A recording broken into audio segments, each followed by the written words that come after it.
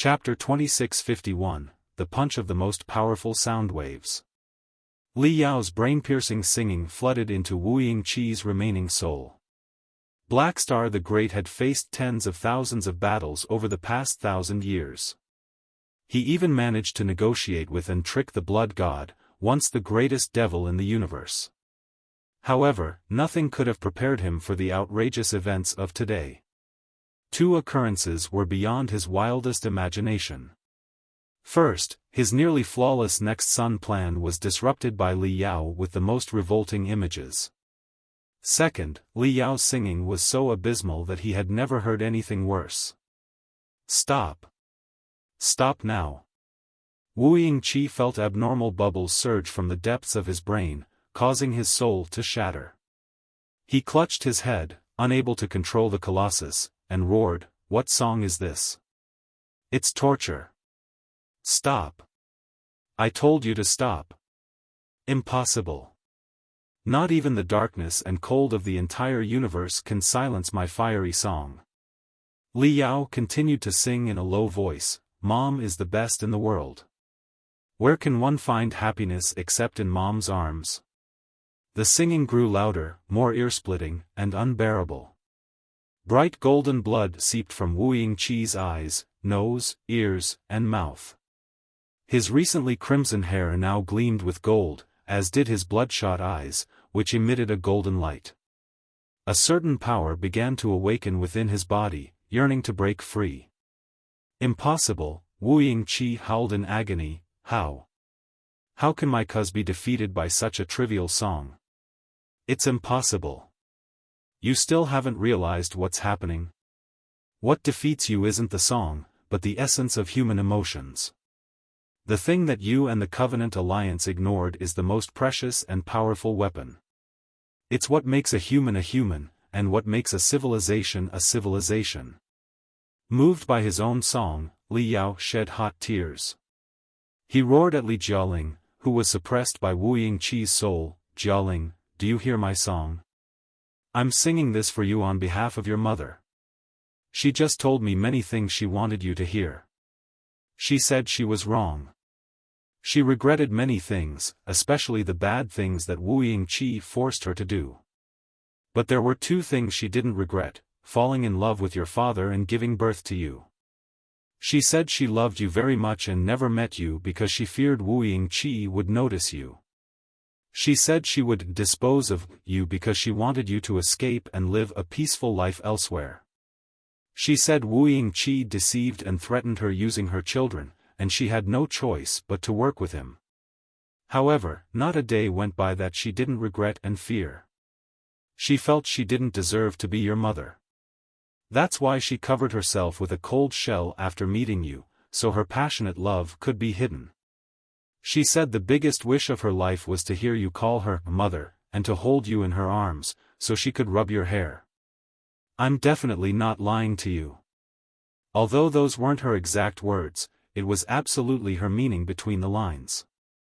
I've just restated it in my own way. If you want to hear her exact words, if you want to listen to her in person, just wake up, get your body back, and kill this scumbag." Wuying Qi and Li Jialing's body spasmed violently. Thousands of gold, red, and black electric arcs wandered crazily over the body, causing it to jump up and down. The struggle was 100 times more intense than the battle between Wuying Qi and Li Linghai.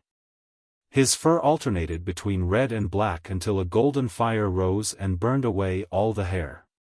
He then regained the appearance of a human. Blood tears with golden glimmers streamed from his eyes.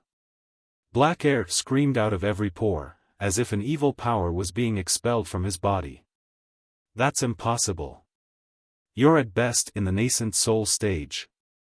How can you defeat a soul in the divinity branching stage?" Wuying Qi and Li Jialing's face alternated between resolute, angry, confused, and panicked. "How can you possibly break free from my suppression?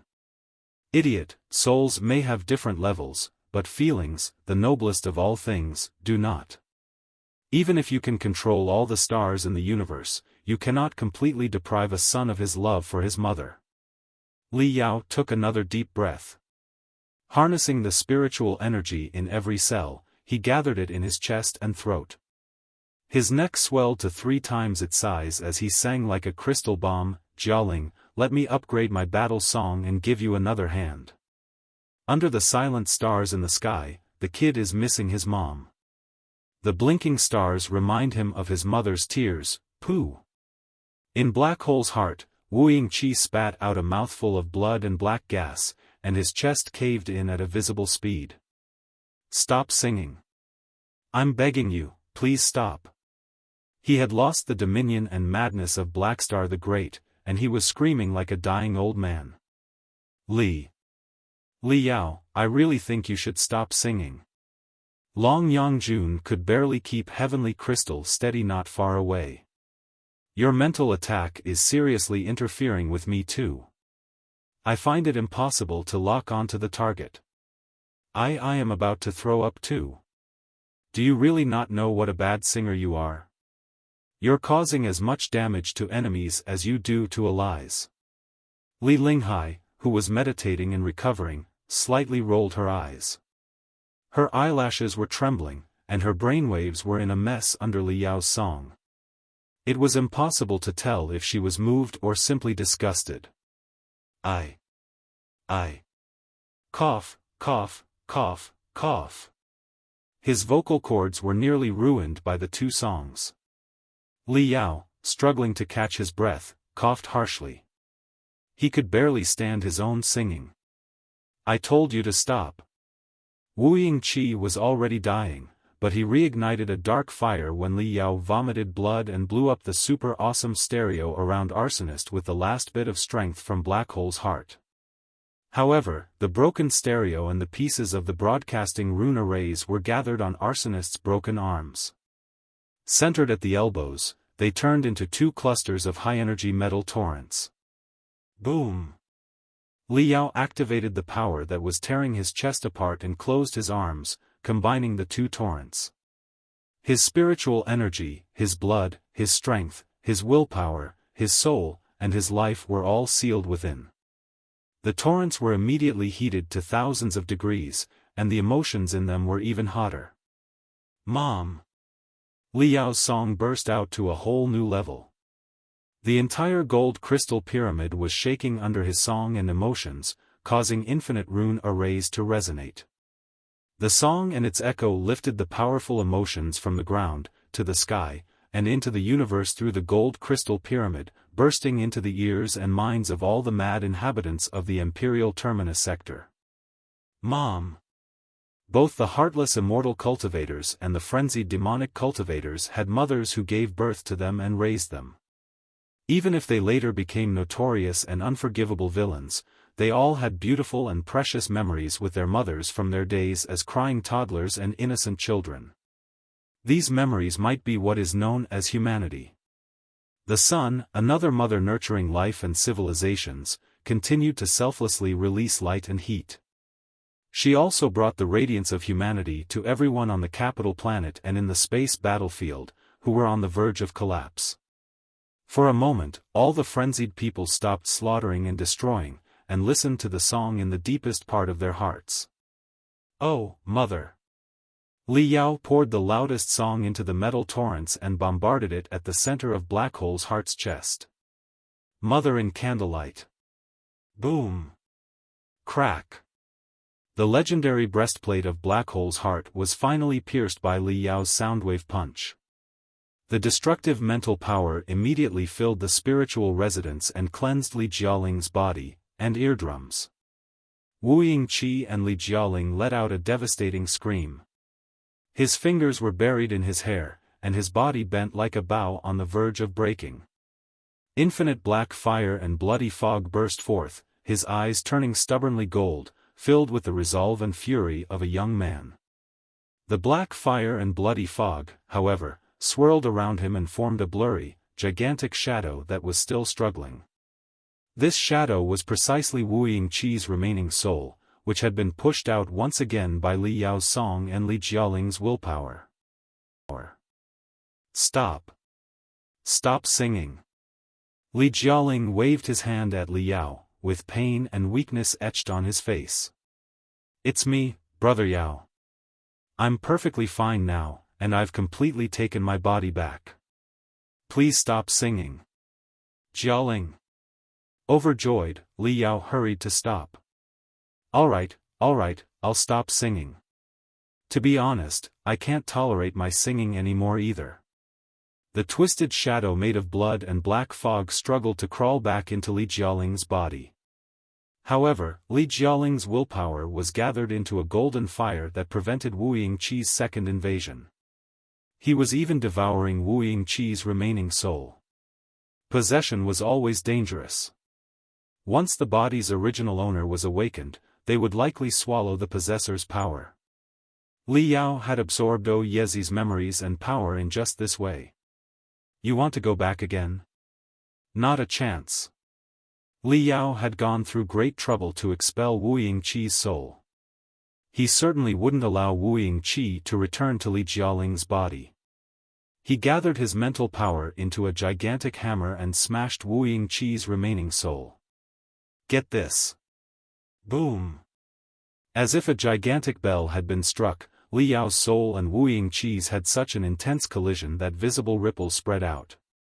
There was a gap between their soul power, but Li Yao's soul was protected by his original body, whereas Wuying Qi's soul was exposed to the air. Their collision was like an armored train crashing into a common shuttle. It was not hard to imagine which of them was more wounded. Li Yao's soul was knocked back into his brain, but Wuying Qi's soul was shattered like a cloud in the wind and could not regather at all. Li Jialing's brainwaves, released non-stop, were also slicing through the cloud like sunlight. Ah! Ah! Ah! Wuying Qi had never felt more desperate. His broken soul twisted and struggled, attempting to regather but was cut down by Li Jialing. He tried to flee but was halted by Li Yao. Long Yangjun seized the moment to deliver the final blow, launching 100 tiny crystal needles into his remaining soul. The once insane man's voice echoed in his remaining soul, but he could not finish. It seemed he would soon be dead for good. However, the floating cloud suddenly constricted into 100 round, deep drops, just as Li Yao had seen in his illusion. Not good. Li Yao's expression changed drastically, as he considered the most horrifying possibility. Since the next sun plan failed, Wuying Qi had suffered continuous setbacks and lost all chances of a comeback. Yet, he still had one last option, to detonate his final mental power and die together with Li Yao and Li Jialing. In the Seven Seas Grand Market, he had remotely controlled Wuying Qinshin to explode her head, nearly killing Li Yao. Though he did not have a real head now, his remaining soul was far more potent than Wuying Qinshin's. Watch out! Li Yao reacted swiftly, placing himself before Li Jialing. His soul was far stronger than Li Jialing's, and he would not let his little brother bear the brunt of Wuying Qi's suicide attack. Boom! Before Li Yao could shield Li Jialing, the 100 black water drops, concentrated with the power of Wuying Qi's remaining soul, exploded into a black storm that swept everything in its path. Li Yao, leading the way, was caught in the turbulence of Wuying Qi's violent consciousness. He sensed Wuying Qi's soul, belief, and memories like a tiny boat amidst surging tides. Reality faded once more. He was enveloped by memory fragments that felt more real than reality, as if he were exploring different worlds. These were Wuying Qi's memories. They pierced through Li Yao's mind like scorching bullets, allowing him to experience Wuying Qi's life from his perspective. It was much like when he absorbed Yezi's memories. He saw himself inspecting a vast fleet from a colossal space fortress. Each starship in the fleet bore the lightning trident emblem of the Imperium of true human beings, as fresh and vibrant as the rising sun. This must have been the first grand parade when the Imperium was newly established, a moment Wuying Qi remembered vividly. Suddenly, the fleet and fortress vanished, and the memories rewound to a distant, long-ago time in the infinite darkness. He drifted like a broken boat, only to encounter the remnants of a terrifying ship. From its remains, a bloody flame rose, smiling at him eerily. This must be the blood god, Li Yao read from Wuying Qi's memories, thinking, this was when Wuying Qi first encountered the blood god in space. It was a life-changing moment for him, one he couldn't forget. Wuying Qi's memories then traced back through countless colorful and modeled images, until they froze on a gloomy, rainy day. Outside, a torrential storm raged, but thousands of mobsters, as frenzied as wild beasts, held torches high in the rain. The mobsters, as if possessed by extraterrestrial devils, lunged at him while howling. The next picture was blurry because Wuying Qi's eyes were full of tears and covered by a pair of warm but rough hands. "Mom, I was wrong. I was really wrong." Li Yao heard Wuying Qi scream regretfully, "I shouldn't have trusted the ordinary people. They were kind because they didn't have power. Once they gained uncontrollable power, they became even more brutal than us. I was wrong, Mom. I've destroyed this world. What should I do, Mom? If I can escape, I won't make the same mistake again. I won't trust them anymore. Mom, I won't be a cultivator anymore. I'll be an avenger and seek revenge for you. Mom, I swear I will kill all the people who hurt you." Silly. Then, Li Yao heard the owner of the hand speak intermittently, "It's true that you made many mistakes, but don't go from one extreme to the other. Cultivators and ordinary people are human beings, and they make as many mistakes as we do. The most important thing is not to lose faith in humanity and not to hate them. This world can be saved. Don't give up the path of the cultivators, no matter how difficult it is. Remember, Qi, there are no shortcuts. Anything that looks like a shortcut will lead you astray. They will." The warm voice came to an abrupt halt, and the rough hands slipped from his face. Tears mixed with the rain, making the ordinary people charging at him look like a black tide, which swallowed and shattered him. "Oh, hi!" The young Wuying Qi screamed in pain. Li Yao quivered, realizing the significance of the memory. It must have been when Wuying Qi was still in the martial meritocrat sector, before it was destroyed by a civil war. The owner of the warm voice who died in his arms must have been his mother. Yes, what Li Yao had overlooked was that Wuying Qi also had a mother. Given Wuying Qi's actions when he was young, his mother must have been a standard cultivator, if not an overly pedantic and moralistic one. So, had Li Yao's song stirred Li Jialing's feelings for his mother, or had it awakened Wuying Qi's long-buried memories of his mother, leading to the collapse of his faith as an immortal cultivator? It was truly a lucky shot.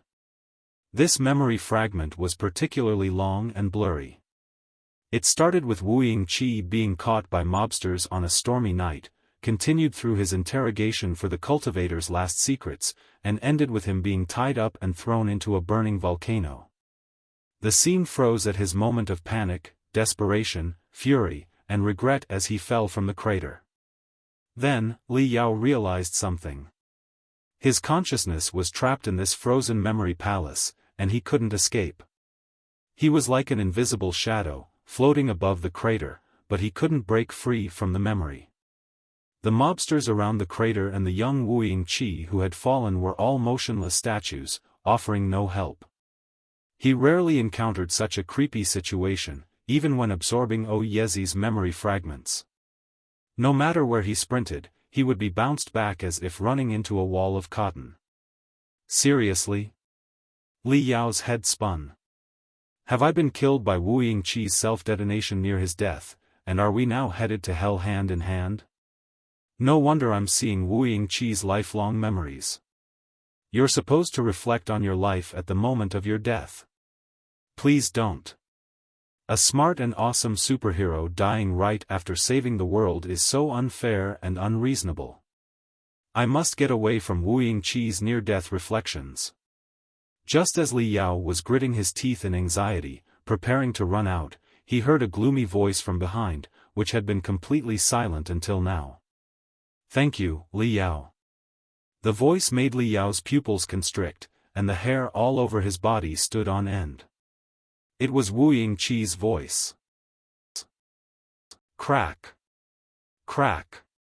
Crack. Crack. Li Yao's neck emitted rusty noises as he turned back inch by inch. He immediately saw another transparent person floating not far away. Who else could it be but the haunting Wuying Qi? However, Wuying Qi seemed like a different person from a moment ago. He was wearing a white robe, and the cruelty and domination on his face were gone. He stared at his younger self and the mobsters who were throwing him into the volcano, but his eyes were calm and clear, as if he had come to new realizations. He was floating in the middle of the smoke above the crater. Yet, he seemed to be beyond this world and in full possession of this strange memory palace. He gave Li Yao the same feeling as Li Linghai did when they met for the first time. Both were tranquil and untainted. It made sense. Wuying Qi was a half-teacher for Li Linghai, so Li Linghai must have learned from him. This image should always be a facet of his mind. For some reason, Li Yao was not wary of such a Wuying Qi at all, nor did he sense any danger from him. Even so, Li Yao still freaked out. Are you kidding me, bro? Why can't you just die? How many times have you transformed? Which one of us is the undying cockroach here? Faced with Li Yao's aggression, Wuying Qi simply chuckled and said casually, Li Yao, listen to my... Before he could say explanation, his shadow had been torn apart by Li Yao's. I won't. I won't. I won't. Li Yao cackled and said, You're still stalling me at such a point? You can beat me and even kill me, but you can't insult my wisdom like this. No matter how many times he tore Wuying Qi's shadow into shreds, it did not cause any substantial damage to Wuying Qi, who simply regathered again and still gazed at Li Yao calmly. No one could win a fight between two shadows in a memory palace. This is impossible. Li Yao was dumbfounded. What is this place? What is this technique? What am I doing? What are you going to do, jackass? Stop wasting your precious time and strength. You can't kill me in here, because I'm already dead, or rather, I'm in the middle of dying.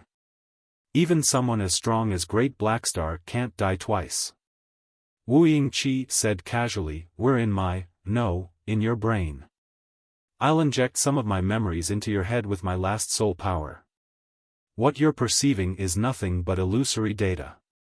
How can you expect to kill data? I've temporarily sealed this space, which is the last thing I could do by burning up my divinity branching stage soul. How can it be broken easily? But don't worry. This seal will automatically perish when my soul is gone for good. I mean you no harm. I've truly lost the competition. More struggles will only mean more ridicule. Dragging you to hell with me is pointless. I'm burning my soul to do this because I want to say something to you without being interrupted and to offer you my final legacy. Well, Li Yao blinked his eyes quickly and scanned Wuying Qi, who was almost transparent.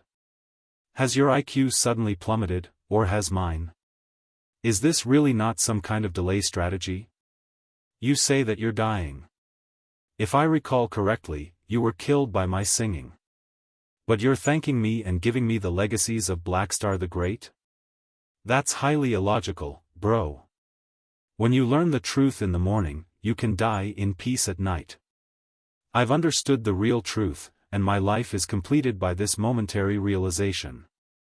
Does it really matter if I'm going to die 0.1 seconds later? Wuying Qi smiled at Li Yao. My realization couldn't have been achieved without you. You also helped me get rid of Wuying Qi. I certainly have to thank you. Besides, my life and death are not as important as my destiny. I need someone to pass on my belief. Is there a better candidate than you right now? Hold on a second. Li Yao was quite stunned. No longer wondering if it was another of Wuying Qi's tricks, he simply asked, What did you say just now? I helped you get rid of Wuying Qi. Aren't you Wuying Qi? Yes, Wuying Qi nodded. Of course I am Wuying Qi. You are Wuying Qi, but I helped you get rid of Wuying Qi, and you're thanking me for that? Li Yao was utterly confused. How many Wuying Qis are out there? At least 3, Wuying Qi pointed at the young man in the volcano and said, the first Wuying Qi was the person who grew up in the martial meritocrat sector, who crazily believed in the path of cultivators, and who eventually caused a civil war between cultivators and ordinary people because he thought that cultivators carried some sort of original sin. Let's call him Wuying Qi 1.0. Can you understand that? Li Yao rolled his eyes and nodded. The second one is Wuying Qi, who witnessed the destruction of the martial meritocrat civilization. Fortunately, he found the blood god's heritage in space and usurped the highest power of the Star Ocean Republic as Blackstar the Great. Wuying Qi said, he is also the Wuying Qi who intended to reign over mankind forever with the next Sun plan and who tried to destroy the entire Imperial Terminus sector when he couldn't achieve his purpose. Let's call this dark and evil man Wuying Qi 2.0, shall we? Well, of course. Although it was not easy to understand, Li Yao grasped what he meant. With the destruction of the martial meritocrat sector and his rebirth in the volcano as the boundary, Wuying Qi's life could be divided into 2 personalities that were polar opposites of each other. The first personality was an absolute fundamentalist cultivator, and the second personality was a super-immortal cultivator consumed by darkness. However, who was this third Wuying Qi, or Wuying Qi's third personality? There's also a Wuying Qi 3.0, who believes in the next Sun plan and is fighting for mankind. He will stop in time and even try to stop Wuying Qi 2.0 when he realizes that his crazy actions will jeopardize the interest of mankind. Wuying Qi smiled. That will be me, a Wuying Qi that was just born but is the purest, noblest, and most selfless one. Li Yao stared at the man for a long time, dumbfounded. Well, not that I'm unwilling to believe you, Li Yao said with disbelief. But isn't such a show of regret and change too cliché? How foolish would I be to believe that someone as shameless, unforgivable, and vindictive as Wuying Qi could have a kind and noble personality? Sorry, I'm not insulting you. Well, fine, I am, because it's impossible after all. That's fine. Nobody would have believed in my third personality, because Wuying Qi 2.0 is truly an unpardonable and incorrigible beast, Wuying Qi 3.0 said calmly. When he escaped from the martial meritocrat sector, his mind was consumed by hatred, turning him into a selfish demon who loathed humanity. Then, he met the blood god, who shared his attitude but was even more evil. How could 2 such demons produce a savior for civilization? Both renewing the Imperium and the next Sun plan were just excuses for him to reclaim power and rule the universe forever. He never genuinely believed in them for a moment. So, this third personality wasn't created naturally by his conscience but was intentionally fabricated. Huh? Li Yao's mouth dropped open. What do you mean by intentionally fabricated? Wuying Qi 2.0 mastered the art of mass brainwashing. To brainwash others, he needed to convince them of his sincerity first. So, he had to brainwash himself and implant beliefs in his head, like his faith in the next Sun plan and his love for humanity, Wuying Qi 3.0 explained. As you said earlier, the best liars must deceive themselves first. If they can't convince themselves, how can they convince others? So, Wuying Qi deliberately implanted an unbreakable mark in his soul, ready to trigger the next Sun plan with it. He thought he had the mark under control and could eliminate it after his plan succeeded. But he was wrong. He underestimated the power of his technique. Unintentionally, he created a new personality, which is me, Wuying Qi 3.0. Dumbfounded, Li Yao thought for a long time before he finally understood. Wait, I think it's too much for me to grasp. Let me put it more simply. You're saying that the evil Wuying Qi tried to trick everyone, but to do that, he had to convince himself he was a world savior. However, he believed his own lie too much, and that's how you were created? That's a rather crude way to put it, but yes, Wuying Qi 3.0 nodded solemnly. That's exactly what happened. I'm not the unforgivable, selfish, and unfaithful demon. I'm the ultimate Wuying Qi, who has seen the greatest kindness and created the greatest evil over the past 1,000 years. I have understood everything, and my belief is unshakable. 0 and 3.0. Wow, incredible. Greatly enlightened, Li Yao applauded and said, so, apart from Wuying Qi 1.0, Blackstar the Great has double personalities, just like me, one righteous and the other evil, or rather, one mild and the other extreme.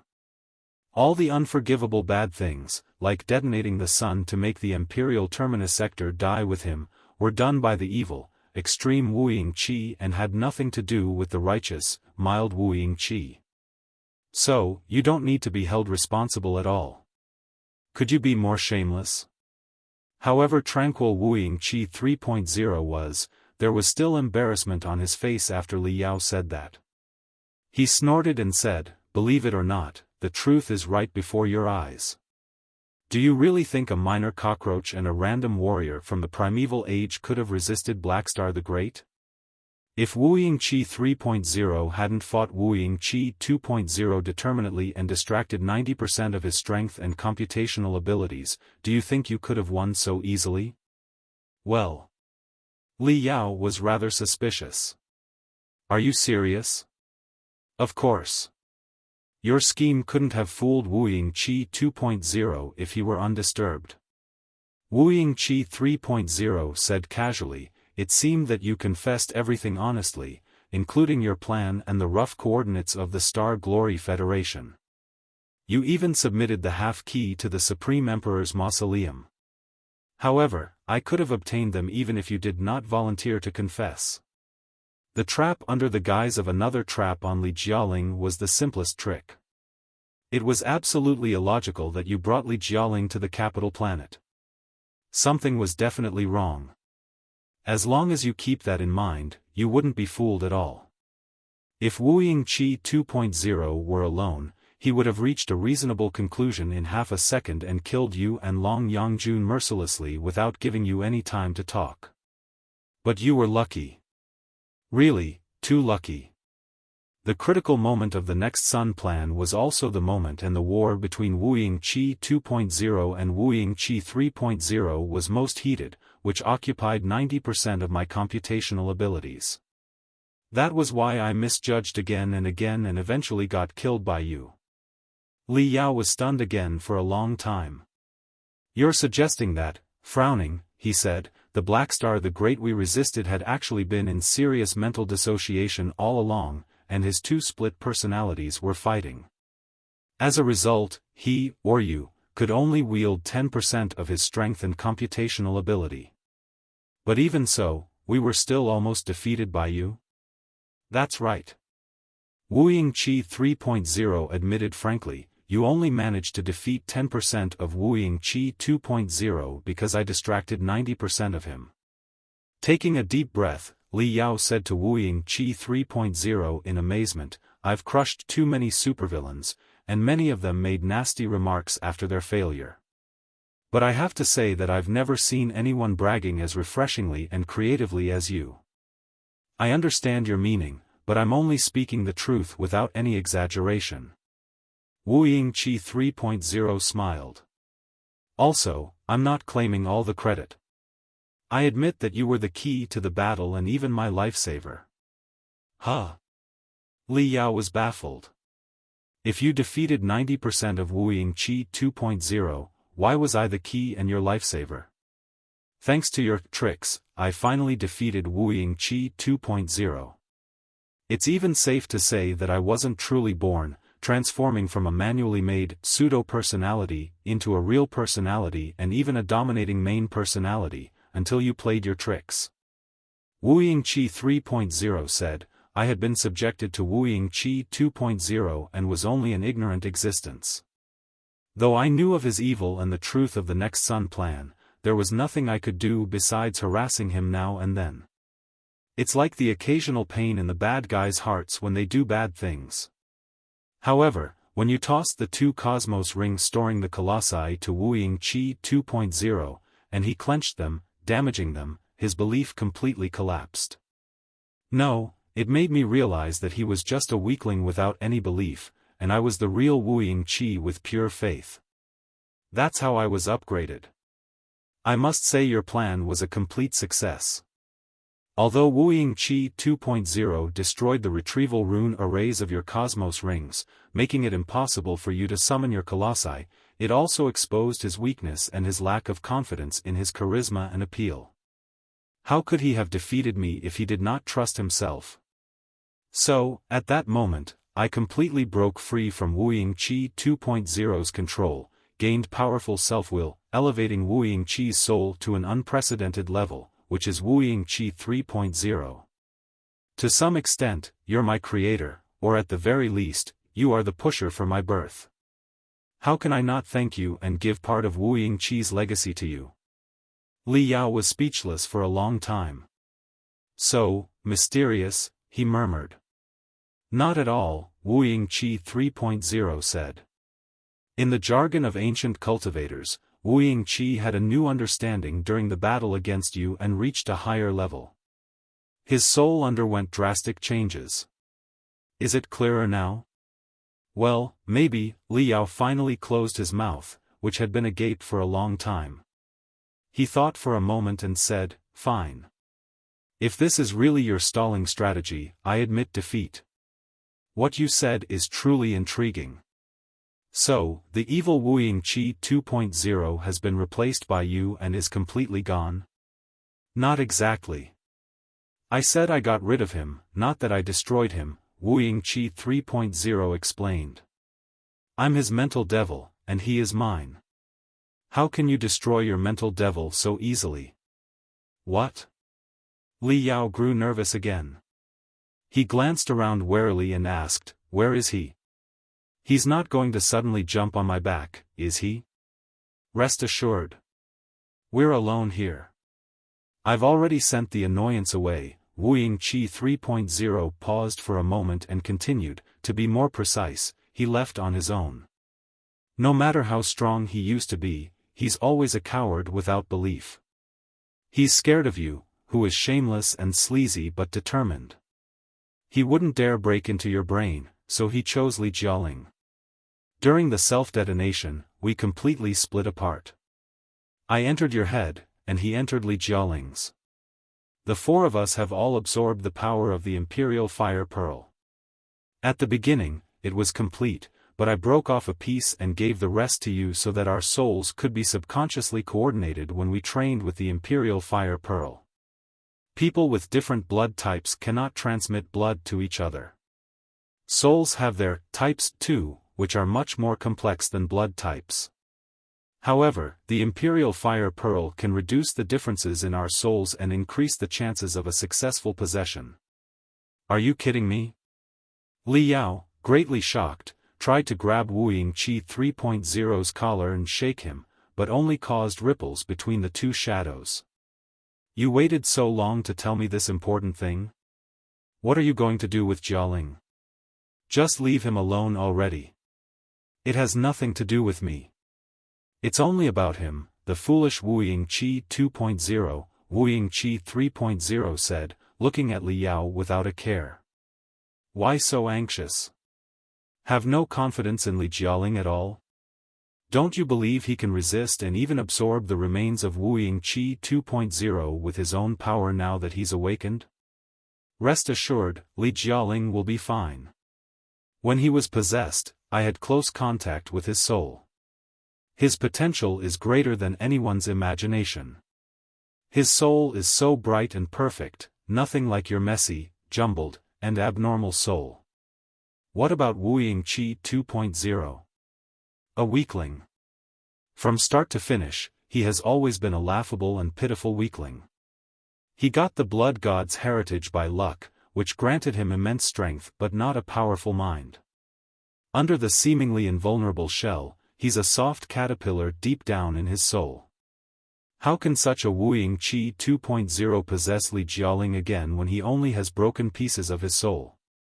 In my opinion, he will only humiliate himself again in his struggle to survive. In the end, he will still die in the most shameful way.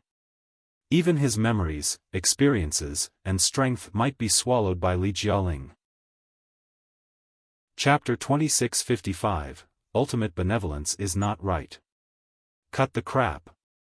Li Yao was too worried about Li Jialing to be easily convinced by Wuying Qi 3.0. Though the man appeared agreeable a moment ago, Li Yao felt that his white robe was even more terrifying than the evil version with the black fog. What are you doing exactly? Set me free. Don't be hasty. As I said, this memory palace will collapse when the time comes, Wuying Qi 3.0 said calmly. Besides, what can you do even if you go out? The battle of beliefs is too dangerous. No one can help Li Jialing right now. Your belief is not his. He can only endure it with his own willpower. As for what we're trying to do, I suspect Wuying Qi 2.0 is only looking for an heir at the end of his life, just like me. So, why don't you hear me out before making a choice? You don't seem like an impatient man. Enough of the bull. I can listen to you, but you have to answer my question first. Staring at Wuying Qi 3.0, Li Yao thought for a moment and asked, what is your status right now? Are you a cultivator or an immortal cultivator? While I don't agree with such an oversimplified classification, if I have to choose between the two, Wuying Qi 3.0 said with a smile, I think I've finally returned to where I started, and I'm now a cultivator again. Oh? Is that so? Li Yao looked at him suspiciously. Are you sure? Very sure. Probably nobody in the whole universe is as certain as me. Wuying Qi 3.0 heaved a long sigh. The path of the cultivators can sometimes result in the waste of resources, but the path of the immortal cultivators is even more flawed, due to my impure intentions when creating it. It can only serve as a temporary solution and cannot guide a civilization to navigate the relentless tides of the universe. I was wrong, Li Yao. My experience over the past 1,000 years has shown me how selfish and naive I was. I am truly unforgivable. Well. Li Yao scratched his chin suspiciously. You sound quite sincere. That's the right attitude. Of course I'm sincere. This is the ultimate conclusion I've reached after dissecting and analyzing my thoughts and mind. Wuying Qi 3.0's eyes were so clear they were nearly invisible. Rest assured, I am entirely different from Wuying Qi 2.0. He plans to spread the true path of immortality to every corner of the universe using the gold crystal pyramid and the enhanced star, thereby ruling mankind forever. Even I detest him. I have truly repented and changed. Now, I am sincere, selfless, and righteous, considering the welfare of all mankind. Upon awakening, I immediately recognized how absurd and shameless I had once been. The gold crystal pyramid is a valuable stellar-level magic equipment, while the true path of immortality is a mistaken and inferior concept. To launch the true path of immortality with the gold crystal pyramid is a crime against mankind and the future. That's right. That's right. Well said. Li Yao slapped his thigh and laughed. Look, you have truly understood a lot of things. If you had realized it earlier, we wouldn't have needed to fight at all, and we could have created a beautiful future for mankind together, didn't we? You don't say. Thankfully, you and I managed to stop Wuying Qi 2.0's evil Next Sun plan. Wuying Qi 3.0 also smiled sincerely. Now, it's time to optimize the Next Sun plan so that it can better serve humanity. The gold crystal pyramid is too precious to be used to spread the evil and misguided ideas of the immortal cultivators. Instead, it should instill the righteous principles of the cultivators in everyone. Li Yao's smile froze, as if a heavy brick had just struck his face. What did you say? Li Yao's face twisted. What do you want? It's not about me, but about you. Wuying Qi 3.0 blinked at Li Yao and smiled. It's now or never. You won't have a second chance. Li Yao, haven't you always wished to spread the principles of the cultivators to the entire universe so that humanity can share peace and prosperity under the light of the cultivators? Now is your best opportunity. Blackstar the Great is about to die, but the gold crystal pyramid remains intact.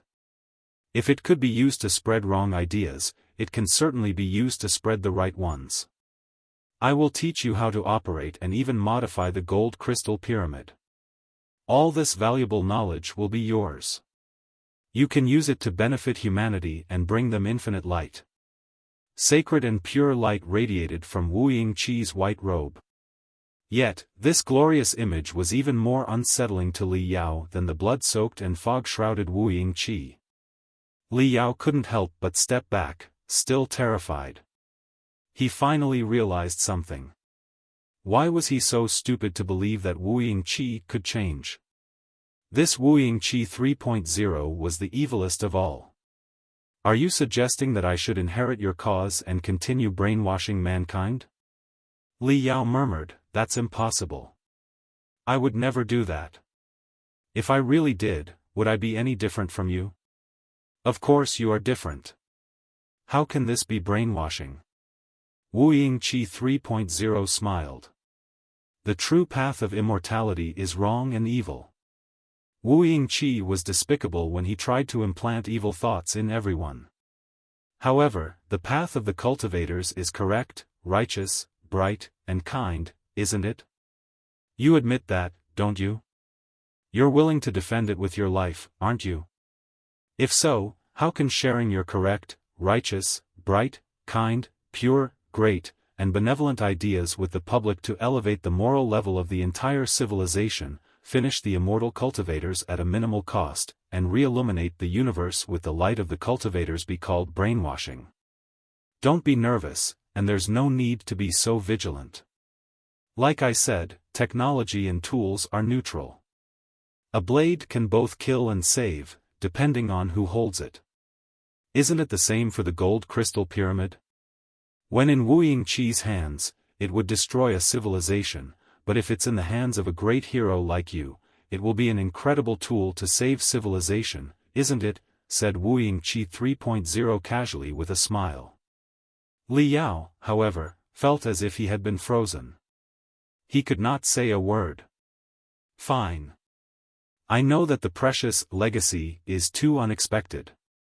It's totally understandable you can't accept it for the time being. Wuying Qi 3.0 floated toward Li Yao, and no matter how he stepped back, Li Yao could not keep the distance between them.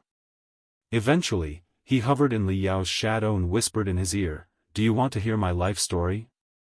No. Never. Though he was only a shadow, Li Yao was still creeped out. Would you please go away? Two men shouldn't be so intimate, all right? I do not want to hear your life story. Nor am I interested in your worthless legacy. If you really consider yourself a righteous and kind-hearted Wuying Qi, why don't you just die in peace and stop annoying me? Hee hee. Wuying Qi 3.0 did slightly separate from him. With the same casual but vicious smile on his face, he seemed to have seen through everything. How can you learn the history between the Supreme Emperor and the Blood God, the secrets of the origin of the Covenant Alliance, the location of the Supreme Emperor's Mausoleum, and the way to become the master of the Gold Crystal Pyramid if you don't want to listen to my life story? Wait, I'm truly interested in the first few things, but why would I become the master of the Gold Crystal Pyramid? His eyes bloodshot, Li Yao breathed heavily and gnashed his teeth as he said, "The Gold Crystal Pyramid is too evil to be controlled by a human. The first thing I'm going to do after I wake up is to demolish it. So, just drop it. No matter how you deceive me or make deals with me and your secrets, I won't become the master of the Gold Crystal Pyramid. Never. Deceive? Deals? You're wrong, Li Yao." Wuying Qi 3.0 looked down at him, the dominance of Blackstar the Great evident once more. I don't need to deceive or make deals with you. In fact, if you calm down and think about it, you'll volunteer to become the master of the Gold Crystal Pyramid. You'll even beg me to teach you how to control it and to give you the remainder of the Book of Revelation. But rest assured, we're both fellow cultivators. I will tell you everything without you begging. After all, you've done me a favor, and this is for the sake of human civilization. It's true that old habits die hard, Li Yao snorted. You're trying to brainwash me even when you're dying? I'm rather interested in finding out how I would voluntarily become the master of the Gold Crystal Pyramid. Come on, whatever trick you have, just bring it on. No, I'm not brainwashing anybody. I'm just helping you see the facts. Wuying Qi 3.0's lips curled.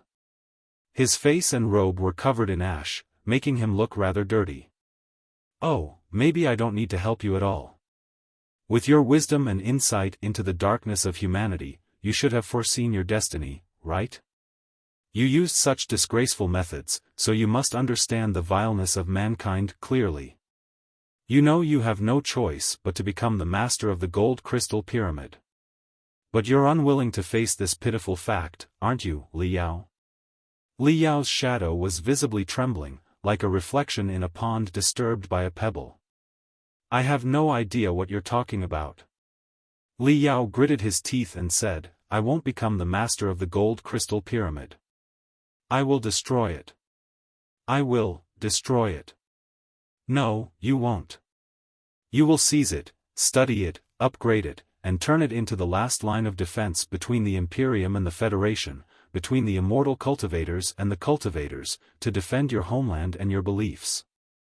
Wuying Qi 3.0's smile grew brighter, with volcanic ash swirling around him like butterflies. It's your only chance, as well as your only leverage to bargain with people like Lei Chenghu. You know this. You always have. You don't have a choice. You are different from Lei Chenghu, Li Linghai, Jin Yuyan, and the thousands of immortal cultivators at the center of the cosmos. When Blackstar the Great exists, you may hold back your disagreements and work together, but all of you know that this cooperation won't last. The moment Blackstar the Great collapses, the alliance between the cultivators and the immortal cultivators will fall apart. You are destined to fight among yourselves. Even if you never mean to kill Lei Chenghu, Li Linghai, or Jin Yuyan, and they will never turn against you because you've done them many favors, what about the other immortal cultivators? Now, it is no longer a secret that you are a cultivator from a cultivators' nation called the Star Glory Federation, located at the border of the cosmos. No matter how you try to cover it up, more and more immortal cultivators will know. How can you guarantee that those immortal cultivators won't invade your motherland? Even if people like Lei Chenghu, Li Linghai, and Jin Yuyan remain rational and friendly, will they never change? Will they control the Imperium forever? If they change or die, how will the new generation immortal cultivators view the Star Glory Federation? Will they feel it might turn into a threat to the Imperium? Hee, you know very well that your motherland can't expect to resist the Imperium of true human beings in a head-on clash for the next 500 years. The resources at the border of the cosmos are limited, anyway. I don't think you can maintain your speed of development, can you? So, faced with the Imperium of true human beings, which is gargantuan and unpredictable, what else can serve as the Star Glory Federation's first and last defense line except the Gold Crystal Pyramid, a dagger stabbed in the heart of the Imperium? Therefore, only by threatening the Imperium with the Gold Crystal Pyramid to achieve a certain balance of mutual deterrence, will peace be realized between the Imperium and the Federation.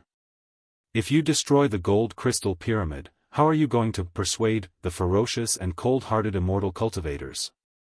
With your sincerity, your kindness, or your nasty singing? Li Yao was lost for words and thought hard. Also, it's not just about the Star Glory Federation, the path of the cultivators is of paramount importance to you. Wuying Qi 3.0 extended his hand, gathered a mouthful of ash, and blue-gray butterflies at Li Yao. He smiled and said, you are a true cultivator, a firm and determined warrior. You couldn't have simply cooperated with Lei Chenghu and Li Linghai just to destroy Blackstar the Great, could you? That would have been one demon replacing another. Li Linghai's ideas to renew the Imperium and bring justice and fairness to everyone, and Lei Chenghu's faith in the honor of soldiers, were the keys that motivated you. You were convinced that, under the leadership of Li Linghai and Lei Chenghu, the corrupt Imperium would be reborn and move toward a brighter future, where most common people would live better lives, and cultivators like you could subtly change the Imperium's nature in the process.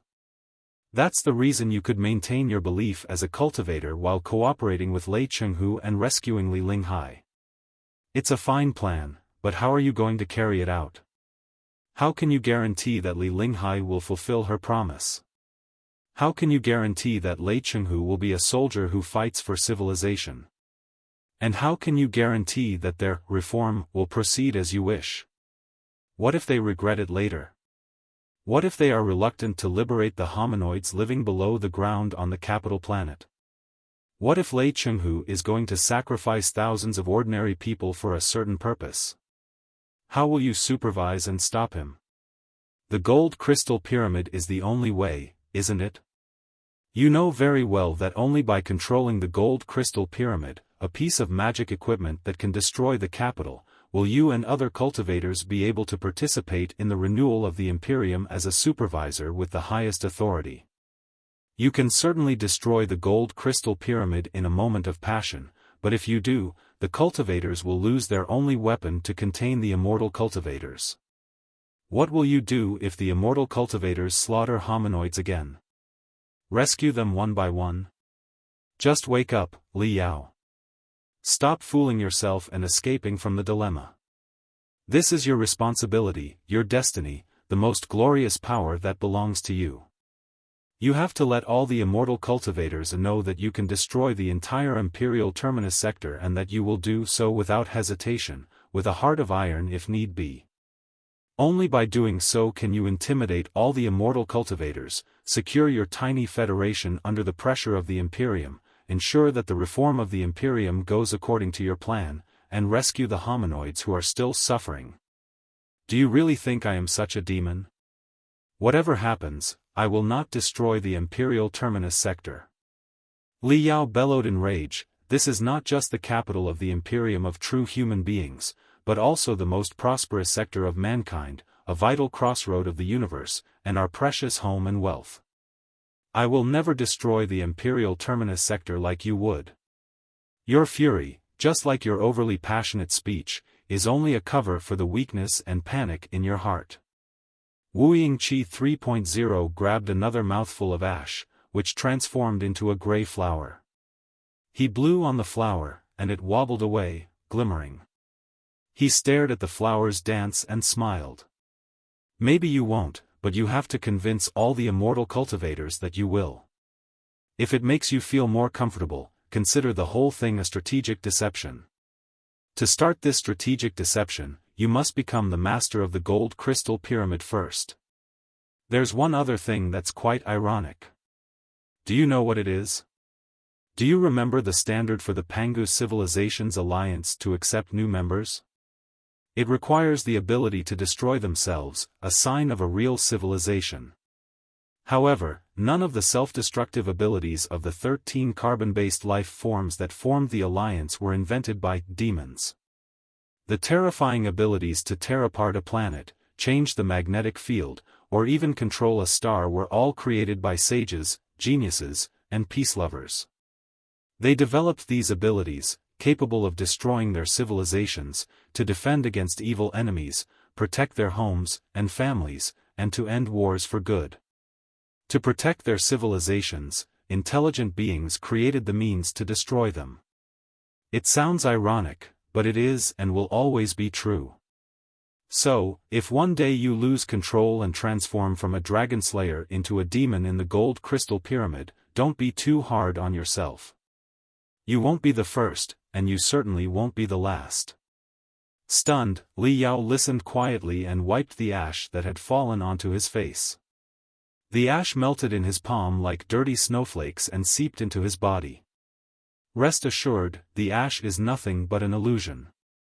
It does not contain the slightest mental power. Wuying Qi 3.0 smiled and said, "For people like you, mental corruption is useless and will only raise your wariness. Besides, I'm already too weakened to engage in another mental competition with you. I can only hope that you will realize your unique destiny eventually, and I have no doubt that you will." I won't." Li Yao tried to shake off the ash on him, but since they were right above the creator, the ash danced like snowflakes and couldn't be removed at all. "I won't do it, no matter what you say. There has to be a better choice, a more perfect solution." "Is there really such a thing as a perfect solution? I've spent my whole life searching for it, but found nothing." Wuying Qi 3.0 sighed, his eyes filled with pity. "Even if you want to destroy the gold crystal pyramid, how exactly do you plan to do it? Arsonist and Black Hole's heart are too badly damaged to launch another destructive attack. Long Yangjuan's heavenly crystal is on the verge of collapse as well. This gold crystal pyramid was one of the final trump cards of the Hui clan. Its design considered potential assaults and sabotage by the Pangu clan, making it especially solid. Just now, our colossi had a long and intense battle, but the gold crystal pyramid remained unscathed. So, if a fierce battle involving 3 colossi failed to destroy it, how do you plan to demolish it without a colossus? The best you can do is sabotage some components or tamper with the data, but such damage can be easily repaired. If you're too hesitant to shoulder your responsibility, the gold crystal pyramid will likely fall into someone else's hands, probably Lei Chenghu's. This is the capital where millions of immortal cultivators are gathered, and it's impossible for a few cultivators to occupy this place for long. Eventually, you'll need Lei Chenghu to clean up the mess, and most immortal cultivators will pledge their loyalty to him. Think about it. As the last immortal cultivator of the Imperium, would Lei Chenghu destroy the gold crystal pyramid, or would he want to be its new master? Things would be the same, even if it isn't Lei Chenghu but Li Linghai, Jin Yuyan, or any other immortal cultivators. None of them can resist such a temptation, especially after witnessing how it destroyed the ace fleets of the 4 families so easily. All the immortal cultivators will engage in bloody battles to gain control over the gold crystal pyramid, craving to be its master. Tell me, Li Yao, do you want Lei Chenghu, Li Linghai, or any other immortal cultivators, whom you do not know, to be the gold crystal pyramid's master? Do you wish to transfer the power of destruction to anyone else? Very well, your eyes are telling me your answer. If you do not want the gold crystal pyramid to be controlled by an immortal cultivator, the only thing you can do is seize the opportunity while the capital planet is still in chaos to absorb my heritage with the Book of Revelation and inject your gene information and soul mark into the gold crystal pyramid, so that you will be its new master. Only by doing so will you intimidate all the ambitious immortal cultivators, prevent the gold crystal pyramid from being controlled by malicious individuals, and ensure everlasting peace in the Imperial Terminus sector. Li Yao stepped back quickly, his face pale and shivering. It's fine. Just show your doubt and hesitation. It's really fine. I'm not mocking you or retaliating against you. I'm just talking to a new generation dragon slayer as a senior dragon slayer about the past and about how we turn into dragons in the end ourselves. Wuying Qi 3.0 floated forth and grabbed Li Yao's shoulder sympathetically. Slaying the dragon is not the end of an adventure but the beginning of a long journey. However, you never truly realize this until scales, claws, and tusks start to grow within you. Did you know that I was a confident dragon slayer much like you 1,000 years ago? I once slew countless dragons and demons, all of whom were inhumane and unforgivable, like Wuying Qi 2.0. I exterminated numerous corrupt officials and generals of the Star Ocean Republic, who, despite their cultivator appearances, committed every kind of atrocity. Trust me, they were no better than Wuying Qi 2.0 when they tried to preserve their lives and properties at the end of the Star Ocean Republic. I once led an army back to the Martial Meritocrat sector, my hometown, and attacked the neighboring Sand primitive sector, partly for vengeance and partly to eradicate the evil Qiyu cult. After the Qiyu cult's destruction, its followers and priests summoned a monster named Qiyu. I hunted it for half a year in space before I eliminated all of its 72 incarnations. I even eradicated the remnants of the Mad Armageddon, ensuring that the great devil from 10,000 years ago could no longer trouble our world. Each time I vanquished these villains and prevented them from destroying the world, I believed it marked the end of the game and declared myself the ultimate victor. After the final battle against the Mad Armageddon, my joy was indescribable. I embraced an eternal victory. No insane villains could ever harm my world or my civilization again. However, in the end. That's why I say you are not the first. There is no shame in this destiny. Embrace it with courage, face the scales and claws that grow beneath your skin, and await the next dragon slayer who will take your place. This is not humiliating. Wuying Qi 3.0 was silent for a long time as he stared at his younger self, falling into the magma in the crater. Li Yao, meanwhile, looked at his hands and arms. The butterflies of ash drifted to his hands and arms, melting into them. In a trance, he felt a vague, barely visible layer of gray scales forming. Now, young dragon slayer, are you ready to listen to the lifelong story of this vicious dragon? Wuying Qi 3.0 finally spoke casually, not forcing Li Yao to listen, as if he would take all his secrets, including those of the gold crystal pyramid, to the other world if Li Yao refused. Yet, it remained unknown whether he had left copies of the control methods for the gold crystal pyramid elsewhere. Just speak, Li Yao said, struggling. He felt that not only his skin but his heart was growing small, thick scales. Wuying Qi 3.0 smiled without questioning Li Yao's self-doubt, as if he were simply recalling his past before his death. Where should I start? You know the absurdities I committed in the martial meritocrat sector, don't you? Wuying Qi 3.0 said. You must know that while the propaganda is exaggerated, it's not entirely false. The ordinary people of the martial meritocrat sector were truly ignorant, shameless and merciless ways. That's because your methodology was fundamentally flawed. Li Yao couldn't help but argue. You've been treating the ordinary people like ignorant children, never teaching them anything. At the core, you don't believe that ordinary people can contribute to civilization at all. After hundreds of years of indulgence, the ordinary people of the martial meritocrat sector naturally became mischievous and uncontrollable. Isn't it only natural that they destroyed the civilization? In the Star Glory Federation, our path, which has been modified countless times and will be modified countless times more, is different. We won't repeat your mistake. Fantastic. Wuying Qi 3.0 smiled. Isn't it all the more reason why you should claim the gold crystal pyramid, disseminate the new methodology of the cultivators to the entire universe, and awaken more people? Chances are, you can be the savior of the universe. Li Yao was rendered speechless. He decided to stop arguing with this guy, as this guy was about to die.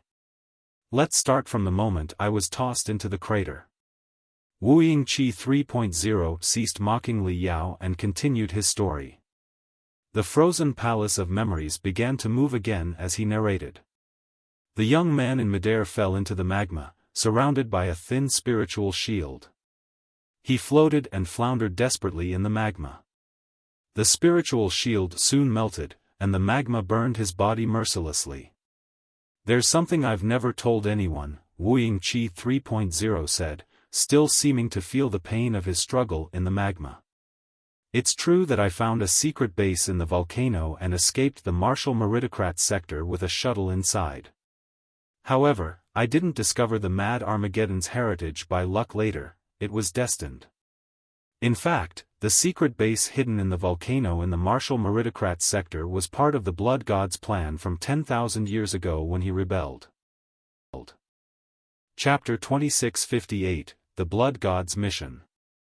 Deep inside the volcano, a gate sealed by magma slowly opened, revealing a base that had been hidden for 10,000 years. Mechanical robots emerged from the magma, carrying Wuying Qi's incomplete body into the base. There, they implanted massive artificial organs into his body and covered him with pieces of black armor. The entire base was eerily silent, and the mechanical skeletons moved rigidly, like fully wound puppets. This is actually an enlistment base for the Human Expedition Army. Even the weakest person can be rapidly transformed into a well-trained warrior after entering this place. If they are already strong, the enhancements make them even more powerful, explained Wuying Qi 3.0. The so-called Human Expedition Army was a name the Blood God gave to his forces. In the Grand War 10,000 years ago, the Blood God's rebel army and the Supreme Emperor's loyalists fought in space and on every planet. They believed the war would continue for millennia, and even if they died, their ideologies would persist, fueling the conflict. That is why this enlistment base was established. The Blood God thought that even if the Star Ocean Imperium and his Human Expedition Army ceased to exist thousands of years later, anyone who discovered the base could inherit his legacy and become a new general for the Human Expedition Army. Thus, the base incorporates many automated and semi-permanent designs, along with numerous mission modules. Once a warrior is created, they can execute missions step by step, awakening more enlistment bases to recruit more warriors, ultimately re-establishing the Human Expedition Army. Li Yao nodded, lost in thought. The Blood God's idea was similar to Professor Mo Xian's Tinder plan and the Blood Stripe virus civilizational possession. The war between the Blood God and the Supreme Emperor was not limited to one era but extended into infinity. Even though they died thousands of years ago, as long as the Blood God's enlisting base continued to raise new warriors for the expedition army, the Blood God would be the final victor. I was quite lucky. This enlisting base was powered by the heat of the magma, so it remained as new as ever, despite the passage of time. The puppet tutors inside were undamaged as well, Wuying Qi 3.0 said. Also, no one in the past 10,000 years had approached this enlisting base before me, so I was granted high permission and promoted to colonel of the Human Expedition Army. The puppet tutors treated my wounds and trained me in the ways that the Blood God left behind. The 50 puppet tutors were meant to teach 10,000 soldiers, but they only had me. They left quite a deep impression on me. Behind Wuying Qi 3.0, young Wuying Qi, who had been entirely reshaped by black organs and armor, began his inhumane training under the supervision and torture of the 50 iron puppets. Even Li Yao, known as a training maniac, felt a cold sweat after seeing how Wuying Qi trained himself years ago. I spent 3 years deep inside the volcano. 3 unforgettable years. Wuying Qi 3.0 said coldly. 3 years later, I was completely reborn, and I was no longer a rookie. Of course, I planned to seek revenge. But on one hand, I was alone, and it was impossible for me to fight 2 sectors, even as an elite warrior of the Human Expedition Army. On the other hand, I received a new mission. Having no other choices, I had to fly a small shuttle into space, away from my home, together with those iron skulls. The picture in the memory palace had changed. The volcano, the enlisting base, and the martial meritocrat sector were gone, replaced by the boundless cosmos. Wuying Qi 3.0 and Li Yao floated in the darkness as glimmers. A shuttle slowly passed them, leaving a long helical trace behind. I thought that I was carrying out a regular mission, to search for other enlisting bases, activate them, recruit more soldiers, and re-establish the Human Expedition Army, like I'd been trained countless times before. Wuying Qi 3.0's voice was shivering, as the scene had left a deep impression on him. However, my mission turned out to be much more advanced. When I was woken up after 100 years of hibernation, I found myself right before the remains of a gargantuan starship. It was Doom, the Blood God's flagship. Before Wuying Qi 3.0 and Li Yao, a decrepit starship slowly surfaced in the darkness. It was more like a space fortress in the shape of a human head than a starship, except that it was mottled and riddled with holes, making it look like the skull of a screaming skeleton. Even though it was a memory from thousands of years ago and even though they were in space, Li Yao could still hear the howling of the skeleton. There was no telling how huge the space fortress was due to the lack of references, but Wuying Qi's shuttle was as insignificant as dust compared to it. Walking in Wuying Qi's shoes, Li Yao imagined that he accidentally became a warrior of the human expedition army when he thought he was going to die, before he crossed the cosmos to visit the commander of the human expedition army. It was truly suffocating. Guided by Wuying Qi 3.0, Li Yao slowly entered the space fortress through a hole that resembled the eye socket of the younger Wuying Qi. This space fortress was entirely empty, like a rotting head. The shuttle drifted in the darkness for a long time before it reached a vast palace. There was nothing on the obsidian floor except for a gigantic pool of blood. Despite the place having no heat, pressure, or air, and sharing the same conditions as the vacuum outside, it had been thousands of years since the destruction of Doom, yet the freshest blood still rolled in the pool. The terrifying sight attracted the attention of young Wuying Qi and Li Yao, who did not think to flee even when the blood darted out from the pool and condensed into a foreboding shadow. "This is the remains of the Mad Armageddon," Wuying Qi 3.0 stated. Rumor has it that the Supreme Emperor and the Blood God, his strongest clone, had a brutal fight on the capital planet 10,000 years ago. They were both heavily wounded. As a result, the Supreme Emperor had to sleep on the gold throne, where time was almost frozen, and the Blood God fled into space and went missing. Actually, as the Supreme Emperor's clone, the Blood God was not as strong as the Supreme Emperor. He was more heavily wounded than the Supreme Emperor was. Not only was his body reduced to blood, but his soul was also sealed within it and could not escape. It took thousands of years of training for him to slightly recover, enough to send instructions to the enlisted bases across the universe, summoning the new generation warriors of the Expeditionary Army to meet their commander here. When I entered the enlistment base, it was the time the Blood God awoke, so I was the only warrior who received the instruction and reported in. Li Yao looked at the surging, ghastly shadow of blood, imagining the fight between the Supreme Emperor and the Blood God, so fascinated that he almost wished he could travel back in time and experience the battle in person. At that time, although I was disappointed by the common people and determined to seek revenge, and I had been trained as a soldier of the Human Expedition Army for 3 years, I still remembered the dreadfulness of the Blood God. I was highly vigilant of him. Wuying Qi 3.0 said, "At first, I thought I was going to die. The Blood God summoned me here certainly because he was going to enjoy my body and transform it into a container for his soul." Li Jiaoling couldn't help but ask, "Like what you plan to do to Li Jiaoling?" "No, it's like what Wuying Qi 2.0 planned to do to Li Jiaoling." Wuying Qi 3.0 smiled and said, "However, the Blood God couldn't do it. Naturally, it wasn't because he was merciful, but because his soul had been shattered by the Supreme Emperor and haunted for thousands of years. It was impossible for him to possess another person. So, he had to give up. But he asked me to carry out a new mission, hoping I could continue the competition of beliefs between him and the Supreme Emperor." Chapter 2659, The Blood God's Mutation. The competition of beliefs? Li Yao asked, intrigued. So, the war between the Supreme Emperor and the Blood God wasn't just for the highest power? Not just for power, of course, Wuying Qi 3.0 smiled. The desire for the highest power alone wasn't enough to sustain the Blood God against the Supreme Emperor's pressure. He would have been crushed easily the moment he rebelled. No, it wasn't about power, at least not the insignificant power in this hopelessly depressing universe. It was about the power on vast, unknown lands. As Wuying Qi 3.0 explained, the blood that erupted from the pool, like fire, suddenly expanded to enshroud the entire universe.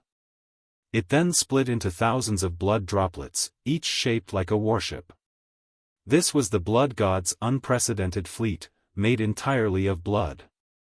When the Star Ocean Imperium was first established, and the standard Type I humans were reclaiming the universe and crushing the Type II humans, commonly known as demons, the Blood God never coveted the highest power or considered betraying the Supreme Emperor, Wuying Qi continued. At that time, the surviving demons did reach out to him, proposing that all the demons would follow his command if he betrayed the Supreme Emperor and initiated a civil war within the Star Ocean Imperium. But the Blood God was unmoved. As a clone created from the Supreme Emperor's desires for slaughter and conquest, he was already fulfilled by exploring new worlds and killing his enemies. He enjoyed the slaughters and conquests and had no interest in political power. Therefore, he had no intention of betraying the Supreme Emperor. Just like that, the Blood God continued to explore and destroy worlds one after another, acting as the most perfect slaughter machine. He found all the Type II humans hiding in the corners of the universe and killed them, including the newborn babies. Satisfied, he grew stronger in the carnage. As the demons fled, the expedition army moved further and further away from the Supreme Emperor's radiance. They entered the darkest sectors at the border of the cosmos. Due to long supply lines and occasional space storms that disrupted communication with his branch fleets, the war was not as smooth as before. However, the Blood God was not bothered at all. Yet, something he learned from demons made him consider the significance of life, war, and civilization. In the picture behind Wuying Qi 3.0, a human made of blood was deep in thought amidst countless jade chips. Fascinated, Liao couldn't help but ask, what was it exactly? It's the origin and destiny of demons, Wuying Qi 3.0 said. Who I am, where I'm from, and where I'm going to. Those Type II humans were interested in those questions too. Almost every monarch of the demon dynasties during the 30,000 years of Great Darkness sought the origin of the chaos water that created demons. Do you know that? I know a thing or two, Liao said, recalling the research products in Kunlun. The demons 40,000 years ago were created by an ancient cultivator named Ba Yanji. It was Ba Yanji who discovered the long-sealed chaos water, a mysterious black liquid that could activate certain genes in the human body and turn humans into demons. However, Ba Yanji was only the discoverer of the chaos water, not its inventor. The chaos water can be traced back to the primordial war hundreds of thousands of years ago, when the Nuwa clan created the first demons and enlisted them in a special force. That's correct. You're much more knowledgeable than I expected. It seems that you are destined to become the master of the gold crystal pyramid. Wuying Qi 3.0 smiled and said, in the primordial era, the 13 carbon-based life forms gathered the essence of their genes and created a brand new species named human being for various purposes, to make a perfect tool, to unify their appearance so that the alliance would be more solid, or to preserve the embers of their civilization so they could endure through long periods when resources were scarce. The primary designers of human beings were the Nuwa clan. At the beginning, human beings certainly did not look like us now. During that time, the perfect genetic strands of the 13 carbon-based life forms had not yet been discovered, so countless experimental humans were created. Many mystical creatures known today are actually the failed, experimental humans that preceded us. Eventually, the genetic engineers and life designers of the Nuwa clan, after thousands of failures, finally created two successful models. Type I humans kept their primordial genes deep within their genetic strands. They did not possess many abilities, but they consumed minimal resources. They could live for nearly 100 years and pass on their genes without any spiritual energy, as long as they had air, food, and water. However, when placed in an environment of abundant spiritual energy, Type I humans were capable of activating their potential and becoming as strong as the primordial experts. They were like some sort of spore, capable of surviving with or without oxygen. Their ability to survive without spiritual energy was something that the primordial clans could never achieve. Thus, they are a very successful model. After designing the basic model, the Nuwa clan progressed to an upgraded model capable of surviving and fiercely attacking even with scarce resources. These were Type 2 humans, known as demons. However, this design was not entirely successful. Type 2 humans focused excessively on physical prowess, leading to suppressed potential and unstable gene strands. This caused malign mutations during reproduction, making it clear that this model was not ideal for the long term. Despite their shortcomings, Type 2 humans were tolerable, especially in combat scenarios. Requiring minimal training to engage in battle, they proved to be superior soldiers compared to Type I humans. When war erupted between the Nuwa clan and the Pangu clan, the Nuwa clan mass-produced Type 2 humans as warriors. What I'm trying to convey is that demons, or Type 2 humans, are more closely aligned with the Nuwa clan than we, the standard Type I humans. The demon leaders accumulated extensive secrets about the Nuwa clan over 30,000 years of rule, secrets that the Blood God has now obtained. The Blood God delved into the heritage of the Nuwa clan, including the remnants of the Book of Revelation, learning the truth of the multiverse. Li Yao took a deep breath, speaking almost hesitantly. The Blood God discovered that there are universes beyond our own. If we can penetrate the boundless black wall beyond the 3,000 sectors, we would reach an unknown but radiant destination, the destiny of our civilization. That's correct, Wuying Qi 3.0 concurred. This discovery also explains why the Nuwa clan battled the Pangu clan. The Nuwa clan sought to venture outward, whereas the Pangu clan preferred to remain for at least several million years. The war destroyed the primeval civilizations but not the Nuwa clan's ambition, which somehow ended up in the Blood God's heart. In the meantime, while unveiling the truth of the universe with the heritages of the Nuwa clan, the Blood God also heard the calling of the extraterritorial devils. As we said before, the so-called extraterritorial devils are actually the last words of the destroyed civilizations beyond the Black Wall, which contain their precious technologies, wildest ambitions, or infinite rage. Those things crept into the Blood God's head and allured him to go beyond the Black Wall and claim all the treasures of the bygone civilizations for mankind. Most cultivators are too weak to understand the information that the extraterritorial devils carried. They either go mad or simply carry out the extraterritorial devils. However, with the heritages of the Nuwa clan, the Blood God was able to understand those last words, which informed him of the vastness and prosperity of the grand universe and made him eager to explore and conquer it. Chapter 2660, Born for Conquest. Then, Li Yao finally realized. The Blood God degenerated into the mad Armageddon. No, he wasn't lost. It was his nature and his setting when he was created, Wuying Qi 3.0 explained. You should know that the Blood God wasn't a natural-born human.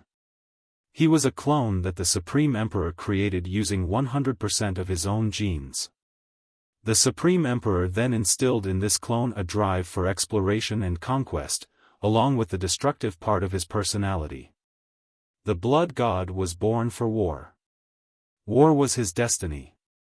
He was a commander, a general, a sergeant, and the most distinguished soldier.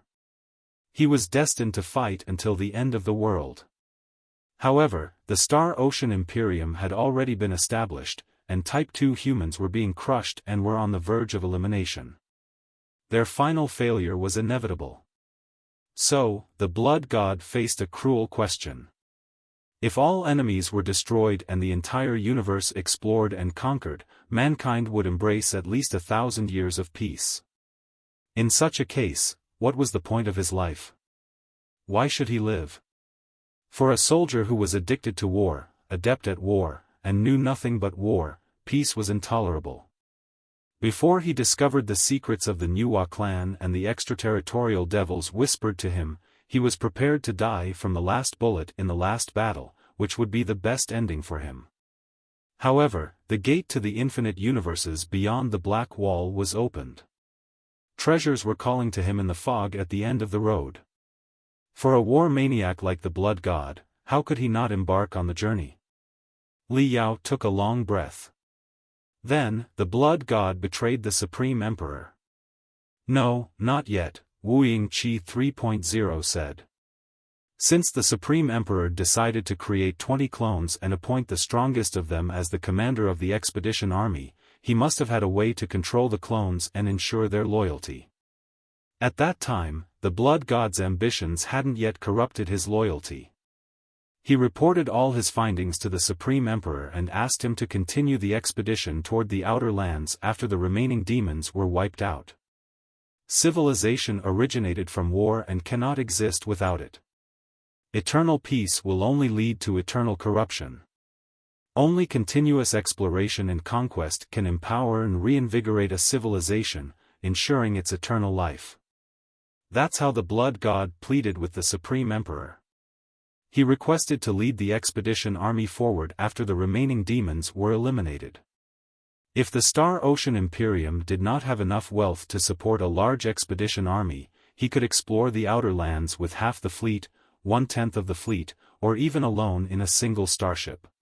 He was willing to sail alone through the Black Wall to the splendid grand universe, seeking a way out for mankind. Even though it was the notorious Black Star the Great telling the story of the even more notorious Blood God, Li Yao was still deeply shocked. One ship to seek a way out for the civilization of mankind through the Black Wall. To fight relentlessly, even if doom was right ahead, until killed by the last bullet on the final battleground. Did the Supreme Emperor accept the Blood God's request? Li Yao asked a question whose answer he already knew. Back at the summit of the eccentrics in the Panga universe, he had discussed this problem with Boss Bai and Long Yangjun. If a flood that swallowed infinite civilizations were lurking beyond the Black Wall, one starship that went out would be enough to expose all the information about the Panga universe, leading to the end for all its creatures. To prevent such a possibility, the Pangu clan destroyed their advanced cyber technologies and wiped out their feelings, desires, and curiosity. So, why would the Supreme Emperor permit the Blood God's reckless move? Of course not. The Blood God's demand could not be met. You must consider the Supreme Emperor's state back then, Wuying Qi 3.0 said. The Supreme Emperor is definitely a great hero. We, the immortal cultivators, acknowledge him as the founder of modern civilization. However, in his time, to overthrow the tyranny of demons, the Supreme Emperor adopted many cruel and even extreme methods. The darkness in the Supreme Emperor's complex personality corroded his heart on his path to power, making him vacillate between a saint and a tyrant. To prevent himself from being consumed by this darkness, he used unparalleled techniques to split himself into 20 different personalities, injecting the extreme and emotional ones into his clones. This left the main personality in him as a perfect leader, calm, rational, and focused on the big picture. Since the Supreme Emperor had injected all his desire for conquest and exploration into the Blood God, he certainly wouldn't be easily swayed by the Blood God or the extraterritorial devils. Even if the multiverse did exist, exploring it at that time would have been premature, requiring hundreds, if not thousands, of years of preparation. The Supreme Emperor did not accept the Blood God's request. On the other hand, he realized that he had made a significant mistake by underestimating his clone, which was driven by desire for conquest and slaughter. His clone was getting beyond his control and might lead a fleet to the Outer Lands, disregarding his command. The Supreme Emperor would not let this happen. He decided to recall the Blood God and modify him again. He could even swallow the Blood God and merge with his strongest clone once more. Huh? Li Yao found it hard to believe. Swallow and merge with the Blood God? Is that really possible? If personalities can be split, they can certainly be merged together. Why do you think they can't be? Wuying Qi 3.0 said, if you ever reach the divinity branching stage someday, you will understand the marvels of life better. However, while the Supreme Emperor wanted to merge the Blood God was less enthusiastic about it. Perhaps in the Supreme Emperor's eyes, it was natural for two personalities to merge so they could both be complete. However, due to the Nuwa clan's secrets and the extraterritorial Devil's Whisper, the Blood God considered himself a unique, real, and complete life, who was nobody's clone or shadow. He was the Blood God, a real person. So, after receiving the Supreme Emperor's command to return to the capital, the Blood God inherited the Nuwa clan's legacy, listened to the extraterritorial devils, and accepted the surrender of the remaining devils, before he declared war on the Supreme Emperor. Even when I met him 10,000 years later, he still did not consider it a betrayal, nor was he interested in supreme power at all. For the Blood God, our world was a dark and depressing cage, and reigning over such a cage was pointless, if not absurd. His only wish had always been to break out and search for new hope. Li Yao had many complicated feelings as he listened. In all fairness, neither the Supreme Emperor or the Blood God was wrong. While the Blood God had reasons to explore the outer lands, the Supreme Emperor's prudence was also understandable. If the Blood God were less extreme and the Supreme Emperor chose to talk to his clone instead of trying to swallow it in a hurry, the history of the following 10,000 years might have been different. Li Yao chuckled at his own childishness. There were too many conflicts in this world that could have been resolved by a peaceful talk. If only the Pangu clan and the Nuwa clan had talked, if only the Supreme Emperor and the Blood God had talked, if only the cultivators and the immortal cultivators had talked, and if only humans and demons had talked. But they all chose to fight in the end. I don't need to bore you with the details of the war. I believe you've read the history books like Rise and Decline of the Star Ocean Imperium, Wuying Qi 3.0 said. Toward the end of the Civil War, the Supreme Emperor and the Blood God had a fierce battle on the capital planet for control of the Gold Crystal Pyramid. The Blood God learned of the Gold Crystal Pyramid from the secrets of the Nuwa clan, so he was determined to conquer the capital planet at any cost. The Supreme Emperor was initially unaware of the Gold Crystal Pyramid, but he certainly wouldn't let the Blood God seize the capital planet. So, the two of them engaged in a massive battle and were both heavily wounded. Li Yao nodded. He had already inferred this with Long Yangjun and was not surprised by Wuying Qi's story. In this way, the mysterious legends from 10,000 years ago had a logical explanation. Though not as romantic as before, it made more sense now. You know the outcome of the battle. The Supreme Emperor and the Blood God repeated the tragedy of the primeval age, like the Pangu clan and the Nuwa clan. They perished together, along with their loyal troops, who vanished into the cold universe. The newly reconstructed human civilization was nearly destroyed, ushering in another 10,000 years of chaos, Wuying Qi 3.0 said. The Supreme Emperor fled to the Gold Throne, and the remains of the Blood God hid in Doom, his flagship. He rested for 9,000 years before he was finally able to send out a telepathic message to the enlisting bases across the universe, summoning the new generation warriors. However, due to the passage of time, most of the enlisting bases had been destroyed or had run out of power, turning into cold, silent graves.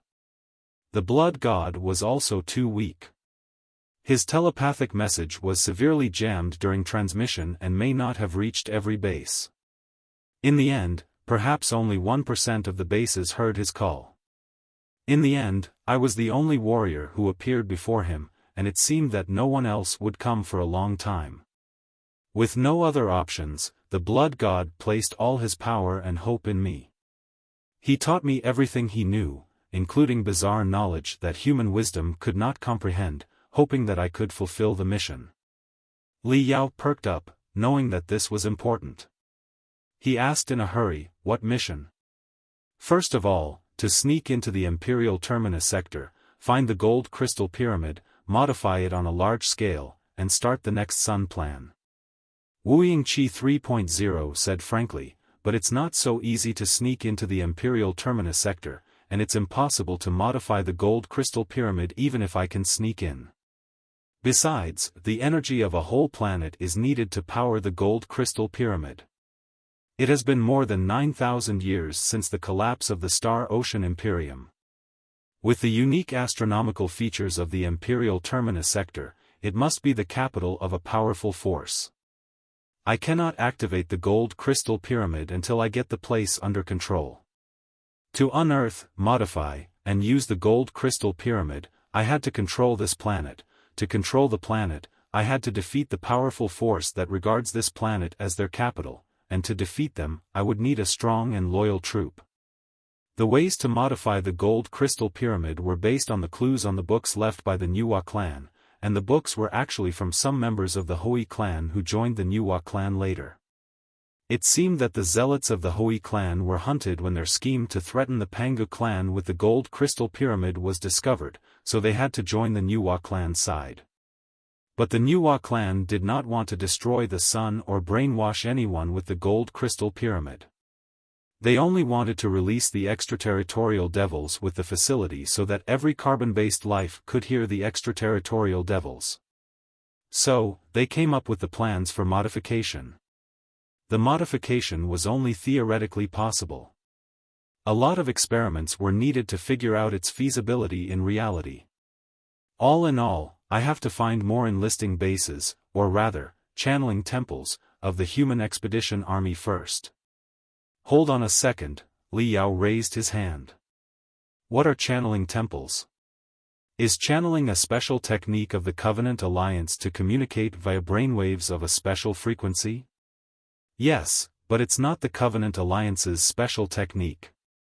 It's a technique of the Pangu Civilization's alliance and its cornerstone, Wuying Qi 3.0 said casually. As I mentioned before, talking and writing are very ineffective means of communication, suitable only for planetary civilizations. It's no different from the howling of beasts. Interstellar civilizations, particularly the diversified ones with multiple races, rely on energy waves, especially brainwaves, to communicate with each other. How could the Hui clan describe the magnificent solar storm they witnessed in orbit, or the Zhurong clan convey the myriad hues of fire and the information they read from burning matter? How could the Gonggong clan express the sensation of gradually melting into the boundless ocean? These feelings cannot be conveyed through any language, but they were the core of those carbon-based lives. Without understanding each other, a stable alliance would be impossible, and wars could consume all life. So, after the Pangu Civilization's alliance was established, numerous channeling temples were set up on every planet. You can think of them as brainwave amplification structures. They are the centers for socialization, education, and administration. All members of the alliance must visit the channeling temples regularly to communicate with other carbon-based life forms, fostering mutual understanding and a deeper appreciation of the nature of life. You can also consider the channeling temple as a special religious building. The Zhurong clan, who played with furious fire every day, could understand the Gonggong clan, who lived in water and could transfer their souls to fish. The Quafu clan, who were half plants and half animals, could understand the Hui clan, who were like a swarm of insects. Meanwhile, the Pangu clan, as the leader of the alliance, could send instructions regarding the future of civilization into every citizen's head via the channeling temples. Orders, such as wiping out feelings and destroying all deep space exploration starships, were issued and carried out through the channeling temples. Got it. Li Yao snorted and said, Channeling Temple is just a fancy name for brainwashing center. It seems that the 13 primeval clans each had different talents, and the Pangu clan's talent was to mess with other people's heads. I wouldn't object if you insist that such an advanced means of communication is brainwashing, Wuying Qi 3.0 said peacefully. However, channeling is not the only way of brainwashing. I've seen too many corrupt officials of the Star Ocean Republic who tricked millions of people with their sophistry. The shameless Wuying Qi 2.0 was also an excellent speaker who could encourage millions of people to die for his ambitions with only a few words. They did not need a channeling temple at all. Technology is just technology. There are many ways to brainwash people if you want, and channeling is just one of them. Of course, in the last years of the primeval age, the channeling temple did become a holy sanctuary for human beings, the new servant species. Here is the cleaned and grammatically simplified version. You can also consider the Channeling Temple as a special religious building where the Zhurong clan, who played with furious fire daily, could understand the Gonggong clan, who lived in water and could transfer their souls to fish. The Quafu clan, who were half plant and half animal, could also understand the Hui clan, who resembled a swarm of insects. Meanwhile, the Panga clan, as the leader of the alliance, could send instructions about the civilization's future into every citizen's mind through the channeling temples. Orders, such as wiping out feelings and destroying all deep, both the human beings manufactured in factories and those naturally reproduced, would be sent regularly to the channeling temples to be inculcated with knowledge and loyalty. Sometimes, the channeling temple was even part of every manufacturing factory, coexisting all the time. Li Yao recalled the Black City on Kunlun, made purely of geometrical shapes. There were indeed some buildings that looked like sanctuaries.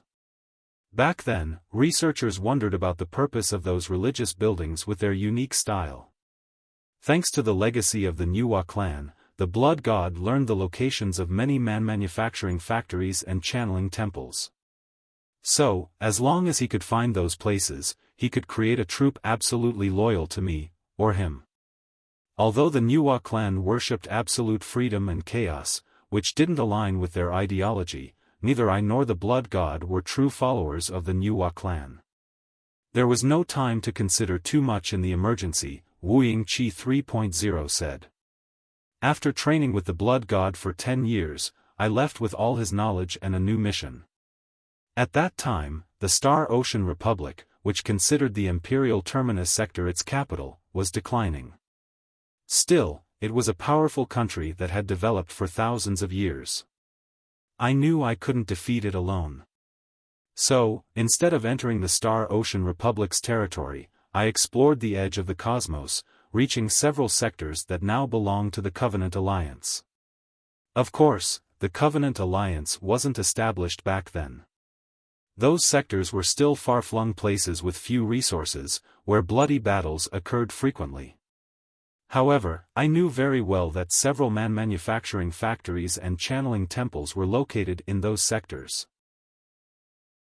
Li Yao took a deep breath and recalled the miserable Nepenthe believers deep below the ground. Perhaps Long Yongjun was correct. The Covenant Alliance was not created by the Panga clan, but by human beings themselves. How could you have discovered the manufacturing factory or the channeling temple on your own? Li Yao asked in a cold voice. Did the local warlords not realize your scheme? Wrong. They noticed my scheme very early. Or rather, I volunteered to tell them part of it, Wuying Qi 3.0 said casually, with a mysterious and creepy smile on his face. Don't you see? Thousands of years of warfare had twisted the minds of the local experts at the border of the cosmos. They called themselves cultivators, but they were nothing like you. They were just bugs under the skin of cultivators. Those bugs had been fighting each other so brutally that they were essentially crazy devils. They craved new weapons and new resources and would pay any price to kill their sworn enemies. Who would refuse it if I told them there was a way to manufacture endless super slaves and super warriors? I hid my strength, which came from the Blood God, and pretended to be a harmless archaeologist. I accidentally discovered the remains of some channeling temples and manufacturing factories, and a local warlord accidentally learned about it. That idiot was tricked and threatened me to create an invincible army for him so he could swallow the dozens of nearby sectors. Of course, he also provided tremendous resources for me to study further and repair the channeling temples and manufacturing factories. After a lot of setbacks and hard work, I managed to repair a manufacturing factory and the corresponding channeling temple several years later. Actually, the manufacturing factory was not important, as human beings had great reproductive capabilities. Developing new humans in the factory was too costly and time-consuming. Therefore, the better choice was to capture ordinary people, erase their feelings, and control their souls in the channeling temples. Although the quality of the slaves and soldiers created this way was not guaranteed, their quantity was large, and their cost was low. This remains the standard method for the Covenant Alliance to create new blood even today. The warlord received a batch of emotionless slaves who would work until they died and an iron-blooded army that was fearless and relentless, willing to sacrifice themselves for a mission. As a result, he grew much more powerful and conquered multiple sectors. However, good days did not last long. When he secured consecutive victories, his enemies discovered their own channeling temples and used the same technology to modify their subjects into emotionless, absolutely loyal slaves and soldiers. You should be smart enough to realize that it was I who secretly leaked the technology and guided other warlords to build their own channeling temples under different identities. I get it. The slaves and soldiers brainwashed by the channeling temples appeared loyal to the local warlords on the surface, but deep within their genes and souls, there were fundamental instructions that, once activated, would shift their loyalty to you. Li Yao said coldly, "It's a pity that your plan ultimately went awry. You thought you could manipulate all the warlords, but you accidentally triggered the most original function of the channeling temples, making the brainwashed people pledge their loyalty to the Panga clan. You're not wrong at all, but the question was not about the warlords. I could easily deal with those idiots with 10% of my computational ability," Wuying Qi 3.0 said. The problem was about the blood god.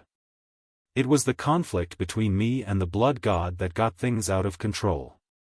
The conflict between you and the blood god? Li Yao was surprised. What was the conflict between you and the blood god that led to you killing him in the end? It was all the fault of the evil, weak, vile, childish, and hilarious Wuying Qi 2.0, Wuying Qi 3.0 mumbled. You should know that, despite everything I've been through, I was essentially a weak, mortal man who was fascinated by the worldly entertainments. The Supreme Emperor and the Blood God might hold different beliefs, but they both considered the civilization of mankind and the ultimate mysteries of the universe beyond. They pursued the answers to the questions that might not carry any answer at all. It was too far-fetched. Those questions and pursuits were incomprehensible for Wuying Qi 2.0 at that time. For Wuying Qi 2.0, the Blood God's goal was hilarious. Even if the multiverse did exist, it was still perilous to climb across the black wall. Besides, who knew what was lying in the universe beyond the wall? There were too many uncertainties. Even if the Blood God was right that mankind would eventually starve in this tiny universe, just as the Panga clan, the Nuwa clan, and many other primordial civilizations did, it would take at least hundreds of thousands of years before this became a reality. Why should a weakling like Wuying Qi 2.0 worry about the people who will live hundreds of thousands of years in the future? If Wuying Qi 2.0 mastered an invincible army through the Blood God's method, he would have many better things to do. He could seek revenge, he could dominate the cultivators and ordinary people, he could rule this tiny universe, and he could change everyone with his ideas, and he and his offspring could reign over this universe for at least 10,000 years. He had so many things to do. Why would he climb the black wall, search for the multiverse, and likely perish in space storms without leaving a single cell behind, like an idiot, together with the crazy Blood God? The future of mankind was not as important as his present. Wuying Qi 2.0 believed in this. After realizing the power at his disposal, he betrayed the Blood God without any hesitation. He was supposed to make the people being brainwashed in the channeling temples obey the Blood God's command and gain ambitions to explore the grand universe. However, he tampered with the Blood God's command and changed the target of their loyalty to himself. He intended to eradicate the brainwashed people's loyalty, reverence, and obedience to the Blood God. However, his command and the Blood Gods had a serious conflict in the souls of the brainwashed. As a result, the minds of most of the brainwashed people were reset. As a refiner, you should know that a lot of magic equipment has default settings, and if things go wrong, the user can easily restore these settings by pressing a button, right? The brainwashed people were the same. Due to a serious conflict between Wuying Qi 2.0's command and the Blood Gods, chaos erupted on the genetic and soul levels, and another command at the bottom of their genes was activated. Their default settings, about absolute loyalty to the Pangu clan, were restored. Eventually, things went out of control. The individuals whose default settings were restored did not obey the local warlords, Wuying Qi 2.0, or the Blood God. Instead, they acted independently and took control of the manufacturing factories and the channeling temples in a mysterious pattern that emerged hundreds of thousands of years ago, spreading their people like viruses and trying to resurrect the Pangu clan. The local warlords could not resist these human-shaped puppets at all. I did not know how to stop the absurdities either. Thankful, I had collected enough experimental data and gained a deeper understanding of the improvements in inculcation technology. So, I simply left. You simply left after causing such a huge disaster? Li Yao found it hard to believe. You are truly an irresponsible leader. Indeed, Wuying Qi 2.0 was an outright leader, but in his defense, Wuying Qi 3.0 said, "We did not understand the power of the channeling temples as we do today. No one could foresee how long the chaos would last. Since it was in a destitute place at the border of the cosmos, those human-shaped puppets, lacking resources, might soon die out." With that in mind, Wuying Qi 2.0 finally returned to the Star Ocean Republic with the experimental data and the wealth he looted from the warlords. In the following decades, he built up his influence in the Star Ocean Republic. However, thanks to the previous lesson, he dared not touch the channeling temples again, as it was too dangerous and might get him killed. He lived in peace for many years in the Star Ocean Republic until news of the alliance of the Holy Covenant spread. He was greatly shocked. However, on second thought, he realized that the arrival of the Covenant Alliance also created the best opportunity for him to assume supreme power over the Sea of Stars. Chapter 2663, The Sunspot Plan. You raised an enemy for your own sake. Li Yao couldn't help but snort as he said, "I knew that the Covenant Alliance and the Imperium were two sides of the same coin. They're both venomous flowers that grew from the corpse of the Star Ocean Republic.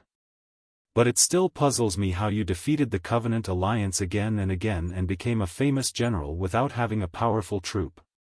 It's very simple. Not all people of the Covenant Alliance were reset," Wuying Qi 2.0 explained. While more than 90% of the people of the Covenant Alliance were reset and had pledged their loyalty to the Pangu clan, which disappeared hundreds of thousands of years ago, there were still some who received my soul mark and swore their loyalty to Wuying Qi 2.0. However, this soul mark existed like some sort of recessive genes. They did not know of it themselves until it was activated. But once activated, they would be my most loyal and secretive spies inside the Covenant Alliance. Though their numbers were not huge, they could expose intelligence about the Covenant Alliance to me, including their attack routes, warship details, and commanders, etc. From the Star Ocean Republic. Where they could also sabotage the Covenant Alliance from within. With those spies, as well as the war abilities I inherited from the Blood God, I was naturally invincible. Li Yao was dumbfounded by the truth. Like that, I built my power and secretly weakened the Star Ocean Republic in the war against the Covenant Alliance.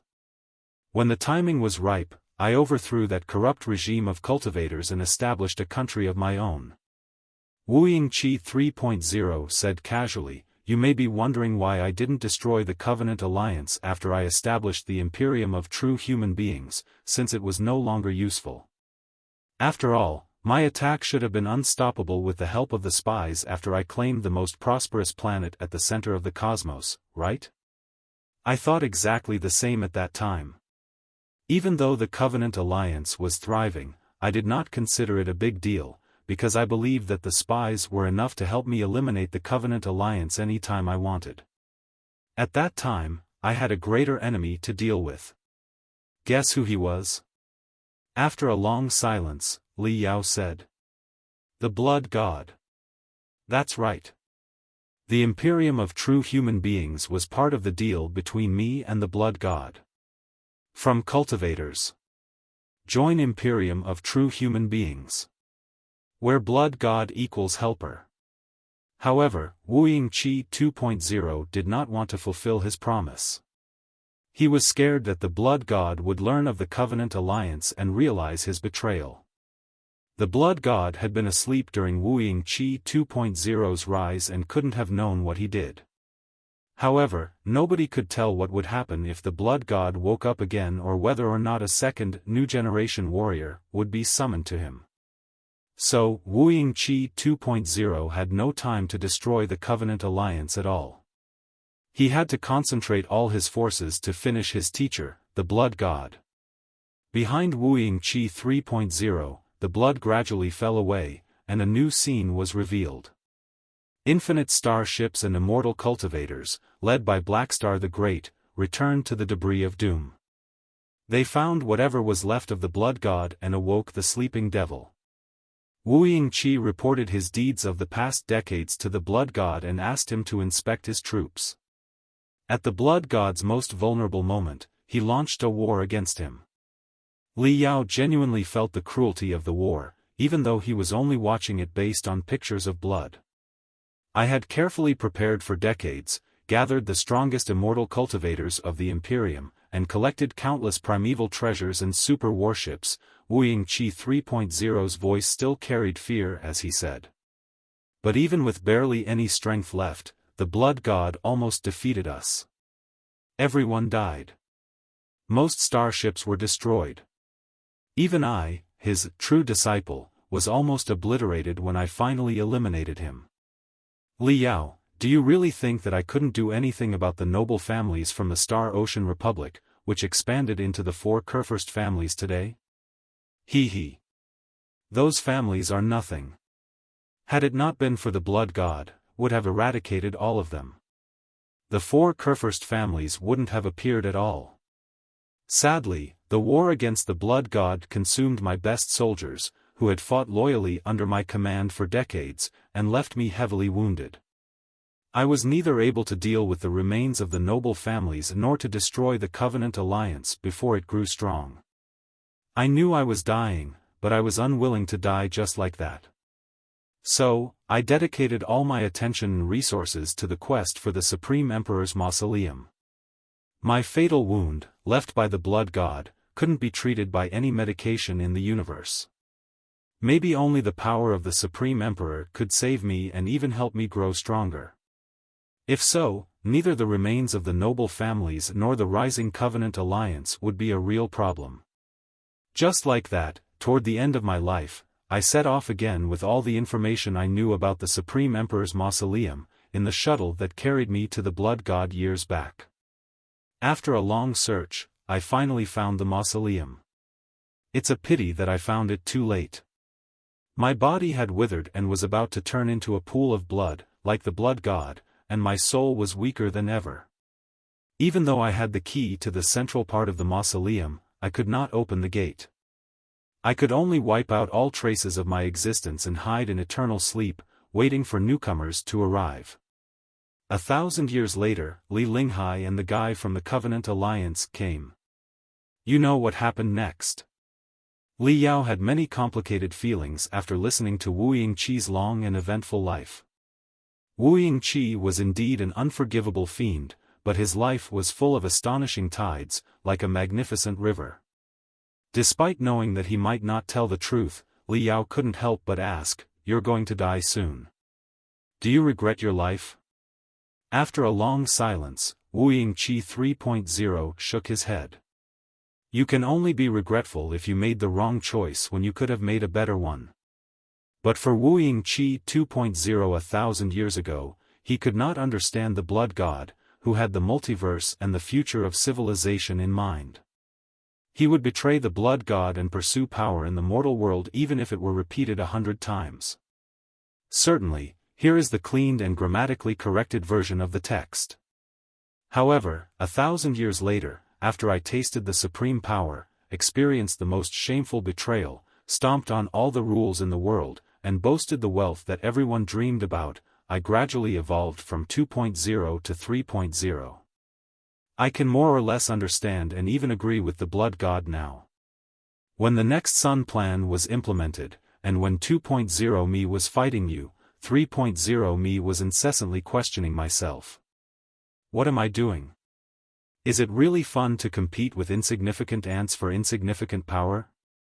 Is it really not wasteful that the next Sun plan is regarded as an approach to seize the highest power instead of the beginning of a glorious civilization? Even if I can reign over the Imperium for another 10,000 years, so what? Can I really find the significance of my life?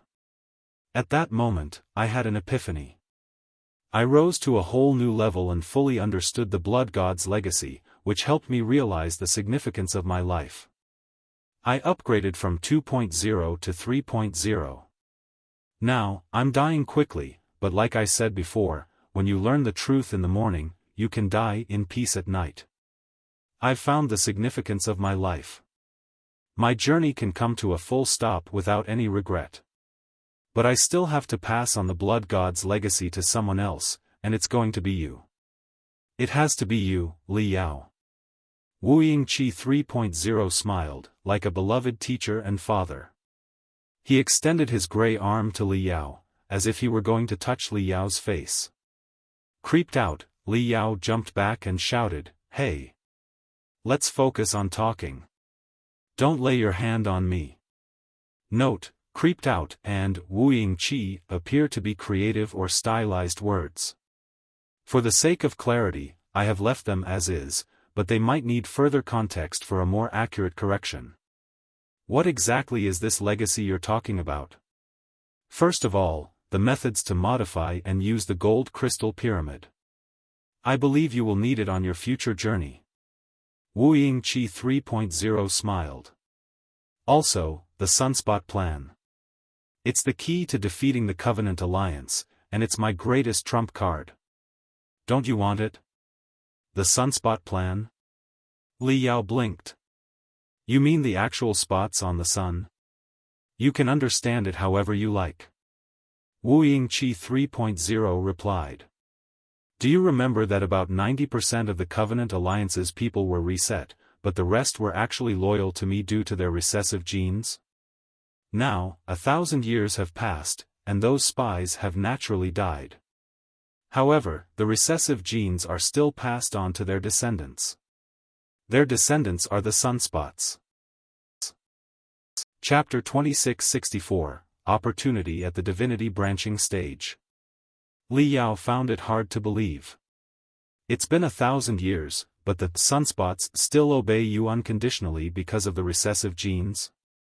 That's exactly the mystery of genes and the soul, Wuying Qi 3.0 said casually. Hundreds of thousands of years have passed, but human beings are still scared of spiders and snakes. Even the harmless snakes can still evoke disgust and fear. It is because spiders and snakes were major threats to mankind when they still lived in the woods. Such fear and obedience at the genetic level are unreasonable. Of course, the intervention I imposed on those people 1,000 years ago was on a shallow level, so the recessive genes have gradually lost their effect over generations. 1,000 years ago, maybe 5% of people carried such genes, but 1,000 years later, only 1% or 0.5% of the population are still loyal to me. They might not be large in number, but 0.5% of spies are more than enough on a volatile and unpredictable battlefield, aren't they? At the very least, you can learn the specific location and strategy of the Covenant Alliance's army through the Sunspots. Even if only one of the commanders on the enemy's side happens to be a Sunspot loyal to us, we won't lose a battle, will we? Li Yao thought for a moment and realized it did make sense. Sometimes, one or two spies in a critical position would be enough to change the outcome of a campaign. If 0.5% to 1% of the total population were spies, how could the Covenant Alliance win this war? No wonder Wuying Qi was so fearless. On the surface, the reformists had no chance under the dual assault of the four families and the Covenant Alliance. But actually, if the next Sun plan had worked out, he would have obtained the ace fleets of the four families and a ferocious army of extraterrestrial devils.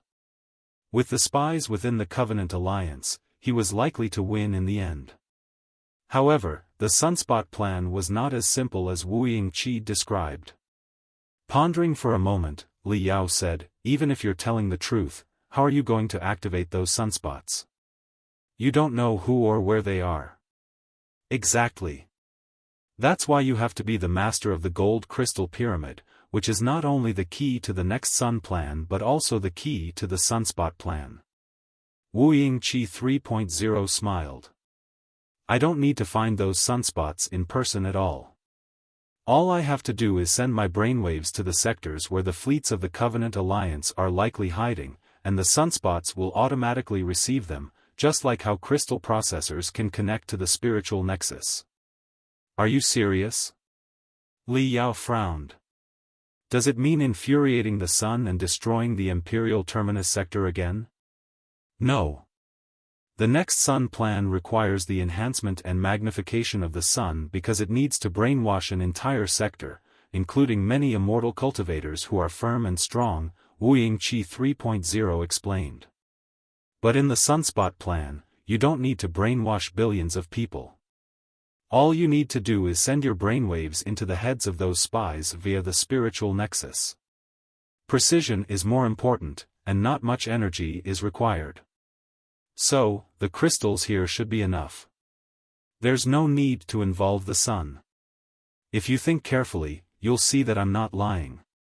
The Sunspot plan is a subsequent procedure of the next sun plan, and the sun of the Imperial Terminus sector should have been infuriated according to the next sun plan. I would have to control the solar storms, or the sun might expand and swallow the whole capital planet. In such a case, the gold crystal pyramid would be destroyed.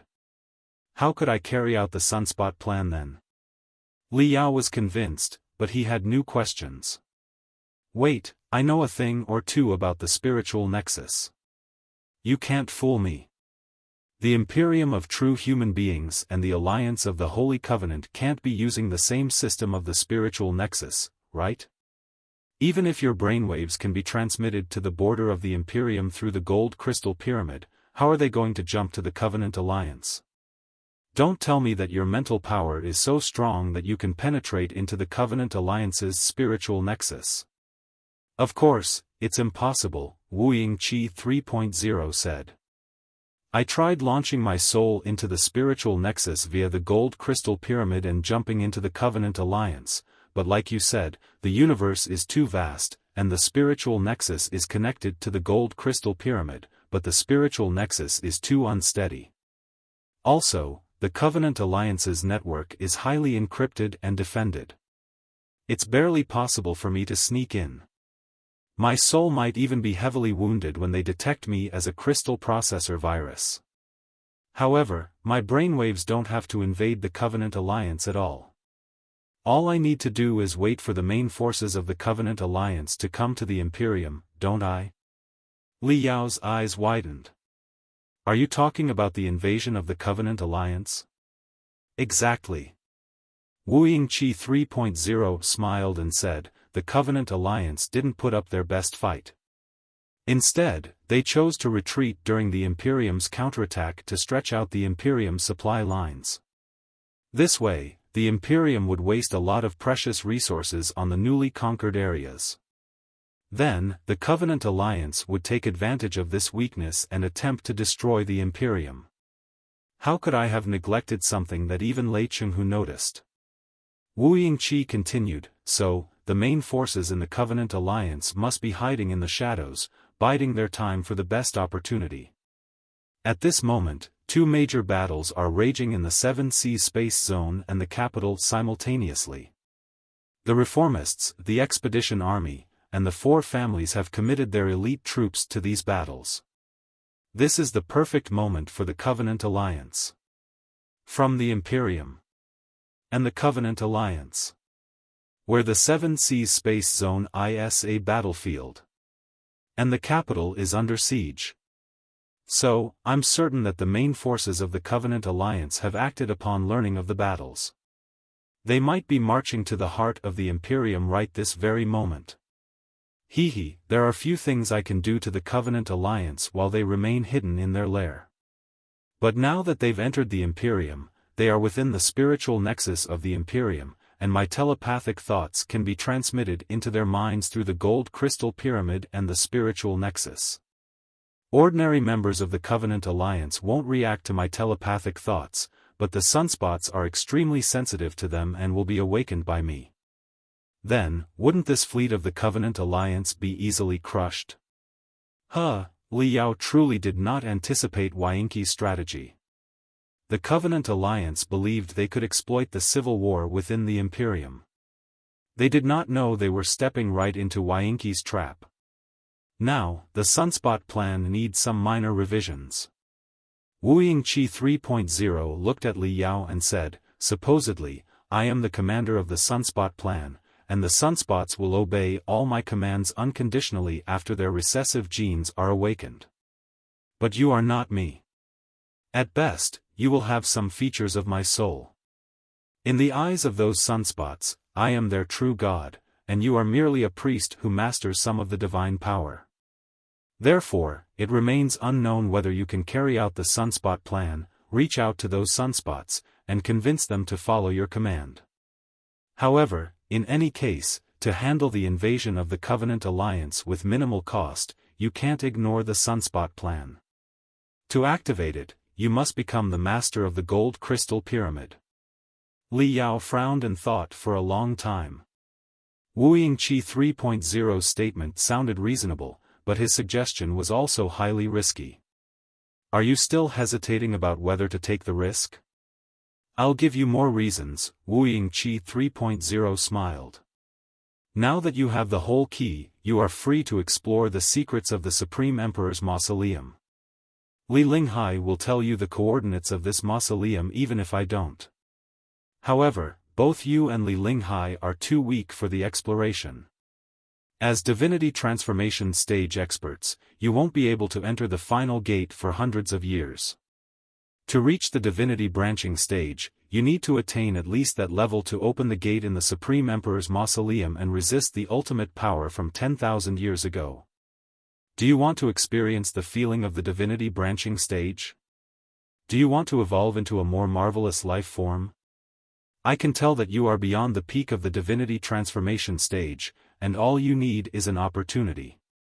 So, the Gold Crystal Pyramid and the Sunspot Plan will be your best training tools. Project your telepathic thoughts into the sunspots via the Gold Crystal Pyramid and experience living as dozens of individuals simultaneously. That will be your opportunity to reach the Divinity branching stage." "Well." Li Yao gasped and swallowed hard. "I can offer you the ways to use the Gold Crystal Pyramid as well as the lessons I learned when I tried to advance into the Divinity branching stage, free of charge," Wuying Qi 3.0 said enticingly. "I truly mean you no harm. But of course, you are free to consider that I'm dark and malicious. However, everything comes with a cost. How is it possible to defeat the Covenant Alliance easily and enter the Divinity branching stage without taking any risk? This is a choice and a challenge. Cultivator Li Yao, do you dare to accept this challenge?"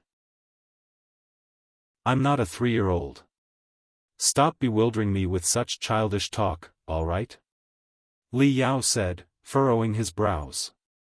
"Maybe you have a point, but for some reason, your tone makes me unhappy, and I really want to refuse you. Even if someone has to control the Gold Crystal Pyramid, why does it have to be me? Some people are more suitable, like Li Jialing, right? Li Jialing, the young lion, is indeed more suitable than you from a certain perspective," Wuying Qi 3.0 replied. "But he belongs to Wuying Qi 2.0. It's an agreement between me and Wuying Qi 2.0. He will receive Wuying Qi 2.0's legacies, including Wuying Qi 2.0's unparalleled power and the black hole's heart. That colossus is not suitable for you, and your arsonist is one of the best colossi. But other than that, everything concerning the Gold Crystal Pyramid is yours. You are free to give the Gold Crystal Pyramid to anyone, including Li Jiaoling, but are you sure you want to do that? Think carefully. If you give the gold crystal pyramid to him, you will be at fault when he turns into the next dragon. Anyone else would be the same. Whoever receives the gold crystal pyramid is likely to become a dragon. Then, who do you want to become a dragon? Li Yao was rendered speechless for a moment. You can undoubtedly be a dragon slayer for your life, with hands forever clean, killing one dragon after another. But someone has to be the dragon, right? Dragons are indispensable for the advancement of mankind. Wuying Qi 3.0's smile was even creepier, and his voice crawled into Li Yao's heart like invisible bugs. Stop hesitating. It's not the time for moral lessons.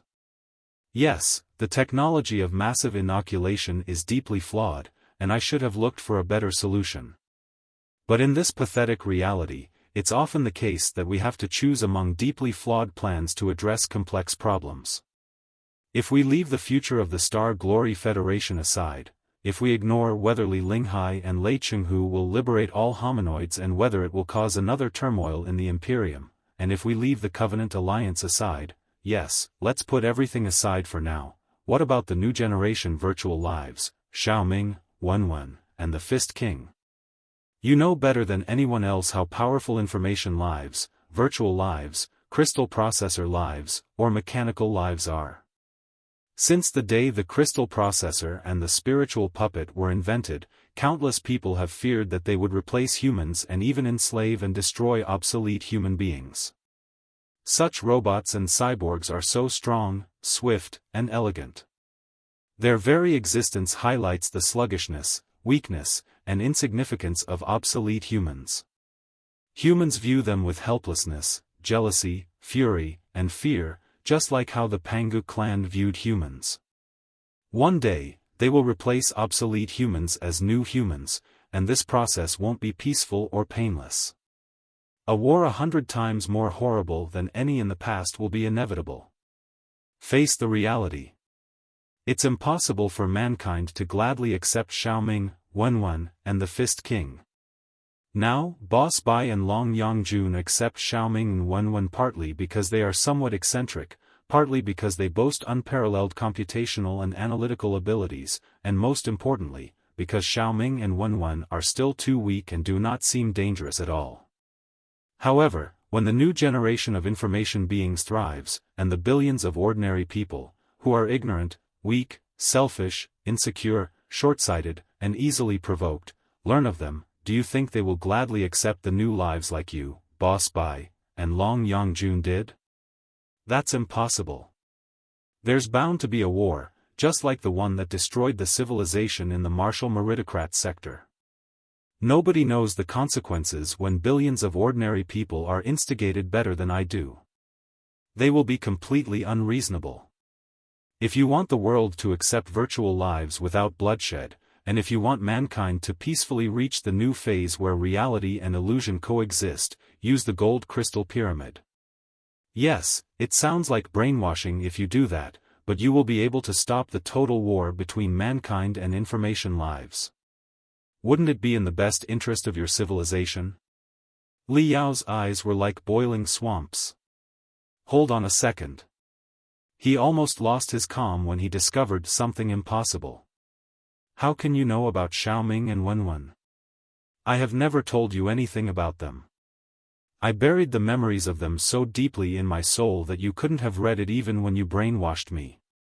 You're not supposed to know them. Yes, Wuying Qi can't know Xiaoming and Wenwen, but he somehow knows. How are you going to explain this self-contradiction? Wuying Qi 3.0 chuckled. His face blurred, and his voice changed into a tone that Li Yao was very familiar with. The reason is simple. Because I'm already dead. The real Wuying Qi died when he detonated his soul. What happened next was that his memories, his power, and his soul pieces entered your brain, and you digested and absorbed them. I am not Wuying Qi, but you are. It was not Wuying Qi who tried to persuade you to use the gold crystal pyramid, it was you yourself. You know the value of the gold crystal pyramid and that you need to get it under control. That's why you created me, to convince yourself using Wuying Qi's image. You knew from the very beginning that you were destined to be the master of the gold crystal pyramid, but you still needed an excuse, and I was your excuse. That can't be helped. Humans are all hypocritical. Even someone at the peak of the divinity transformation stage can hardly overcome their mental obstacles on their own. Now, you have completely overcome the obstacle. Do you realize who you are and who I am? Wuying Qi 3.0's shadow rippled out and changed into Li Yao's own appearance, who looked at Li Yao with peace. It seemed like a gigantic mirror in the depths of the memory palace, reflecting Li Yao's heart. Li Yao saw that his heart was examining itself unemotionally. Bam! The enormous mirror shattered, and its pieces reflected 10,000 different Li Yaos from 10,000 different angles. Each Li Yao seemed to be caged in the mirror pieces, unable to break free. However, the cages shattered in the next second, and the glittering powder gathered into infinite gray butterflies that replaced Li Yao above the volcano in the Martial Meritocrat sector. Shua, the gray butterflies danced and fell on Li Yao like volcano ash and dirty snowflakes, seeping into his soul. Revised. I am not Wuying Qi, but you are. It was not Wuying Qi who tried to persuade you to use the gold crystal pyramid, it was you. You know the value of the gold crystal pyramid and that you needed to control it. That's why you created me, to convince yourself with Wuying Qi's image. You knew from the start that you were destined to be the master of the gold crystal pyramid, but you still needed an excuse, and I was your excuse. That can't be helped. Humans are all hypocritical. Even someone at the peak of the divinity transformation stage can hardly cross their mental obstacles on their own. Now, you have completely overcome the obstacle. Do you realize who you are and who I am? Wuying Qi 3.0's shadow rippled out and changed Wuying Qi's final legacy, including the methods to modify and use the gold crystal pyramid, the details of the Sunspot plan, the traps in the Supreme Emperor's Mausoleum, and his insights when he reached the divinity branching stage and upgraded to 3.1, were all mysteriously melded into Li Yao's soul, becoming a part of him. I never understood something that had troubled me for 1,000 years until this moment. Wuying Qi 3.0's voice echoed in Li Yao's mind, like a whisper from within. How could I have defeated an unmatched adversary like the Blood God 1,000 years ago, when my strength came only by chance, and I had no belief except for my addiction to power?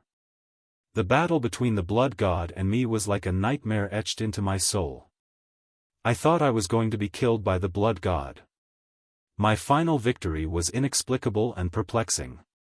But now, I realize the answer. It's just like how a shameless creature like you could kill the mighty Black Star. In truth, I never truly killed the Blood God. The Blood God has lived on in my heart. I never received his full legacy, filled the last gap in his belief, or helped him complete the glorious journey of his life until the moment I killed him. Now, it's time for you to ask yourself the same question. Li Yao, have you really killed Wuying Qi? Can you really kill Wuying Qi? When this memory palace collapses and you wake from unconsciousness, who will you be? He. It's all the same. Perhaps everything is the same. As long as we can break out of this goddamn universe, the Blood God, Wuying Qi, Li Yao, immortal cultivators, and demonic cultivators will be no different. The memory palace trembled violently, a sign of a collision. Eventually, hundreds of gray butterflies formed a gray statue that vaguely resembled Wuying Qi, the Blood God, or Li Yao himself. The statue extended its hand to Li Yao with a smile, but when Li Yao reached out, he realized it was nothing but a mirror and a vivid reflection. Boom! Li Yao was suddenly shocked. The memory palace collapsed, and infinite memory fragments flooded his mind. It felt as if he had slept for 1,000 years, and he woke up in excruciating pain. Chapter 2666, Battle of Brothers. He awoke from 1,000 years of sleep. Like bones rising from a black swamp as thick as oil, his memory fragments flitted through his brain like glittering butterflies. The butterflies from 100 years ago, 1,000 years ago, and 10,000 years ago collided, creating a brilliant and hazy fire that linked his brain cells, cleansing and reorganizing his soul again and again. He put on a mysterious smile, one filled with indescribable cunning and unstoppable ambition. He slowly opened his eyes, and the two swirls within them ceased spinning, changing from the original black, white, and red into a mysterious gray. He moaned, as any person would after a good night's sleep. His immeasurable consciousness surfaced in the gray swirls. He was back. He was finally back.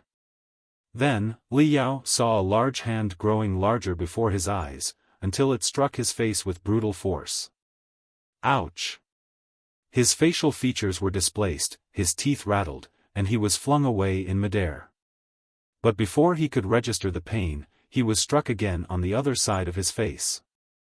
The two slaps refreshed him, pulling him back from the lost abyss. He realized he was not the Blackstar the Great who dominated the universe 10,000 years ago, nor was he the Blackstar the Great who claimed the country 1,000 years ago. Instead, he felt like a big, spinning gyro. Yao, wake up. He heard a determined voice, followed by another heavy blow to his face. The person shouted, "Don't be lost. Don't be deceived by Wuying Qi. Can you hear me? I'm your best friend, Long Yongjun. I have to wake you up today. I have to wake you up even if my soul and my life are burned out." A storm of fists, palms, knees, and feet rained down on Yao's face and body mercilessly and incessantly. Ah! Yao tried to resist, but the previous battle against the remaining soul of Wuying Qi, or perhaps the blood god, had drained him. Exhausted and weaker than ever, how could he resist Long Yongjun's brutal assault? All he could do was hold his head and scream like a pig being slaughtered. Go away. Whether you are Wuying Qi or something even more evil, get away from my best friend, Yao. Long Yongjun roared deafeningly and kicked Yao again, nearly making him vomit. Yao, hang in there. I'm trying to save you. You need to pull yourself together and fight side by side with me. Stop kicking. It's me. Yao finally cried out, tears streaming down his swollen face. I'm Yao. I really am Yao. What are you doing? Don't give me that. I don't believe you. Long Yongjun continued to kick him hard. You must be Wuying Qi's remaining soul, possessing Yao. I knew you wouldn't go down so easily. Anyway, I'm going to kick you to death today. Yao felt as though the entire planet had rolled over him hundreds of times. Even the battle against Wuying Qi had not been this painful. You're just getting back at me for what I did earlier. Yao shouted as loudly as he could. It's me. It's really me. Stop beating me. I've already taken care of Wuying Qi's remaining soul. It's really me. I'll fight back if you don't stop. Sure, here is the cleaned and grammatically corrected version of the provided text. I mean it. Is it really, you, Yao? Long Yongjun kicked Yao brutally once more before finally stopping, clearly satisfied. However, she still eyed Yao vigilantly, as if she would not hesitate to attack again should anything go wrong. Of course. You know it. Grimacing in pain, Yao held his cheek, swelling. You just wanted to beat me up. You have always wanted to beat me up, haven't you? You were only trying to get back at me. That's outrageous. Ow. That's too outrageous. Hee, a scoundrel views all other people as scoundrels. It's true that I don't like you and often have the urge to punch you in the face, but I certainly wouldn't really do it without a good reason. Long Yongjun rubbed her fists, which had become swollen from the beating. Appreciating her masterpiece, she said, just now, when you and Li Jialing fought Wuying Qi's remaining soul, Wuying Qi's remaining soul suddenly exploded into two streaks of light that dashed into each of you. Then, you became weird. You were like a rigid statue, with gray mist popping up. You were also murmuring to yourself non-stop, as if you were possessed. In order to save you, I summoned all my strength by burning out my soul and my life, despite my exhaustion, determined to exterminate the evil power that possessed you even if I couldn't wake you up. But instead of thanking me, you're questioning my motive? That's too. Ha ha ha ha ha. Sorry, I'm sorry. I didn't mean to beat you so hard. Ha ha ha ha ha. The solemn expression on Long Yangjuan's face collapsed. She laughed so hard that she could barely catch her breath. If you need further edits or have any specific requests, feel free to let me know. If you hadn't laughed in the end, Li Yao squinted and glared at Long Yangjun. I might have believed you. I wasn't lying. Long Yangjun took a deep breath, trying to stop laughing. She found a broken piece of a suit and gave it to Li Yao as a mirror. Look at yourself right now. This is, Li Yao gasped as he looked at the mirror. In the reflection, his face, though deformed by Long Yangjun, showed grayness in his messy hair. Near his temples, the gray streaks looked like flowers or a mysterious crown. How did I turn into this? Li Yao stroked his hair and cried out, why have I grown such mysterious gray hair? It makes me look elegant, unpredictable, and revered. This doesn't suit me. I'm so much more handsome now that people will be too awed to talk to me. Long Yangjun found it hard to believe. What are you talking about? Nothing. I'm just testing my sense of humor. Li Yao looked at himself in the mirror and took a long breath of relief. Thankfully, I've maintained my basic sense of humor. If I were corrupted by Wuying Qi's soul, I couldn't have said that, right? Fine. You're right if you replace sense of humor with shamelessness. Long Yangjun thought for a moment and was not as wary as before. Vulture Li Yao is the only person in the whole universe who can be so shameless.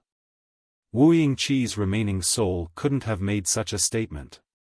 So, welcome back, Li Yao. By the way, have you really shattered Wuying Qi's remaining soul? Well, it's rather mysterious. We'll talk about it later. Li Yao asked hurriedly, how long was I unconscious? Where is Ling? 5 minutes. You've been unconscious for 5 minutes. Li Ling is still lying there. His situation doesn't seem as bad as yours, since he has been sound asleep. I'm here to wake you up first, said Long Yangjun, clenching his fists. Only 5 minutes? Li Yao did not realize that such a long time in the memory palace was only a brief instant in reality. However, just because Li Jialing was sleeping did not mean his situation was not bad. On the contrary, the young lion might be in grave danger. Right then, as Long Yangjun pointed at him, Li Jialing roared in agony. Li Yao and Long Yangjun looked at each other, both feeling that something was not right. By the time they rushed to him, Li Jialing had jerked like a lobster in boiling oil. His golden hair was wreathed in a black fog, which corroded his hair and skin like venom, as if it was seeping into his flesh and blood. Under the excruciating pain, he began to transform. His muscles tore apart, and his bones expanded. He turned into a gargantuan monster, resembling a standing lion. Ho! Li Jialing held his head tightly and spewed plumes of black smoke. He writhed as if two armies were fighting in his head, leaving deep scratches on the floor, which was as tough as iron. Jialing. Li Yao grew anxious. Nobody understood Li Jialing's situation better than he did. Could this young man in his 20s defeat Wuying Qi 2.0 with his own willpower? Li Yao came closer without hesitation, hoping to wake Li Jialing up with brotherhood. Listen to me. I'm Li Yao. I'm your big brother. Ho! Li Jialing, who had been consumed by madness, heard nothing of it. He crashed into Li Yao's chest like a black tornado, nearly tearing it apart. Li Yao was easily knocked away. It wasn't Li Jialing's strength, but the immense power that Wuying Qi 2.0 bestowed upon him. Pooh! Li Yao fell to the ground again and vomited blood crazily. When he sat up, dizzy, he saw Li Jialing crouching not far away in a black fog, gazing at him bloodthirstily. Don't be rash. Let's just talk nicely.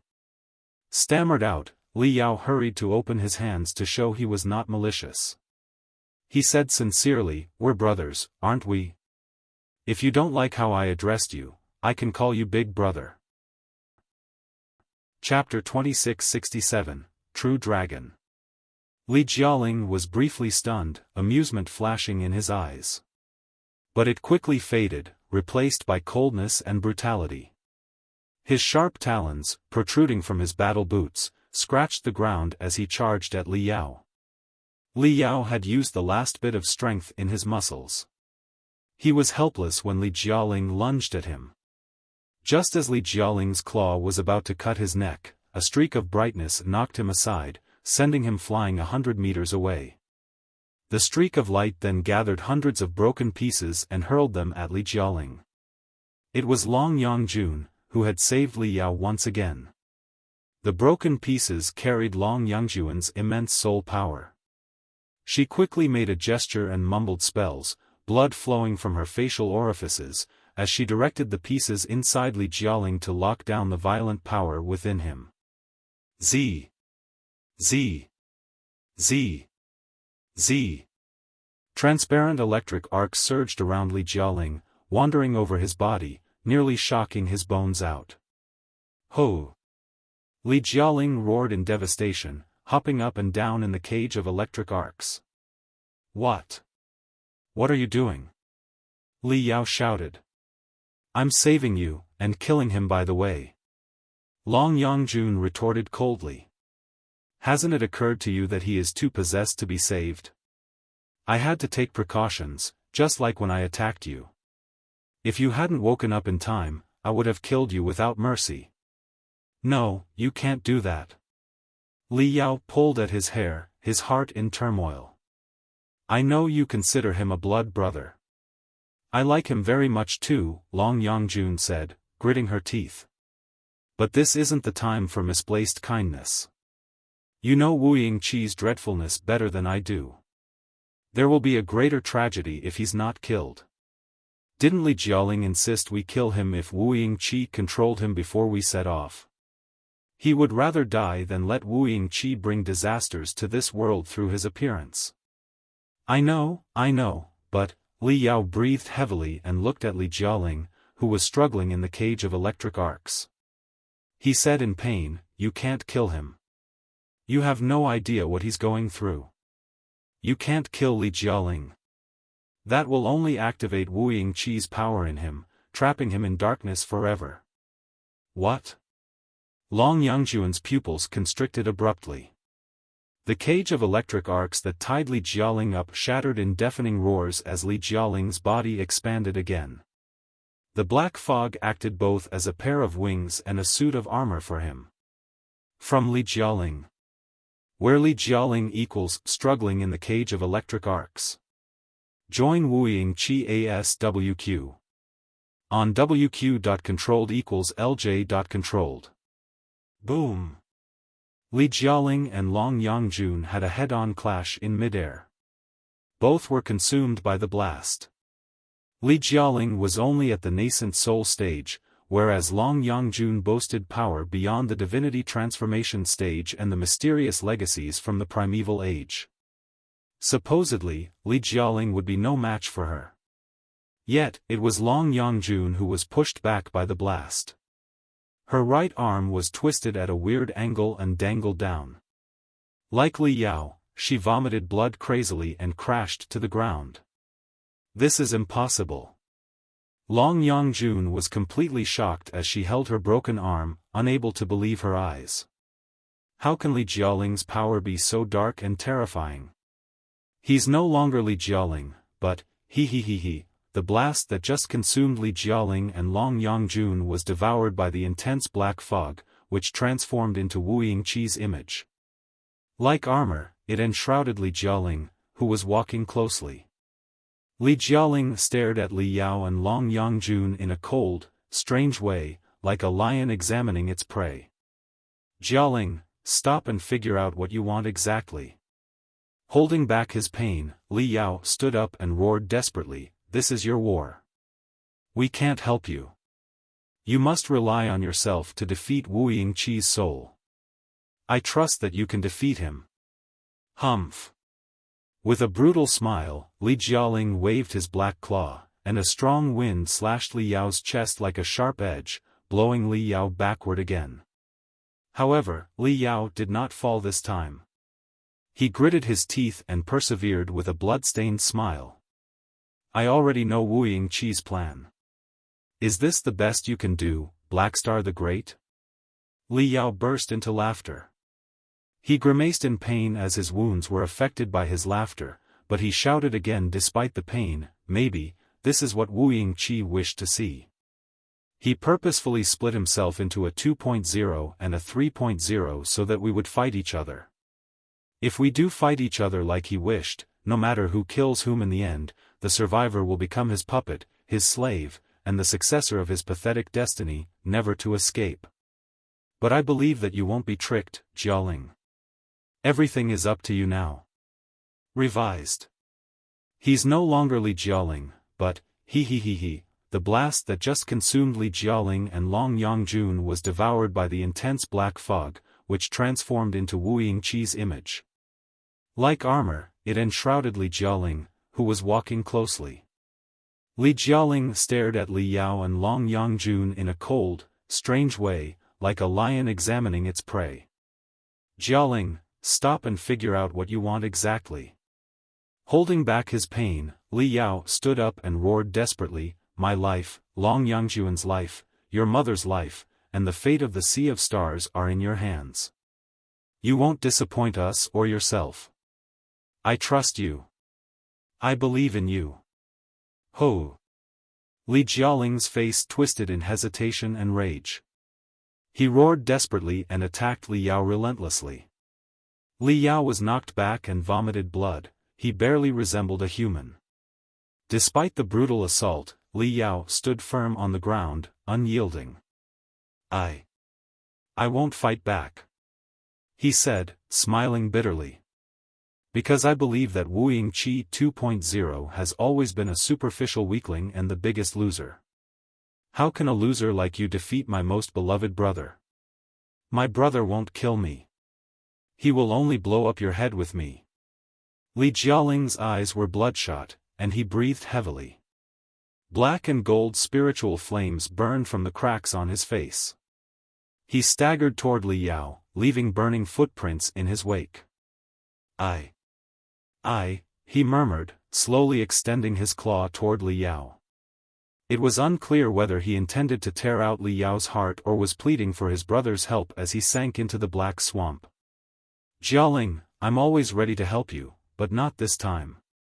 You have to help me and everyone else, Li Yao said.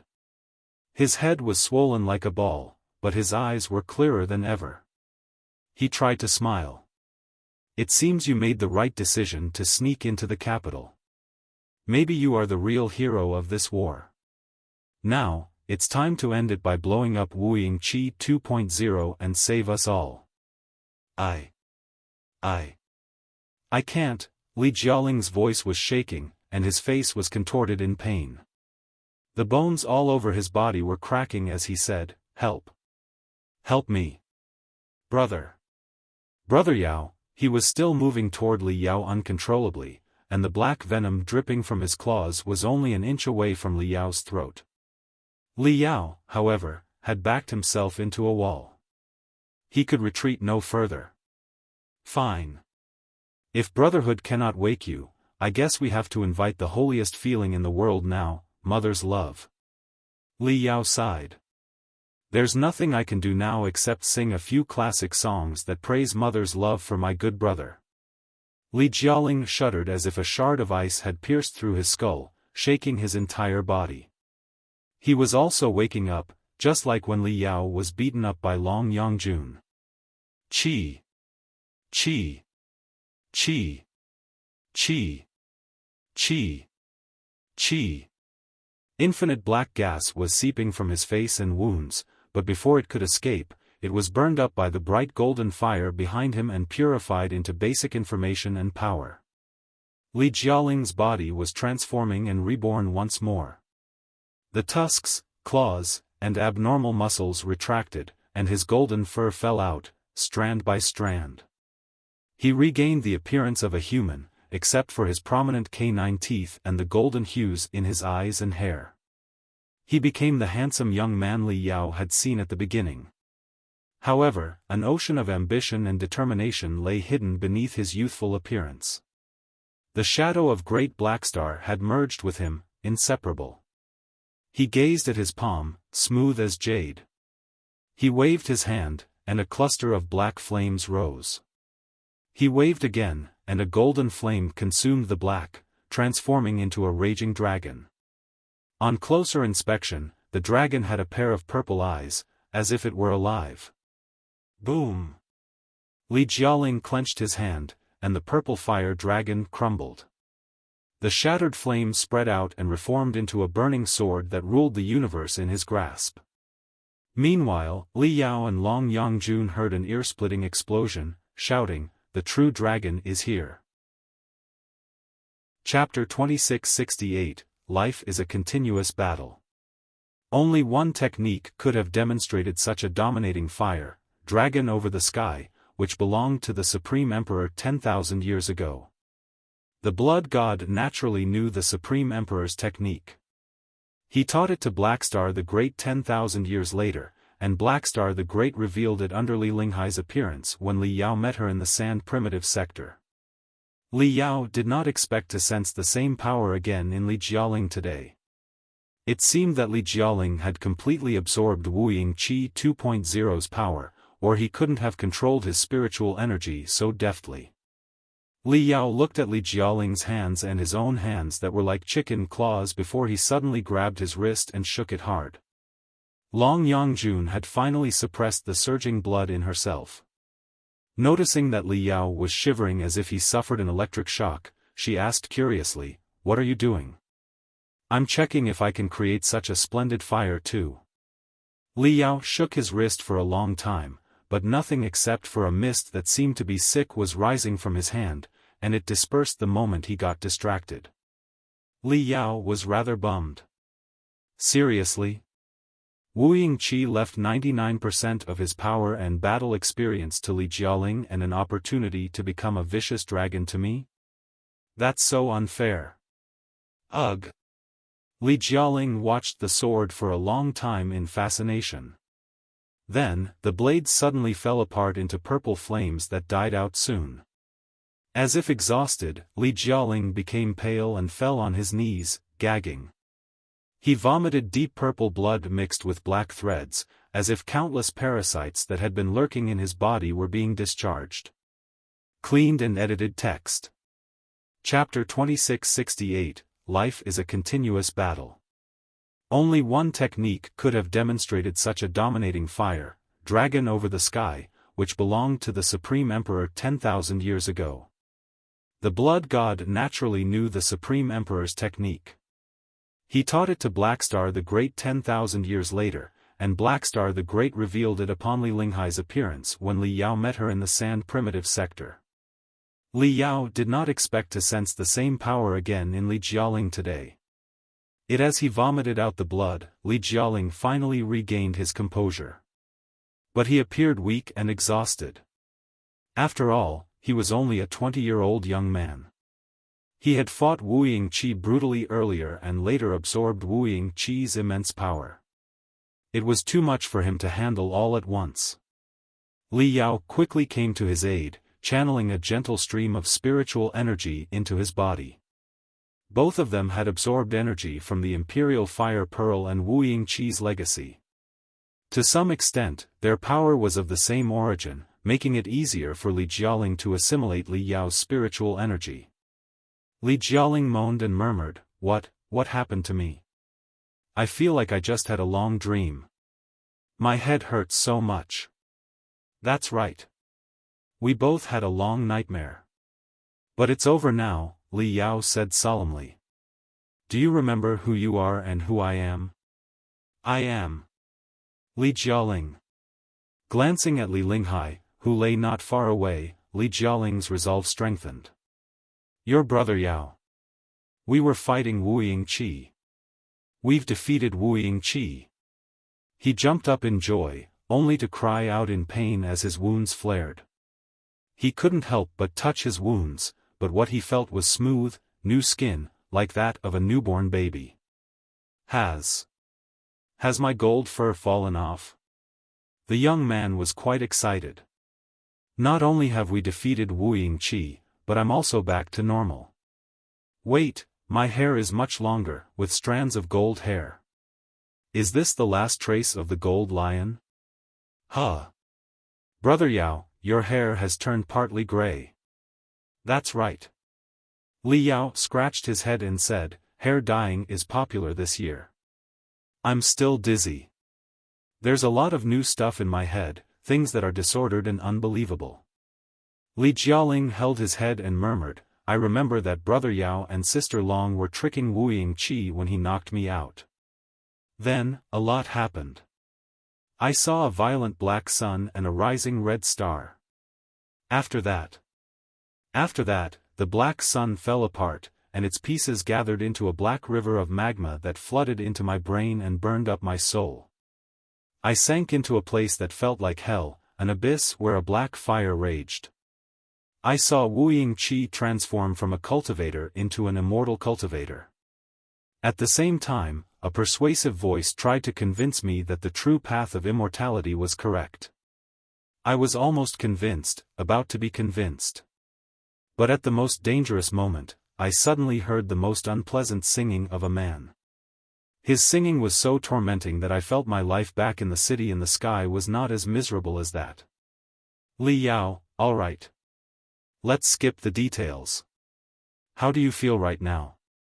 Li Jialing took a deep breath and extended his hand again. Both Li Yao and Long Yangjun focused their eyes on his palm. This time, no matter how Li Jialing concentrated, he could not unleash the purple fire. However, a stream of vague purple spiritual energy in the shape of a dragon was slowly flowing beneath the skin of his palm, like a fish swimming under ice. Suddenly, the purple spiritual energy glittered. Ah! As if his hand had been burned, Li Jialing cried out and subconsciously retreated his hand. When he opened it again, the purple dragon had been melded with his palm print, transforming it into a new pattern that was emitting a purple glow. That's weird, Li Jialing blinked his eyes and said in confusion, I don't think my palm print was like this before. This is so majestic I really want to grab something with my hand. Or rather, I have the urge to grab all the stars. Recalling the unusual phenomenon that Li Jialing had just caused, and what Wuying Qi 3.0 had told him before his death, Li Yao did not know what to say. Whatever was to come, it would come. It was impossible to avoid one's destiny, they had to face the challenge with courage. Brother Yao, what exactly happened to me? Li Jialing clenched his fists in confusion. From Li Jialing. From the bout when he passed out and struggled. Is Wuying Qi really dead? Long Yangjun was also puzzled. It's very hard to explain. Since our time is limited, let's cut the long story short. Li Yao pondered for a moment and said, just now, when I, Jialing, and Wuying Qi were fighting, Wuying Qi detonated his soul and split into two different personalities. His righteous personality invaded my brain, and the dark and evil one invaded Jialing's, trying to corrupt us and turn us into his successors. Hold on a second, Long Yangjun raised her hand. What did you just say? His righteous personality chose you as his successor and invaded your brain, and his dark and evil personality chose the young lion to inherit the sordid, shameless, and degenerate stuff? Are you sure you're not mistaken? Shouldn't it be the other way around? Li Yao glared at Long Yangjun and said angrily, I'm certainly not mistaken, because his righteous personality was actually even more evil than his evil one. In conclusion, Jialing and I have both absorbed part of Wuying Qi's personality and soul power. The good thing is that we've killed him and divided his legacy without any cost. The world is back to peace. Li Jialing thought for a moment and said, "What's the bad thing?" The bad thing is that, although we destroyed his soul, we might still be influenced by his personality without realizing it. We could sink into darkness and become another Wuying Qi, or even another blood god. Li Yao opened his hands and said, "Of course, there's an even worse possibility. We might have been consumed by Wuying Qi or the blood god, and they are just mimicking how we speak to deceive others. I might not be the real Li Yao, and you might not be the real Li Jialing. Or, perhaps, Li Yao and Li Jialing were just distractions, and the real Wuying Qi or blood god has already escaped into Long Yangjuan's body." Huh? Li Jialing was quite scared. That's hard to believe. How can we confirm it? Don't be scared. It's indeed hard to believe, but I'm just putting it in perspective. Li Yao smiled and said, "It's impossible to find the answer to the ultimate question, who am I? Besides, we don't need Wuying Qi or the blood god to do bad things. Wouldn't we still be lost or corrupted if we weren't affected by Wuying Qi or the blood god's power? On many occasions, Wuying Qi and the blood god are just excuses for our own evil thoughts." Wow, Li Jialing was rather stunned. I feel that Brother Yao has become much more philosophical after the battle against Wuying Qi. Of course.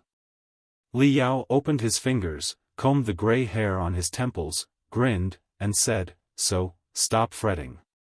Life is a continuous battle, and we've at least won this one. As for the future, we'll just see what comes and deal with it accordingly." As they talked, enormous earthquakes came from the depths of the gold crystal pyramid again. Not good. The gold crystal pyramid is still running. Long Yangjun exclaimed, "But our colossi have both been damaged. It's impossible for us to destroy the core of the gold crystal pyramid now. What do we do?" "It's all right. I can get it under control." Li Yao patted Li Jialing's shoulder and rose quickly. With glittering eyes, he strode to the depths of the gold crystal pyramid and said resolutely in a voice that only he could hear, "I must get it under control, and I will." Chapter 2669, All Settled. Li Yao rushed through the dark and long pathway. The gold crystal pyramid, as complex as a labyrinth, became crystal clear in his eyes, as if a map were overlaid on his retina. Information from Wuying Qi 3.0 surged through his brain. Whether he was willing or not, the overwhelming data crashed and stirred up colorful tides. Shwa. Shwa. Shwa. Shwa. Reality and illusions interchanged before Li Yao's eyes. He seemed to witness Wuying Qi modifying the gold crystal pyramid over the past months. He also saw Blackstar the Great devising plans to upgrade the gold crystal pyramid based on the remnants of the Book of Revelation left by the Nuwa clan. He even felt as if he were transported back hundreds of thousands of years, to a time when countless black beetles, in a life form resembling jellyfish, polished rocks, constructed towering structures, carved rune arrays, and built their ultimate weapon. The information about Wuying Qi, the blood god, the Nuwa clan, and even the Hui clan exploded in Li Yao's mind, making him feel that this place was his home and fortress. The entire gold crystal pyramid seemed an extension of his body and mind, a part of him, and he was its master. In just half a minute, he found a secret passage to the control center and appeared before the mental devil. Even Long Yangjun and Li Jialing struggled to keep up with him, exclaiming in shock at his sudden familiarity with the gold crystal pyramid. The mental devil's exclamation, however, was even more intense, not because it was surprised by Li Yao's familiarity, but because it detected abnormal energy deep within his head. As one of Li Yao's two personalities, the mental devil had always been particularly sensitive about the unusual energy that invaded Li Yao's brain. "What's wrong with you?" The light of blood crawled out of the mainframe crystal processor of the gold crystal pyramid and re-entered Li Yao's brain. So many things have entered you, my head hurts when I'm away. Too much debt is no debt, Li Yao said. I'm used to being possessed by people anyway. Those things will be digested soon. Tell me the situation of the gold crystal pyramid first. Can you shut it off with your power? That's impossible. The mental devil displayed thousands of graphs and illustrations in front of Li Yao by stimulating his retina. Look, the central database of the gold crystal pyramid is defended by a dozen flawless firewalls. I have to unlock all of them at once. If any one of my guesses is wrong, their passwords will change simultaneously. After 3 failed attempts, they will lock down completely, and the state to infuriate the sun will not be changed. Also, I haven't found the central component of the gold crystal pyramid yet. Even if I do, I have no doubt it's heavily protected from the outside. It will be impossible to break the central component unless we bombard it for half an hour with a super warship. But we're running out of time. The gold crystal pyramid has sent powerful electromagnetic waves to the sun, and the intensity of the solar storms is close to the tipping point. Based on current data, if we cannot turn off the gold crystal pyramid in half an hour, the solar activities will trigger a chain reaction and eliminate all creatures within the radiation range of the sun. This apocalyptic state might last 5 or 10 years, or maybe forever. Nobody knows the answer. Oh? Is that so? Li Yao scratched his hair and sighed. Then we have no choice now. First things first. Let's leave future troubles to the future. Li Yao rubbed his forehead with his index and middle fingers, fully unlocking the gift that Wuying Qi 3.0 had just implanted in his head. The unlocking was 100 times more painful than the passive absorption he had just experienced. Li Yao's hair stood on end, and a gray mist rose around him. Soon, the gray mist transformed into countless runes that adhered to his body. In front of him, the crystal processors left by the Hui clan from hundreds of thousands of years ago displayed countless runes as well. Each rune on the crystal processors seemed to match a rune on Li Yao's body, forming a virtual bridge between them. Li Yao had transformed himself into the core of the mainframe crystal processor of the gold crystal pyramid. His brain was the key to unlocking the highest clearances of the pyramid. Li Yao's face was so solemn that he seemed almost elsewhere. His eyes moved rapidly, indicating he was performing calculations at high speed. His tattered clothes were torn apart by the spiritual energy, but the fire and gray mist wove into an armor and cloak for him. His hair and cloak fluttered despite the lack of wind. Gradually, he overcame the force of gravity and rose to the center of the ancient crystal processors. This guy, Long Yongjun, looked at Li Yao in disbelief. She might envy Li Yao's luck, but she saw the price he was paying. Brother Yao, Li Jialing murmured, realizing that Brother Yao had also obtained something extraordinary. The passwords and highest clearances of the gold crystal pyramid are ours, the mental devil exclaimed in Li Yao's head. The gold crystal pyramid is under our control now. It's ours. Exactly. Li Yao smiled wearily and struggled to say, now, you've gained all the permissions of the gold crystal pyramid. Stop it now. Got it. The mental devil exclaimed with delight and rushed out of Li Yao's brain, speeding through thousands of virtual wires toward the depths of the gold crystal pyramid's main crystal processor. Unlike before, it was now recognized as the master of the gold crystal pyramid. The barriers and firewalls that had blocked it earlier were all open, and the previously closed areas were now fully accessible. It could now reach every corner of the pyramid and freely read any information it desired. Shut down. Shut down. The modules that had been running so fast they were nearly exploding were all shut down. The quakes deep within the gold crystal pyramid finally subsided, and the pillar of light that had been shooting into the sky dimmed and withered, vanishing into nothingness like a river that had run dry. In the space battlefield, the black spots on the violent sun, which had been proliferating, finally lost momentum after the last failed attempt to consume the sun. The flares the sun emitted grew shorter and weaker, and the high-energy particles and radiation it released declined at an astonishing rate. Many starships of the four families' elite fleets had lost their spiritual shields, and their armor was nearly pierced by the high-energy particles. Everyone on those starships was on the verge of being destroyed at the genetic level. However, just as the starships were about to be destroyed, the sun's fury waned, sparing them from certain death. However, the dazed soldiers and the mortal cultivators were unaware that death had just knocked on their door. The powerful reverberation of brainwaves left them either dizzy, delirious, or still haunted by nightmares. However, since the source of their problem had been taken care of, they would wake up from the nightmares very soon. The surface of the capital planet remained unchanged.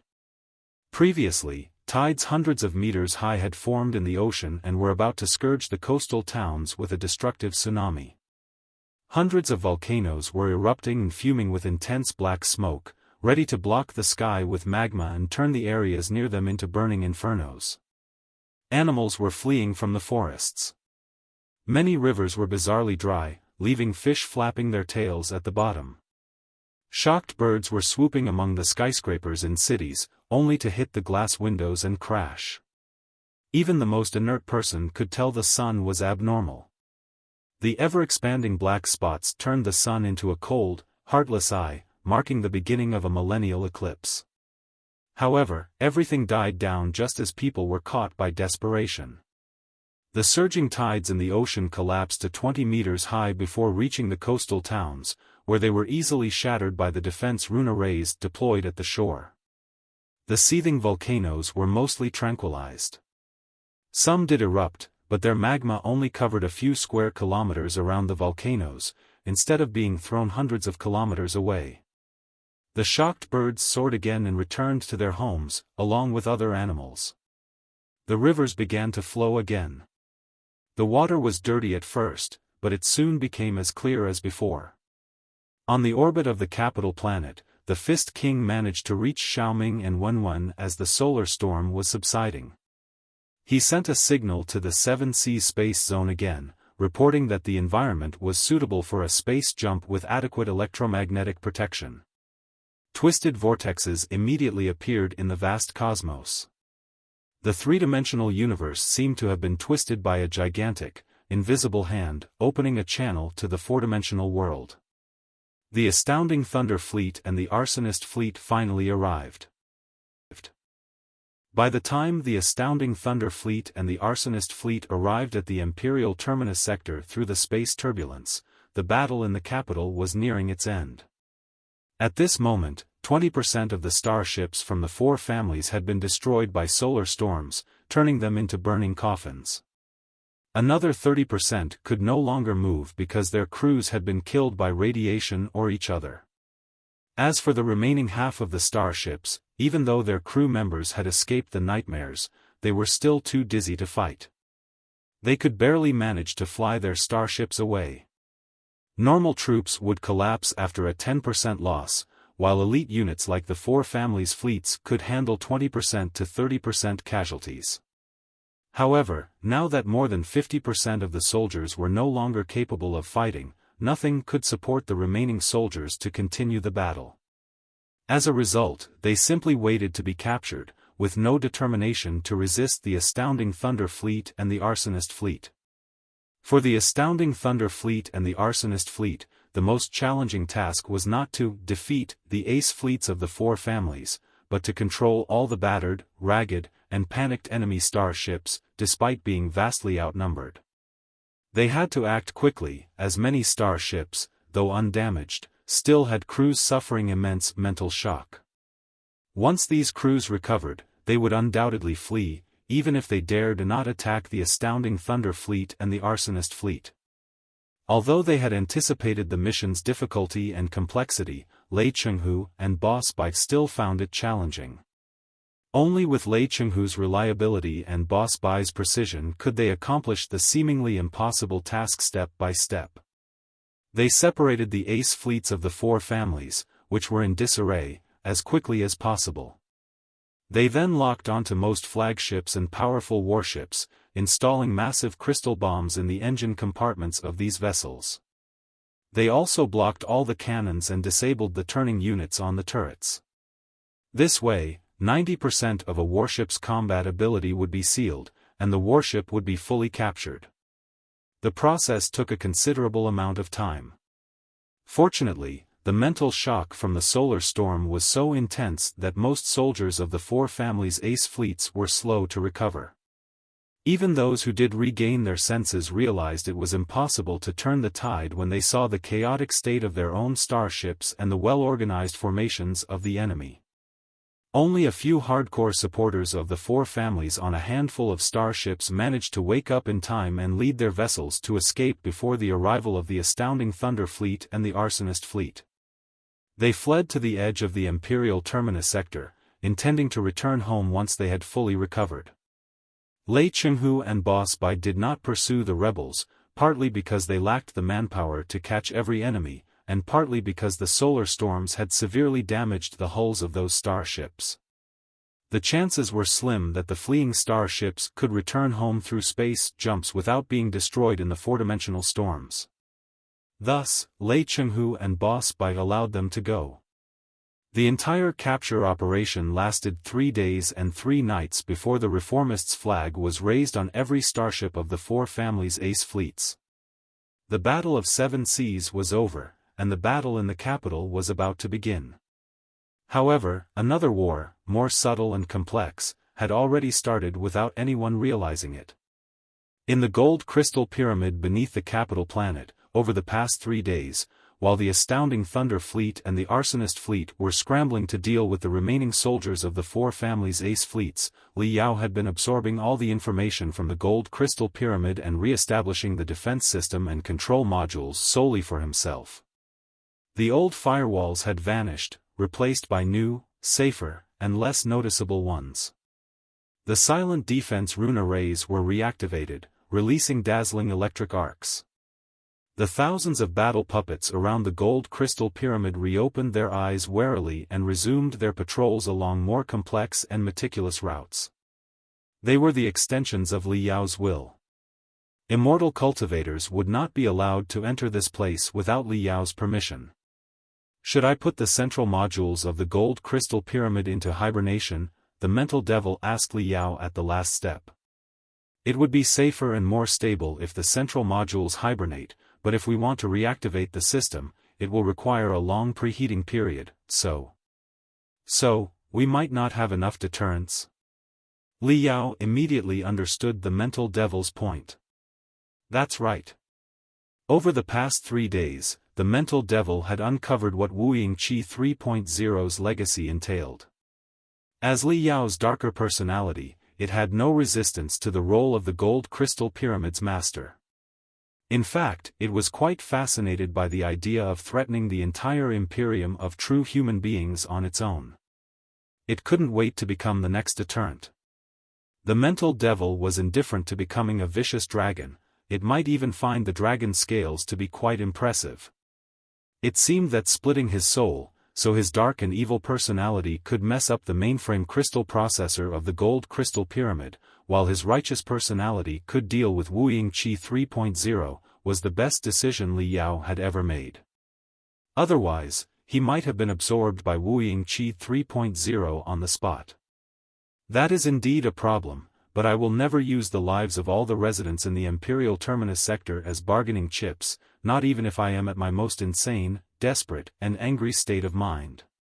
Li Yao declared resolutely. Even though I'm not destroying the central units of the gold crystal pyramid, I have to hibernate them in case anything goes wrong. However, the lack of deterrence is truly a problem. How about this? Can you create a simulation system that will make the central units of the gold crystal pyramid seem to be functioning when we have actually turned them off? That's possible, but it will transform strategic deterrence into strategic deception. The mental devil snorted, I feel that it's much less awesome. Also, I need to remind you that successful strategic deterrence must be based on the premise that all your enemies and allies believe you are an insane lunatic who will make use of the deterrence when necessary. But in fact, you do not boast this convincing power. For the immortal cultivators who are as determined as Lei Chenghu, they might ignore your strategic deterrence and even construe it as strategic deception. In such a way, they would simply continue whatever they're doing without caring about what you do or say. After all, I'm not blaming you, but you've tricked too many people for people to trust you. What are you talking about? Li Yao glared at him. What do you mean by, you've tricked too many people? We did it together, didn't we? But you're not wrong. I'm indeed a righteous and benevolent person in public. It's indeed rather difficult to convince Lei Chenghu and other immortal cultivators that I will not hesitate to destroy the Imperial Terminus sector if they cross the line. That's right. Strategic deterrence is a battle of determination and madness, the mental devil said solemnly. You're obviously not as crazy as Lei Chenghu. How do you plan to play strategic deterrence with him? Fair point. That's truly a problem. How can I convince an iron-blooded militarist like Lei Chenghu that an innocent cultivator like me might be even more brutal and insane than he is? Li Yao sighed as he watched the mental devil hibernate the central units of the gold crystal pyramid. Scratching his hair, he left the control room. I need to think about it. Long Yangjun and Li Jialing were both waiting anxiously. Seeing Li Yao, they immediately approached him, scanning him with both concern and wariness. What are you doing? Checking if I've turned into a vicious dragon? Li Yao said, frowning unhappily. Right. I have to say that Wuying Qi 3.0 has truly played a dirty trick on you. Long Yangjun rubbed her fists and said, concerned. In this situation, you have to become the master of the gold crystal pyramid to deter the Imperium. But who knows if you'll lose yourself in the face of such immense power. We certainly need to keep an eye on you so that we can wake you up if you're about to be corrupted. That's right. Brother Yao, I've been digesting the legacy left by Wuying Qi 2.0 in the past few days. I have to say that his power is indeed dark and overwhelming. Li Jialing also said, I was almost lost several times, even though Sister Long was looking after me. How about you? How do you feel now? I feel fine. Nothing special. Li Yao scratched his head and thought for a moment before he said solemnly, I've considered the possibility that a dragon slayer turns into a dragon after being contaminated by the dragon's blood. I've also read a lot about the Venge theory. It's actually not a big deal. At first, I was startled by Wuying Qi 3.0's claim, but on second thought, many dragon slayers who turned into dragons had only themselves to blame. It was nobody else's fault. Those people were usually particularly unsociable and proud. They often thought they were the only sober people in the world and that they had to save the world on their own. So, whenever they found a great secret, they kept it to themselves while they tried to save the world in silence, until they reached a breathtaking and misguided outcome. They were obsessed with the ecstasy of self-sacrifice. Also, their vortices, or caves, were usually gloomy, if not outright creepy, and barely had any visitors. So, they lived in those places by themselves and considered how to save the world with their own minds. If it goes on, even the sanest person would go insane. Is it really surprising that they became vicious dragons? Li Jialing said, deep in thought, Brother Yao, you do have a point. I've been locking myself away for days. The more alone I stayed, the more scared I became, the more scared I was, the less willing I was to meet others. If it weren't for Sister Long, I might have been caught in the state you described, unable to set myself free. That's right. You're too scared to reach out to others or ask for their help, weighed down by Wuying Qi's legacy on your shoulders, so you can only stay in the darkness, in panic and solitude, until you walk Wuying Qi's path again. This is what Wuying Qi wished to see, isn't it? Li Yao, standing at Li Jialing's shoulder, said solemnly, in fact, it's completely unnecessary. No matter how powerful we are essentially human beings, with one head and two arms, just like all the other human beings. This world is too big for us to save alone. So, we must believe in the people, or at least in our dear family and friends. We have so many loved ones helping us. How could they watch us degenerate into vicious dragons without doing anything? Exactly. Long Yangjun rubbed her fists and said, even if I can watch you become dragons, my fists can't. Get away from me. Li Yao glared at Long Yangjun and said to Li Jialing, I've given it a lot of thought. The battle against Wuying Qi's legacy can't be finished overnight. But we can try to make the battlefield as warm and lively as possible. I'm talking about the Gold Crystal Pyramid. Even if I have truly become the master of the Gold Crystal Pyramid, it doesn't mean I have to live in this dark and creepy place miserably.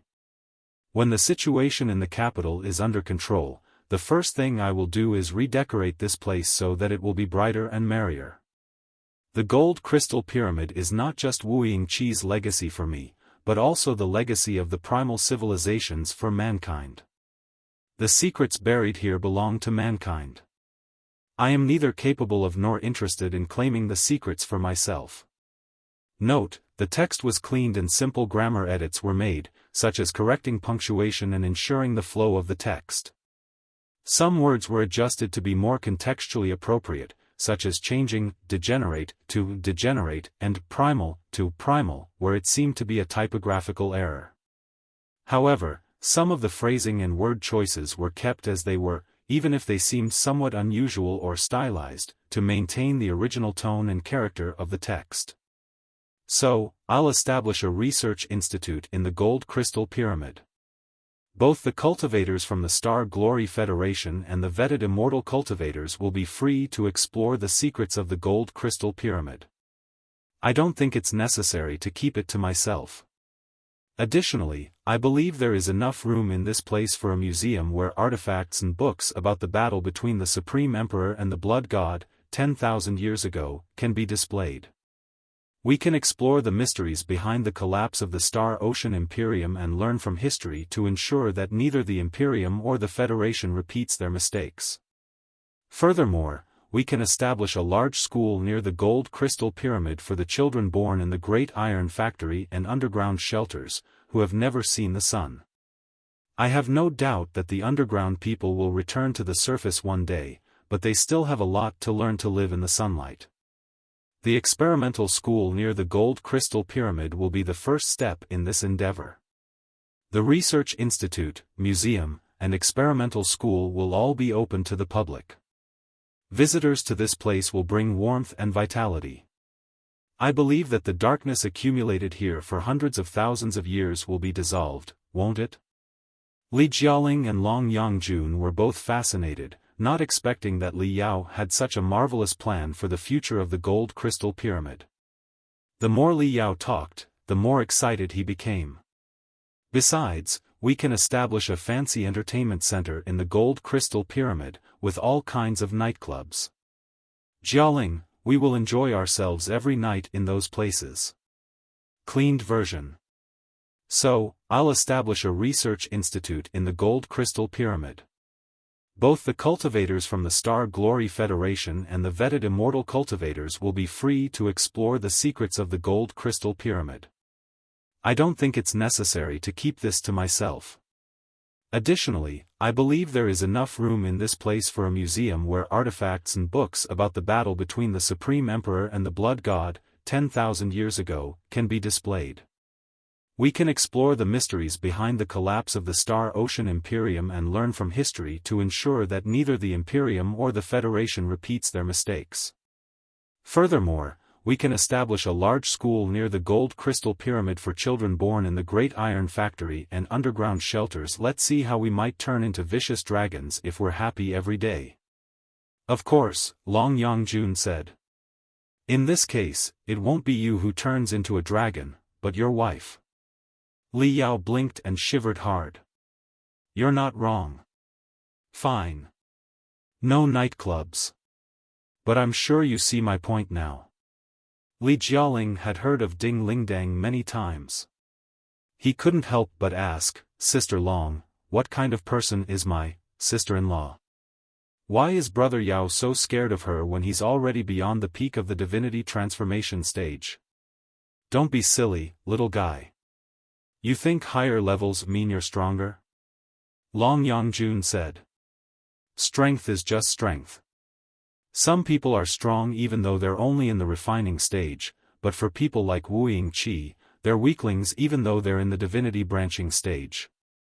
As for Li Yao's wife, let me put it this way, even if you know she can't, you'll somehow believe she can destroy the entire Imperial Terminus sector without a gold crystal pyramid. She's that strong. That is, Li Jialing was rather shocked. You're only exaggerating it. My wife is gentle, loving, and very reasonable, all right? Li Yao clenched his fists determinedly. For her, I won't allow myself to turn into a vicious dragon. I bet you won't, Long Yangjun said casually. If Ding Lingdang were here to wake you up, I don't think she would have been as gentle as I was. Li Yao coughed and said, all right, enough of this discussion. Xiaoming and Wenwen are here. The three of them left the gold crystal pyramid, with Xiaoming and Wenwen leading the battle puppets that had been defending the royal palace, to better protect the gold crystal pyramid. These were the most advanced models in the Imperium of true human beings. Xiaoming and Wenwen were undoubtedly among the greatest winners in the Battle of the Capital. When the solar storm swept through space and the two leaders of the reformists, Li Linghai and Wuying Qi, could no longer command the ground forces, the reformists could barely put up a fight. At that moment, only the spiritual puppets continued their missions diligently, but Xiaoming and Wenwen hacked into their control network and took them over. When Wuying Qi's two personalities perished, they left behind permissions for the royal palace control system and the ultimate password to mobilize multiple puppet legions for Li Yao and Li Jialing. With these permissions and the ultimate password, Xiaoming and Wenwen could hack any database in the royal palace. Before the solar storm's power diminished, they gathered many secrets when most crystal processors were severely affected. They also took control of the powerful and most advanced battle puppets and drones. The entire capital planet came under their control. For Li Yao, it was better to have Xiaoming and Wenwen control the capital planet than let it descend into chaos. Besides, the solar storm's influence on the capital planet had not yet ended. Post-war relief would be a massive, complex project. More people could be saved with Xiaoming and Wenwen's help. Revised. Xiaoming and Wenwen are here. The three of them left the gold crystal pyramid, with Xiaoming and Wenwen leading the battle puppets that had been defending the royal palace to better protect the gold crystal pyramid. These were the most advanced models in the Imperium of true human beings. Xiaoming and Wenwen were undoubtedly among the greatest winners in the Battle of the Capital. When the solar storm swept through space, and the two leaders of the reformists, Li Linghai and Wuying Qi, could no longer command the ground forces, the reformists could barely put up a fight. At that moment, only the spiritual puppets continued their missions diligently, but Xiaoming and Wenwen hacked into their control network and took them over. When Wuying Qi's two personalities perished, they left behind permissions for so, Li Yao transmitted Wuying Qi's legacies to the two little beings who called themselves Information Lives, making it easier for them to control the planet. Li Yao had never doubted Xiaoming and Wenwen, his children who were connected to him by blood. However, when he watched Xiaoming and Wenwen leading thousands of battle puppets armed to the teeth, he couldn't help but feel a strange sensation. It was not fear or vigilance, but the comfort and vague jealousy a man in his prime feels when watching the younger generation grow and thrive. Li Yao did not consider himself a vicious dragon, but he certainly wasn't a young dragon slayer either. He was more of a middle-aged dragon slayer. Li Jialing, Xiaoming, and Wenwen were the hope of the civilization and the new generation dragon slayers. Li Yao had many complicated feelings when he thought about that. Dad! Behind them, thousands of battle puppets called out in unison, using the same cute voice.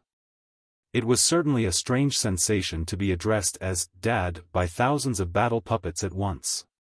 Even Li Yao, usually so brazen, found it hard to handle.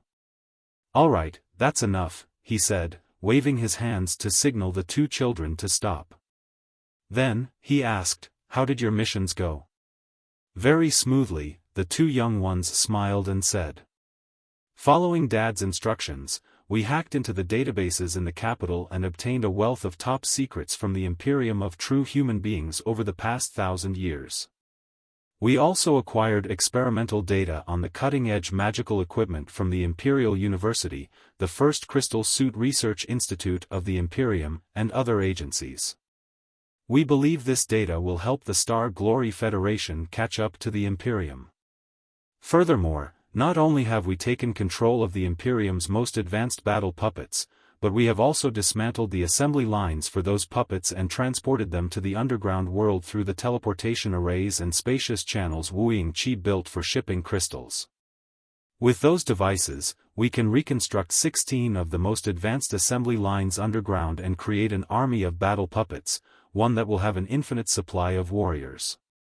Our puppet army is now deployed in 3 defensive lines outside the Gold Crystal Pyramid. Unless the enemy assembles dozens of Divinity transformation stage experts or bombards us with a super arsenal warship at close range, our defense lines will be impenetrable. However, controlling thousands of battle puppets simultaneously has stretched our computational abilities to the limit. Fortunately, there are numerous crystal processors from the primeval age in the Gold Crystal Pyramid that we can use. If we can crack those crystal processors and add them to our thinking network, our abilities will definitely have a huge leap. Is that so? Li Yao was at a loss again when he heard the two children talking about their achievements proudly. Pondering for a long time, he glanced at Long Yongjun and Li Jialing and asked the children, "Tell me, Xiaoming and Wenwen, if I give the control permissions of the Gold Crystal Pyramid to you, so that you can decide when to activate it, what will you do? Will you? What?" The two children blinked their eyes innocently. Li Yao could barely continue. He did not know what he really wanted to ask, nor did he know what answer he was expecting to hear. "Your dad wants to know." Observing them coldly, Long Yongjun continued for Li Yao, "If you have the permissions to activate the Gold Crystal Pyramid, will you destroy mankind with it?" Destroy mankind? The children looked at each other and burst into laughter. "No, we won't. Dad's concerns are unnecessary. Even if we were to destroy mankind, we would not use the Gold Crystal Pyramid or the Next Sun plan. They're human beings' approach, not ours." Smiling, Xiaoming said, "If dinosaurs had wisdom, what do you think they would have pictured as the new dominator of the continent that would destroy and replace them? Something bigger, stronger, with sharper claws and teeth, right? By the same logic, if the ancient fish that once dominated the ocean were wise, the best they could have imagined about a new generation life that would replace them was higher speed, better agility, and greater biting force, but nothing more, right? If turtles were wise, what life form would replace them in their eyes? Something with a thicker shell and a longer life? Look, in the eyes of every life form, they are perfect, and their replacements, which should be more perfect, are only stronger in their strongest areas. That's the limitation of imagination and the cause of fear. But we all know it wasn't a faster, bigger fish that replaced the ocean dominator, but a small fish forced to migrate to the continent under the pursuit of predators. Also, it wasn't a stronger, fiercer dinosaur that replaced the obsolete dinosaurs, but mammals that were much weaker. If a dinosaur saw an ape shuddering in the cold wind after accidentally falling from a tree, it would never believe it had seen a new king that would replace it. What I'm saying is that every life form has its limitations. Mankind can never imagine the power of the new generation of life, and you can only infer our modes of thinking with your own. However, both the Gold Crystal Pyramid and the Next Sun plan are your ways to destroy yourselves, and we are not interested in them at all. Huh? Long Yongjun blinked and asked, "Then, how will you destroy us, them, if you're going to replace mankind?" "We don't have to. Do you not understand, Aunt Long? We don't have to destroy mankind," Wenwen said. "Did mammals have to kill all the dinosaurs to claim the continent? Did the small fish from the ocean have to seek revenge on their predators and annihilate them after evolving into amphibians and reptiles? Did mankind rise because humans were able to kill all the 13 carbon-based lives? No, that's completely unnecessary. Time, as well as yourselves, will destroy you. Only the fittest survive in nature.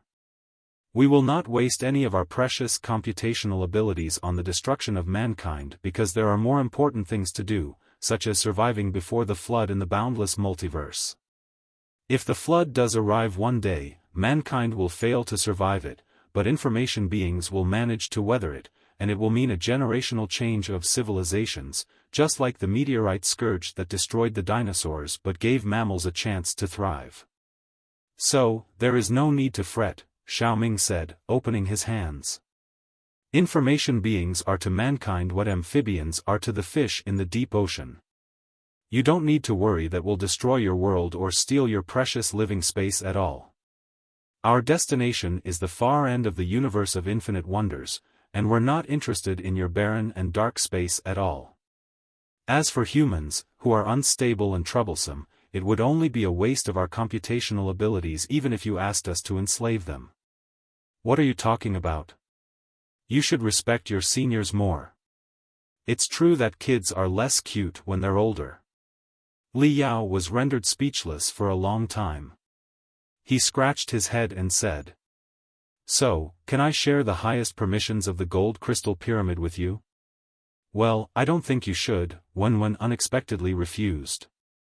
"While we're not interested in destroying or enslaving human beings, I'm sure that most humans, who are stupid, ignorant, and stubborn, think otherwise, as can be seen from the plots in countless fictions where artificial intelligence threatens mankind after it grasps powerful weapons. Like what Xiaoming just said, it's in the nature of mankind to infer the evilness of new beings with your own evilness. For now, we hope to live in peace with mankind, so we cannot provoke the general public, who are dogged and foolish. It will take both the people in the Imperium and those in the Federation a long time to get used to us. Until then, they will attack us in fury when they discover that the gold crystal pyramid is under our control." "That's right," Li Yao said. "It will be great if we can perfect our thinking circuits with the crystal processors in the gold crystal pyramid, but we certainly do not want to control the entire structure." Xiaoming pouted his lips. "Wouldn't it be the best choice if you control the gold crystal pyramid personally, Dad?" "But..." Li Yao hesitated for a moment and said, "I'm scared that I don't have enough deterrence. Also, I might develop psychological issues if I control such a powerful weapon like the gold crystal pyramid for a long time." "That's simple," Wen said. "All you need to do is design various requirements and subdivide the procedure to activate the gold crystal pyramid into countless steps, each controlled by different people. They will complete their respective steps when the requirements are met. The person controlling a step will have no idea what they are doing. It will be a simple input-output process. Someone gives them a parameter, and they send out a corresponding parameter. In the end, even the person who presses the button to activate the gold crystal pyramid won't know what they just did. This is like a program made of countless people," Xiaoming added. "As long as all the triggers are reasonably set, nothing will go wrong, and the deterrence will always be maintained. Ironically, people would rather turn into a program to control the gold crystal pyramid than to let a real program do the job," Xiaoming mused. "In fact, is there really any difference between them?" Chapter 2673 New Balance. Wait. I've been thinking too much about philosophical stuff lately. My head hurts. Rubbing his temples, Li Yao narrowed his eyes and said, "Let me rest first before we tackle the tricky problem and figure out how to increase our deterrence, all right?" "I'm afraid not." Xiaoming's eyes flashed quickly. "Uncle Fist King has just sent a message. A communication channel among the Arsonist Fleet, the Astounding Thunder Fleet, and the Gold Crystal Pyramid has been established. Boss Bai and General Lei are both eager to talk to you. Also, Boss Bai asked you to be wary of the astounding Thunder Fleet. What do you mean by wary? Li Yao's head ached even more. He said, is Lei Chenghu ending our cooperation, or something? I don't think so, but all in all. Xiaoming said, you can talk to Boss Bai and General Lei directly. Motivated by the two children, a dozen battle puppets stepped forward and surrounded Li Yao, shooting out rays that formed Boss Bai's image from their eyes. Li Yao. Boss Bai seemed furious. The moment he saw Li Yao, he shouted, how well have you controlled the capital? Ensure that key facilities are not transferred to the astounding Thunder Fleet. You cannot allow the astounding Thunder Fleet to land, do you understand? What's up, Boss Bai? Li Yao was greatly surprised.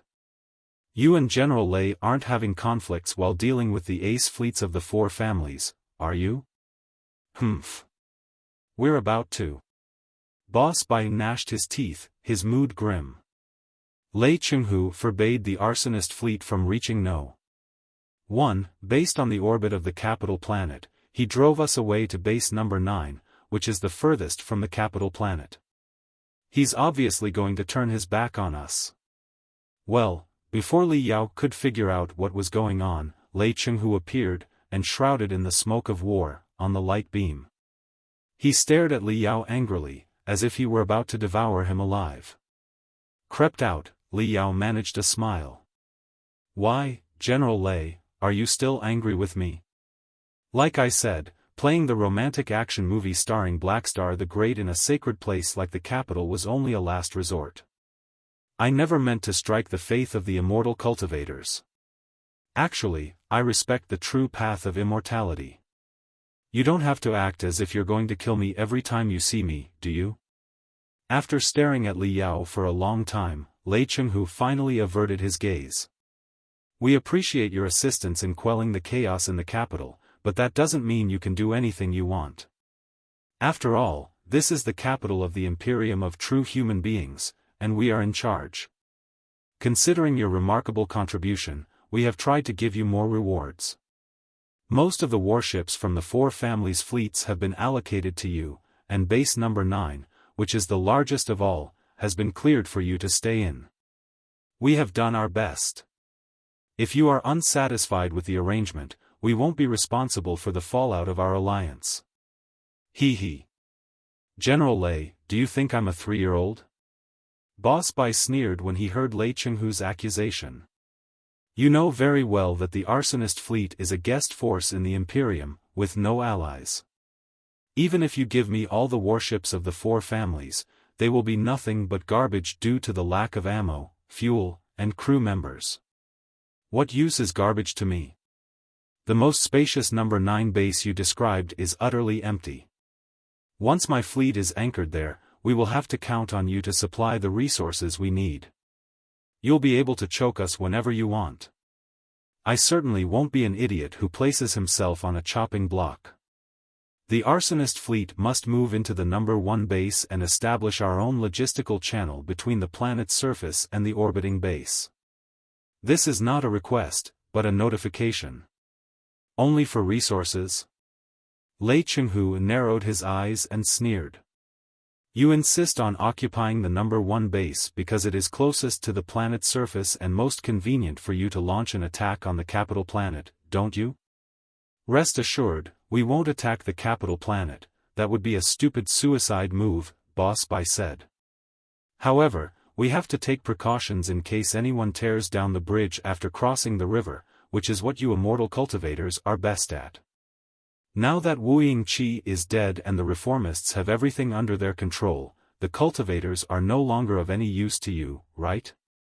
How do I know you won't get rid of us once we're no longer needed? Then how do I know you won't do anything stupid after claiming the best location to attack the capital planet? Lei Chenghu bashed his chest with his iron arm in rage. I swear by my dignity as a soldier that I've never planned to turn against you. The astounding Thunder Fleet and I will do our best to protect your safety. But you must understand my pressure. I am not the monarch of the Imperium, and the soldiers obey and admire me conditionally.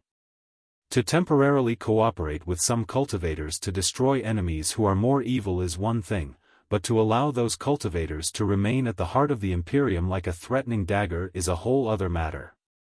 It's utterly impossible. I won't be able to answer to the immortal cultivators if I allow it to happen. Can you cultivators imagine a fleet of immortal cultivators stationed above your capital at all times? That's different.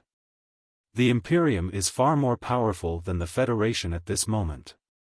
We can only achieve a temporary balance if we are a deterrence to the Imperium's heart. Unmoved, Boss Bike continued coldly, only a balance of mutual deterrence can we expect peace and cooperation. This is my boundary. Then, Lei Chenghu sighed and said, our alliance seems to have fallen out in advance. Seems so. Boss Bai's eyes glowed with excitement. Last time we fought, we were only pretending, and neither of us did our best. Now, let's see if the god of war really deserves his name. Seeing that the two fleet commanders were about to burst into war, Li Yao hurried to interrupt them. Wait. Let's not rush into anything. Though the ace fleets of the four families are crushed, the four families' nests are still undamaged, the civil war is not over yet, and the fleets of the Covenant Alliance are nowhere to be seen. You aren't so stupid as to fight right now, are you? Boss Bai, not that I'm blaming you, but I don't think you're right. It's true that the Arsonist fleet is a guest troop invited by the Queen and General Lei to help. Now, we're not in a position to claim their place, nor do we want to, right? The capital must be returned to the reformists, and this includes General Lei. As guests, we have to follow the host's instructions and anchor our ships where the host wants us to be. Moreover, it's already difficult enough for most immortal cultivators to accept that a fleet of cultivators is fighting on their side. If you appear so aggressive that it seems you might attack the capital planet at any moment, I wouldn't tolerate it either, even if I were an immortal cultivator. Li Yao, you, Boss Bai looked at Li Yao in disbelief. I remember that you skillfully played the game of mutual deterrence when we first met in the Flying Star sector. Why have you turned into a moron after all this time? Yes, Wuying Qi is dead, but the secrets about the cultivators and the Star Glory Federation have been exposed to the immortal cultivators. The Arsonist fleet is no longer a secret. How can the Imperium and the Federation cooperate when they are so unbalanced? Are you going to tie the future of the Federation and the fate of billions of compatriots to Lei Chenghu's promise? This is not about whether we can trust Lei Chenghu, it's that we don't have the power to trust Lei Chenghu, don't you understand? Of course I do, Li Yao said gloomily. However, even if the Arsonist fleet claims the number 1 base, it would be unnecessary and redundant.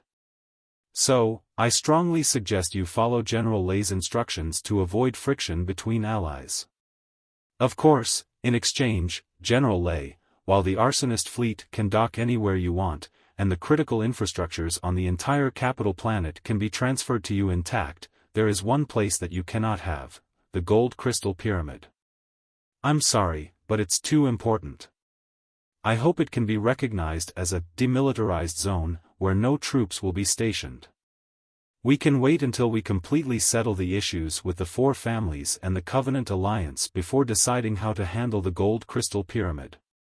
Schwa. Schwa. Schwa. Schwa. Li Yao displayed the data that had been altered by the mental devil to Lei Chenghu and Boss Bai, demonstrating the current status of the Gold Crystal Pyramid and his identity as its master. Chapter 2674, Who's the Deterrent? As rows of data flashed before Boss Bai's and Lei Chenghu's eyes, Boss Bai gradually relaxed, while Lei Chenghu's fury almost burst out like black magma. What's the meaning of this? Lei Chenghu demanded, clenching his fists so hard that his metal parts were cracking. Exactly what you're seeing, General Lei, Li Yao smiled and said.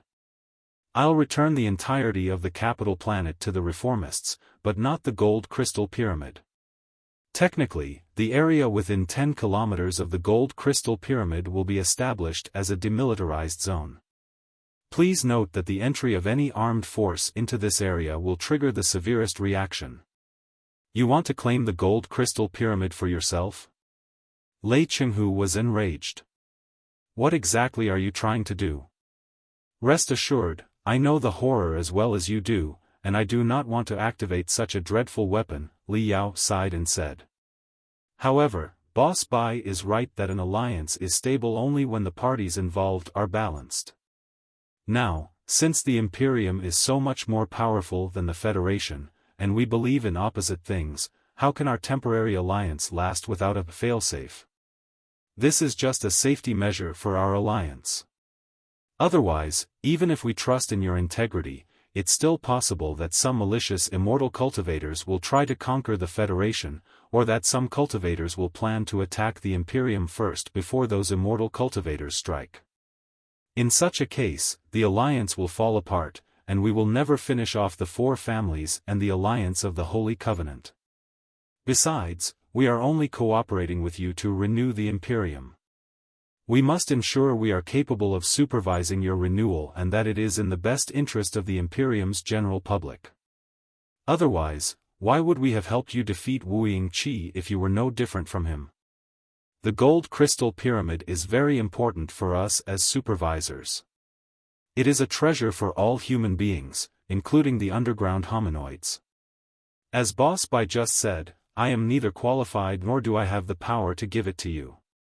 Supervise our renewal. Lei Chenghu narrowed his eyes and gnashed his teeth in obvious fury. Li Yao, are you threatening me?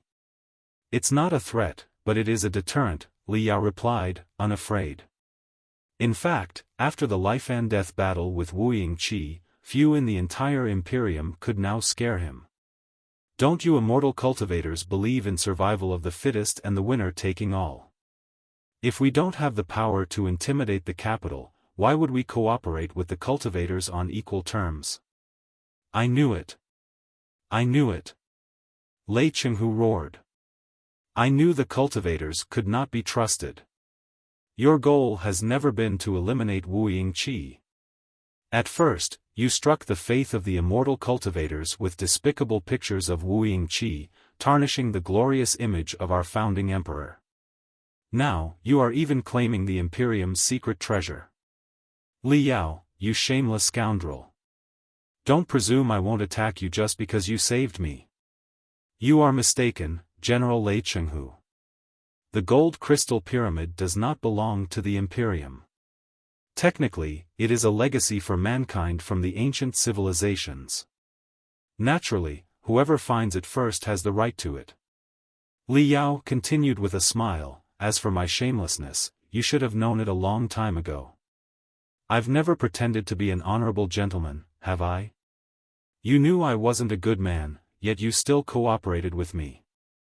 Why? Because you had no choice. Since you chose to cooperate with me and I finished off Wuying Qi as promised, I'm entitled to some reward. Do you think you can get the capital back without paying anything? Nice thinking. Lei Chenghu took a deep breath, and his fury and aggression dissipated, as if he had been bluffing. However, his eyes were flashing more dangerously, indicating that he had made a cruel decision. Tell me, Li Yao, Lei Chenghu said coldly, if I refuse to acknowledge your so-called demilitarized zone and send troops to take over the gold crystal pyramid, what will you do? In that case, I'm afraid the arsonist fleet will attack the astounding thunder fleet immediately, and I, along with my legion of puppets, will resist until none of us remain, Li Yao said. We'll do whatever it takes to defend the gold crystal pyramid, including the last resort. The last resort? Lei Chenghu chuckled. Are you talking about reactivating the gold crystal pyramid and infuriating the sun again? Li Yao's eyelashes fluttered rapidly. Yes, if you really attack the gold crystal pyramid, I will reactivate it. He, Li Yao, despite your shamelessness, you are still a cultivator, which is both your most precious trait and your fatal weakness, Lei Chenghu laughed. Let me tell you, I don't believe it. I don't believe you'll reactivate the gold crystal pyramid and deal with me while putting billions of lives at risk, especially after you just saved them from Wuying Qi. Your belief won't allow you to do that. Maybe you are an excellent spy and deceiver, but you're too soft-hearted to be a real deterrent. Your threat and deterrent are basically zero. Let me tell you how to be a qualified deterrent. Now, I'm offering my own deterrence. I'll give you half an hour to make a final choice. You have two options. First, fly the Arsonist fleet to the number 9 base and submit the highest control permissions of all key infrastructures on the ground, including the Gold Crystal Pyramid. I'll ensure your safety and power as promised. You, Li Yao, will be acknowledged by me and the Imperium's military as the King of Black Wind. The Black Wind sector and neighboring worlds can be regarded as a special area for cultivators, and the cultivator fleets can move within the Imperium under the name of the Black Wind Legion. This is the best the immortal cultivators and I can tolerate. Second, if the Arsonist fleet does not fly to the number 9 base within half an hour and you refuse to submit the highest control permissions, my troops will land and take over all facilities. What happens next will be beyond anyone's control. Lei Chenghu, you're playing with fire. Boss Bai roared. You're giving away our hard-earned victory. Exactly, but that's how deterrence works. Folding his arms, Lei Chenghu said casually, this will definitely cause great trouble for the reformists and the rebirth of the Imperium, but I believe the cultivators will be struck 10 times worse. I'm just wagering that you won't really end the cooperation. But of course, if I lose the bet, I'll follow through on my threats without hesitation. That's what a qualified deterrent should do. Boss Bai fell silent and looked at Li Yao. Li Yao was pale and panicked, as if he didn't know what to do. Look, Li Yao, it's in your nature, Lei Chenghu said, seeing through Li Yao's weakness. It's not exactly a weakness, but more like an inappropriateness.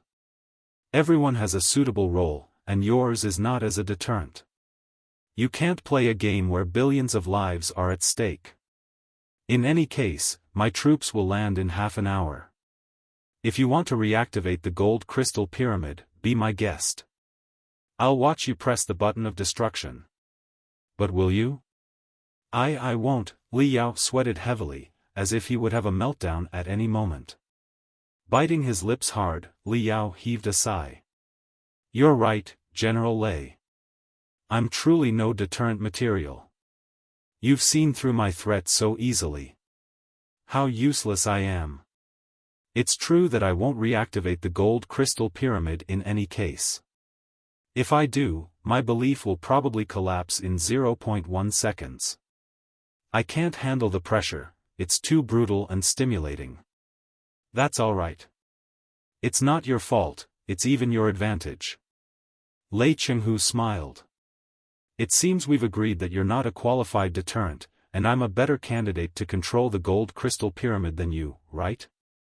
You're absolutely correct. Blinking his eyes, Li Yao wiped the sweat from his forehead and put on a vague smile. However, since I'm too indecisive and undetermined, there are many people who are more suitable as a deterrent than I am. So, I don't have to give the Gold Crystal Pyramid to you, do I? Right, have I ever introduced you to my 2 children, Xiaoming and Wenwen? Chapter 2675, There Can't Be 2 Suns in the Sky. The confidence on Lei Chenghu's face, which indicated that he had everything under control, crumbled like a sand wall in a storm. Are you crazy? Shaken, he looked at Li Yao in disbelief. You're giving the ultimate weapon that can destroy the Imperium to 2 monsters virtualized by crystal processors? Watch your mouth, General Lei, Li Yao said, his demeanor turning serious. They are my children. They are a life form that exists in reality, not virtual beings or monsters. On the contrary, they can remain more calm and rational than we can in complicated dilemmas, making the best decisions as quickly as possible. I know myself very well. I admit that I am not qualified to be a deterrent. From the beginning, I've been considering to whom I will transfer the control of the Gold Crystal Pyramid. Long Yongjun and Boss Bai are both more suitable than me, but my children are the most suitable of all. how can you trust them? Lei Chenghu was almost jumping out of the light beam, thundering, whatever they are, I don't trust them, and I won't let the gold crystal pyramid fall into their hands. They are my children, born from infinite data in the Star Glory Federation. Why should I trust you over them? Li Yao smiled, speaking unhurriedly. In any case, I still have control of the gold crystal pyramid, but I know the responsibility is too great for me. So, I signed an agreement with Xiaoming and Wenwen and installed a trigger in their logic circuits. They will monitor my biophysical parameters, including brainwaves, heartbeat, and breath, 24 hours a day.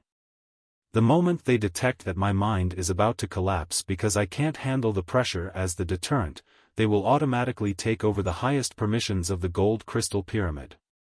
Also, if I die accidentally, say I'm killed while fighting your troops, they will take over the highest permissions and become the new masters of the gold crystal pyramid.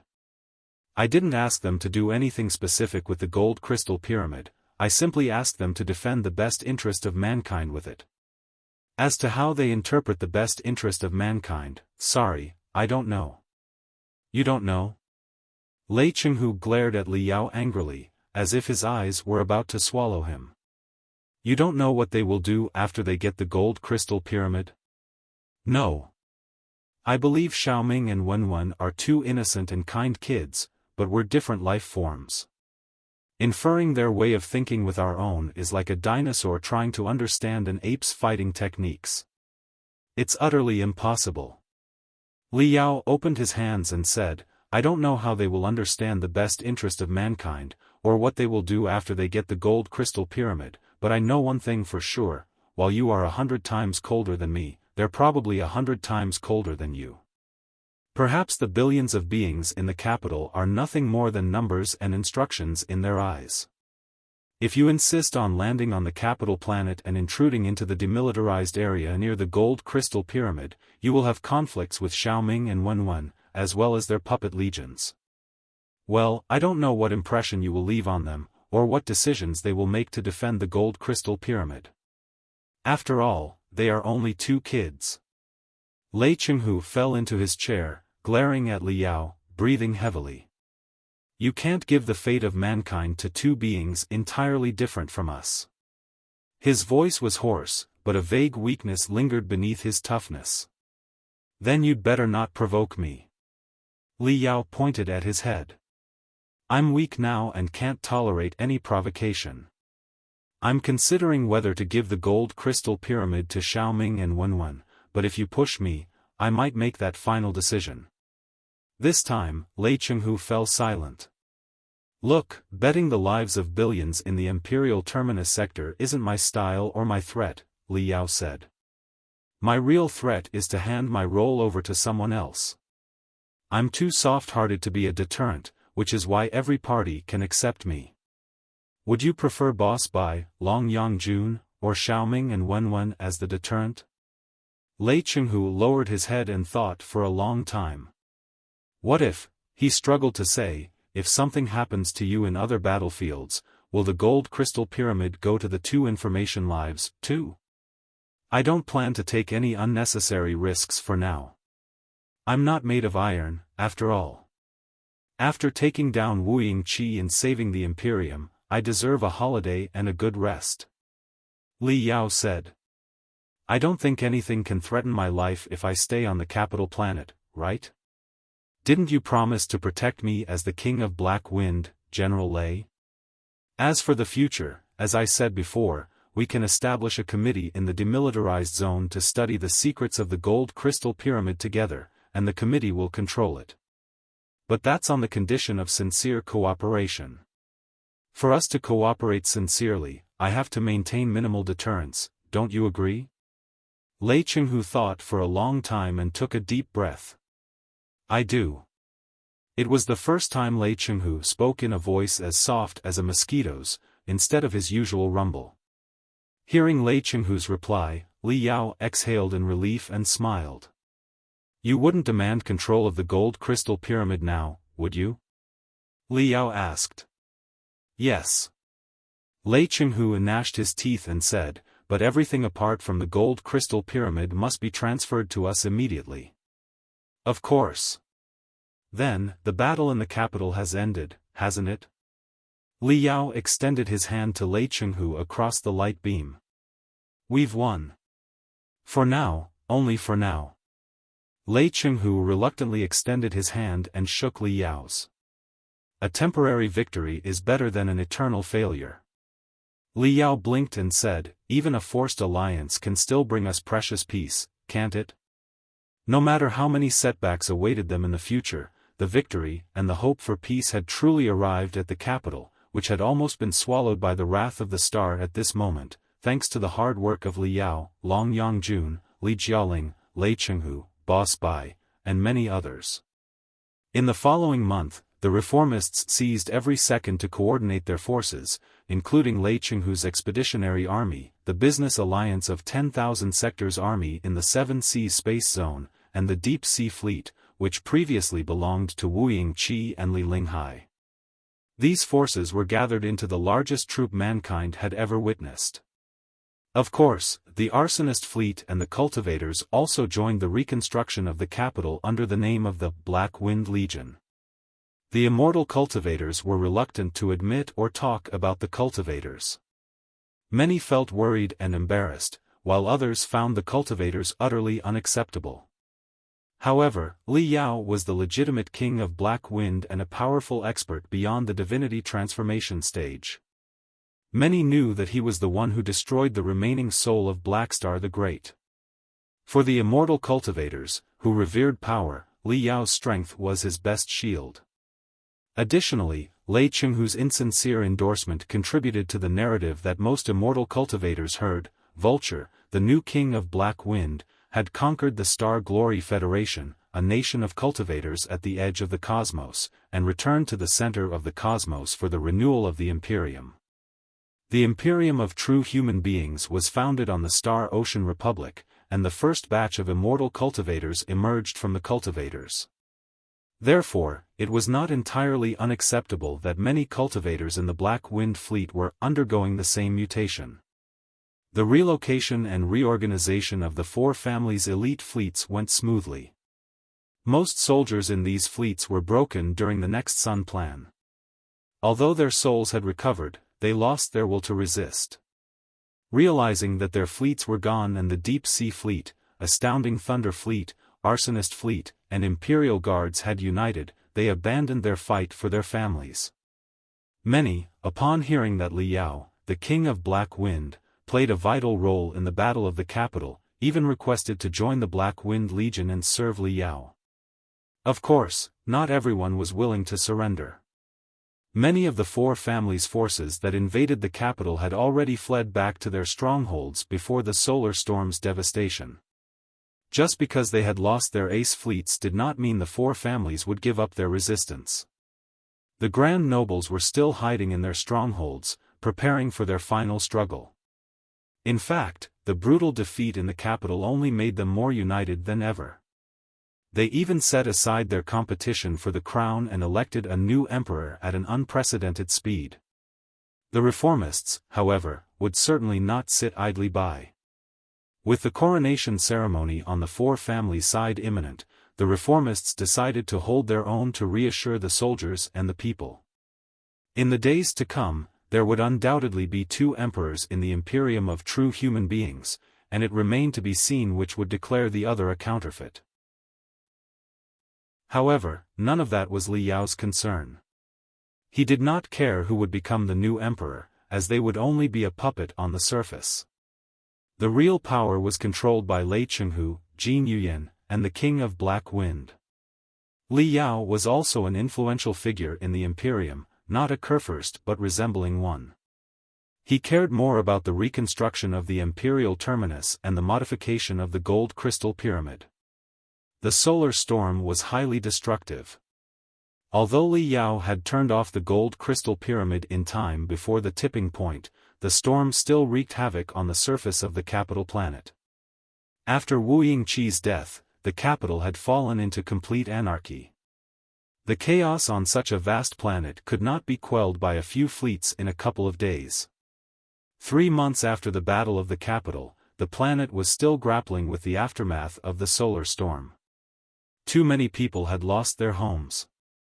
Some exhibited severe radiation symptoms, while others engaged in looting, claiming to be eliminating the followers of the Kurfürsten, much to the dismay of the real reformists.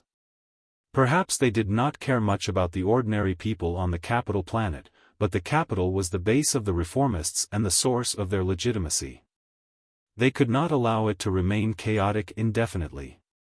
An ironic situation arose: to settle the chaos in the capital, to transport the assets of the business alliance of 10,000 sectors for disaster relief, and to coordinate the different fleets and troops, they had to rely on advanced crystal processors for automated work. Xiaoming, Wenwen, and the Fist King were ideal candidates for such missions. However, Lei Chenghu was highly wary of these virtual lives and was reluctant to collaborate with Li Yao. However, just like he had to accept Li Yao as the master of the gold crystal pyramid, he had no choice this time either. The remaining forces of the four families had elected a new emperor. Despite their consecutive failures, they still controlled dozens of heavy industry planets of paramount importance. If given a year or two, they could likely establish another great army and seek a comeback. To avoid future trouble, the reformists had to combine their forces and attack the territory of the four families with high morale, aiming to reunite the Imperium once more. However, the fleets of the Covenant Alliance were still lurking in the darkness, perhaps waiting to strike the Imperium's heart while the reformists' army was engaged in the territory of the four families. Lei Chenghu did not have much time, and the future seemed bleak. So, no matter how wary he was of Xiaoming, Wenwen, and the shameless cultivator Li Yao, he had to deepen their cooperation and renew the Imperium with the help of the Information Lives and the Star Glory Federation. Therefore, more and more of the Imperium's most advanced crystal processors were provided to Xiaoming, Wenwen, and the Fist King as part of their thinking network. Thanks to the boost in their computational and data analysis capabilities, Xiaoming, Wenwen, and the Fist King accomplished various missions, such as re-establishing order on the capital planet, reorganizing the fleets of the four families, and setting up sailing routes between the capital and the Seven Seas Space Zone. The potential they demonstrated amazed Li Yao, Lei Chenghu, and everyone else who knew them. Of course, not everyone was aware of the Information Lives. For those in the dark, it seemed as though the reformists were solving complex problems with godlike efficiency. What slightly reassured Lei Chenghu was that Li Yao did not claim the gold crystal pyramid for himself. Although no troops were allowed within 10 kilometers of the pyramid, people like Lei Chenghu could visit it as long as they did not carry any weapons. Seeing Li Yao's modifications to the gold crystal pyramid, such as the addition of a research institute and a museum, Lei Chenghu had to admit that Li Yao was probably the most suitable person to control the pyramid if he could not. Another piece of good news was that Li Linghai survived the battle. Of course, after being possessed by Wuying Qi for years and suffering from the solar storm in the next sun plan, her body and soul were weaker than ever. She had to rest in a special ward in a military hospital, with injuries on the genetic level that made full recovery impossible. She had two options: give up her cultivation and live as an ordinary person until she died of old age, or transfer her soul to an artificial body to regain her strength as a spectral cultivator. The transfer was highly risky, and even with the best specialists, her soul could perish. Thankfully, there was no need to rush the decision. She could first heal her soul in the hospital. Li Jialing had also been staying in the hospital with his mother, studying the effects of Wuying Qi 2.0 on his body. Given their special relationship, the mother and son had much to discuss. The leaders of the reformists disagreed greatly on how to handle Li Linghai. On one hand, she was the leader and even the founder of the reformist movement. The Deep Sea Fleet, a fundamental force of the reformists, was also established by her personally. Although the astounding Thunder Fleet had replaced the Deep Sea Fleet as the most powerful unit of the reformists, no war could be won by a single fleet. Lei Chenghu had to consider the attitude of the Deep Sea Fleet. If he punished Li Linghai severely, would it leave Li Linghai's subordinates with the impression that he was initiating a purge? On the other hand, everything Li Linghai did was because she was instructed by Wuying Qi to help him reclaim the Imperium. However, neither Li Linghai nor anyone else could have resisted Wuying Qi if she had possessed them at the time. Therefore, it was not entirely Li Linghai's fault that Wuying Qi used her body to do evil. Moreover, Li Linghai still held many secrets, including the location of the Supreme Emperor's mausoleum, which was crucial for the Imperium's future. After weighing the pros and cons, the reformist leaders decided to understate Li Linghai's negative role in the next Sun plan and not judge her openly, to ensure a peaceful resolution. Naturally, everyone was pleased with the outcome. Even Li Yao felt it was the best arrangement. 3 months after the Battle of the Capital, Li Yao had digested most of Wuying Qi 3.0's legacy in his mind. He also gained a deeper understanding of how to control the Gold Crystal Pyramid. Under the supervision of Xiaoming, Wen, and the Fist King, an enormous super-remote communication base was established at the edge of the Imperial Terminus sector. It sent a message to the Star Glory Federation, detailing what happened after Li Yao arrived at the Imperium and asking for the Parliament's decision on the relationship between the Federation and the Imperium. The information highway between the center of the cosmos and its edge was about to be established. In the Ancient Sages sector of the Star Glory Federation, in the Land of Eternal Night. The Land of Eternal Night was not nearly as desolate and dangerous as when Li Yao first set foot on it with the 3 saints and 4 rapscallions. Weather specialists and professional engineers had reshaped the area, creating lively, heat oases, on the ice land, where water would instantly freeze. The hard-working people in these heat oases embodied the rising Federation. In the past 3 years, the Federation had undergone significant changes.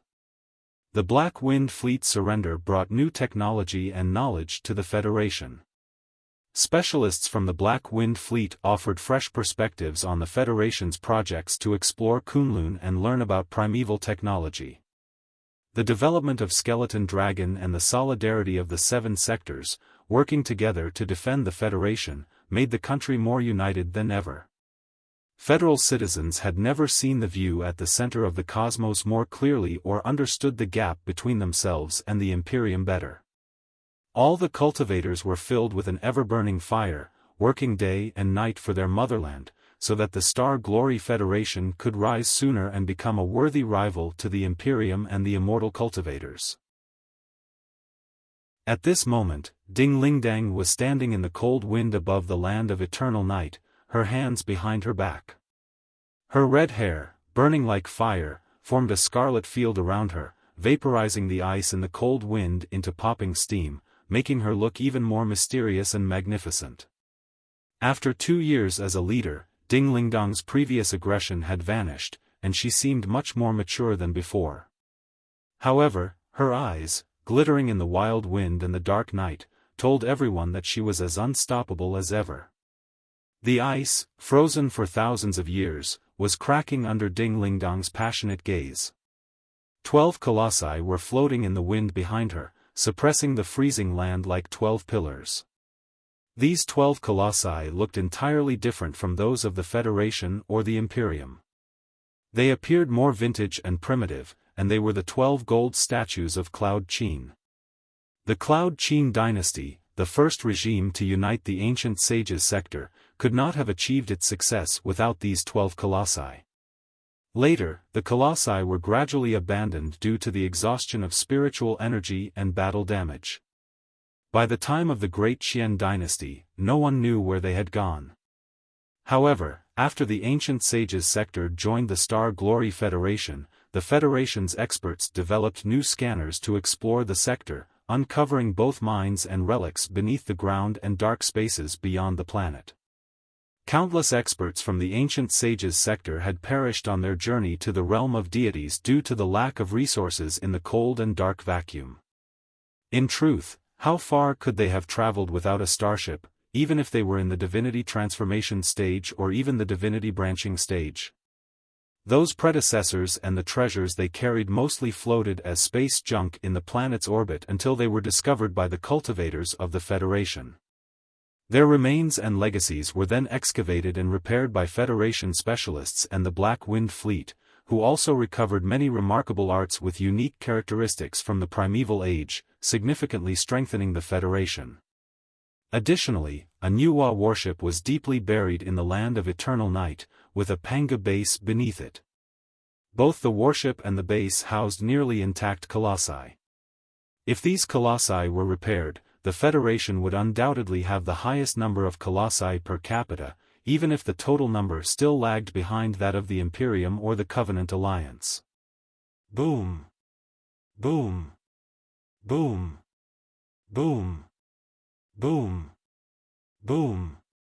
Deafening explosions reverberated in the sky, the sounds of anti-gravity rune arrays on starships fully activating. Ding Ling Dang raised her head to see thousands of Federation warships arriving at the Land of Eternal Night. The brilliant exhaust flames from the warships tore through the dim sky, setting it ablaze. Hum! Hum! Hum! Hum! The thousands of Federal warships projected their force fields to the center of the Land of Eternal Night, causing more ice to crack and rocks to protrude or collapse. As the ground trembled, the Nuwa warship became increasingly visible, trembling as if reinvigorated by the thousands of warships above, poised to break free at any moment. This was the reason Ding Ling Dang had to come to the Land of Eternal Night today. After 2 years of prospecting and preparation, the Federation was finally going to excavate the Nuwa warship, buried for hundreds of thousands of years. Due to the special weather on the Land of Eternal Night, the warship had been sealed in ice and remained intact despite the passage of time.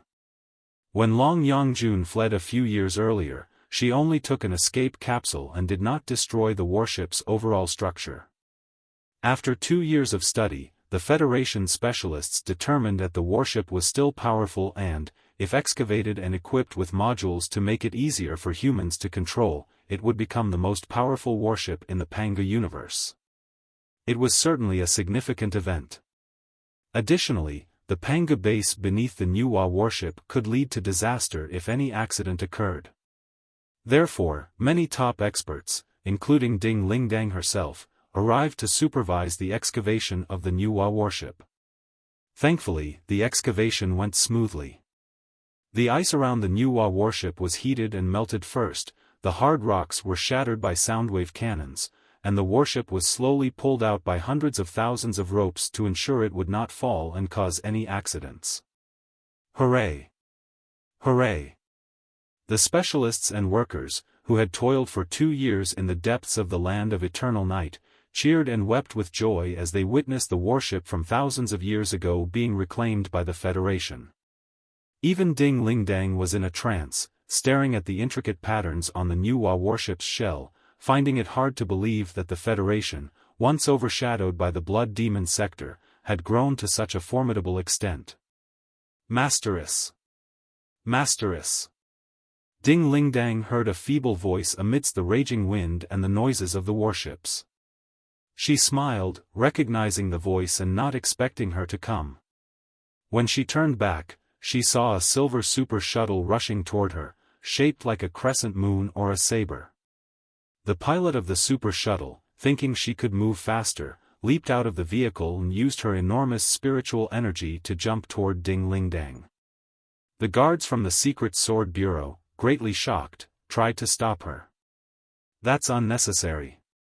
She's with me, Ding Ling Dang said with a smile, waving her hand.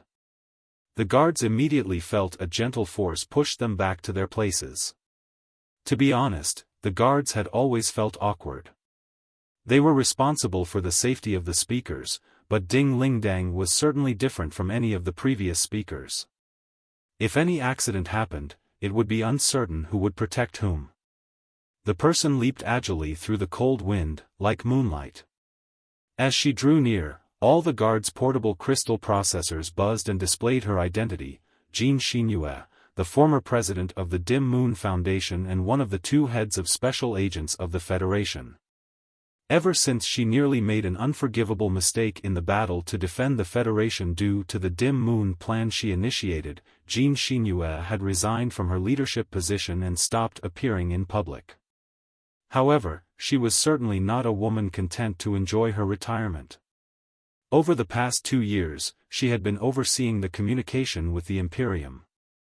The intelligence from the Imperium had been analyzed and processed by a new department she established. More updates from Liao. Ding Lingdang could easily tell from Jin Xinyue's excitement.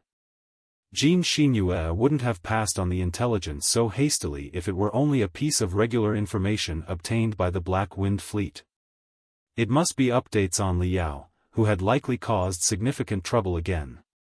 When Ding Lingdang recalled the message Liao sent last time, she was amused, wondering whether she should feel happy or angry. She had given birth to 2 children without even knowing it. Yes, but it's 100% good news this time. Jin Xinyue said quickly. My master. My master killed Blackstar the Great in person and helped the reformists occupy the heart of the Imperium. What?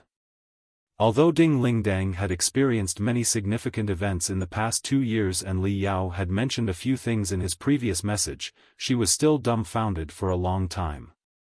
Blackstar the Great? How could Li Yao have run into him? Is Li Yao okay? It's true, and it's indeed rather unbelievable. But I think my master is fine. You'll understand everything after you check this jade chip. Jin Xinyue handed the jade chip, which stored the intelligence from the Imperium, to Ding Lingdang. Well, before she activated the jade chip, Ding Lingdang started laughing. It's good that he's fine. He's a troublemaker wherever he goes, but he always manages to resolve the trouble in his own way. Blackstar the Great? You were truly unlucky to run into Li Yao. Today is really an exciting day for us. We've got a new warship and good news from Li Yao. What are you waiting for? Now, spread out all the details of Li Yao's defeat of Blackstar the Great throughout the entire Star Glory Federation so that all cultivators and federal citizens will be more courageous, knowing what a fearless man Li Yao is. Chapter 2678, The First Step into the Future. Well, Jin Xinyue seemed rather embarrassed. Well, Masteress, I think it's a bit tricky. Huh? Ding Lingdang was confused. How could it be tricky? Aren't you best at propaganda? Years ago, Li Yao was idolized as the dominator of 3 sectors when he hadn't done anything yet. Now, he has truly crushed Blackstar the Great with his courage and wisdom. Even if you just tell the truth without any exaggeration, I bet all our citizens will still be excited and encouraged. Chances are, more people will awaken their spiritual roots because of Li Yao's glorious feat. They certainly will. So, just spread the news already. Well, I don't think so. Jin Xinyue's smile grew more bitter. You'd better read the intelligence on the jade chip before you reach any conclusion. Huh? Ding Lingdang blinked. Did Li Yao use any tricks? That's understandable. Blackstar the Great was too formidable an enemy. I'm sure Li Yao had to try everything he could. Can't you cover for him as long as he didn't cross the line of the cultivators? I'm not sure if my master crossed the line, but I'm sure my propaganda machine can't work this time, Jin Xinyue said. Perhaps, Masteress, you can teach me how to edit and modify those materials so they can be publicized to the whole Federation? Suspiciously, Ding Lingdang unlocked the jade chip. Shwa. Shwa. Shwa. Shwa. Infinite streams of information flooded her brain as mystic rays. 5 minutes later, her expression changed from shock to embarrassment, and from embarrassment to stupefaction. Ding Lingdang's face was even redder than the exhaust flames from the warships in the sky. She was dumbfounded. What? What the hell? You're bothered, too, right? Jin Xinyue said. I've given it a lot of thought, but I don't know where I should focus. Should I broadcast the videos my master displayed to the whole universe, or the part where my master sang "Mom is the best" at the end? I think, holding the jade chip, Ding Lingdang took a deep breath and said, "Forget it. Just ignore all the details and simply say, Vulture Li Yao, the superhero of the Federation, has defeated Blackstar the Great with his hot blood, his wisdom, and his persistence." "That's all?" Jin Xinyue asked. "Wouldn't it be too simple?" "No, it's enough," Ding Lingdang rubbed her nose hard. "I don't know what I should say about this guy." The two women stared at each other for a long time, and then both burst into laughter. "Only my master could have come up with such a way to defeat an enemy as powerful as Blackstar the Great," Jin Xinyue remarked. "That's right. In any case, he's still as alive as can be." "That's good enough," Ding Lingdang smiled, with tears of relief in her eyes. "Then, mistress, what about that other thing my master mentioned, regarding the Federation's strategy next?" asked Jin Xinyue. "The civil war in the Imperium isn't over yet, and Master has control of the Gold Crystal Pyramid.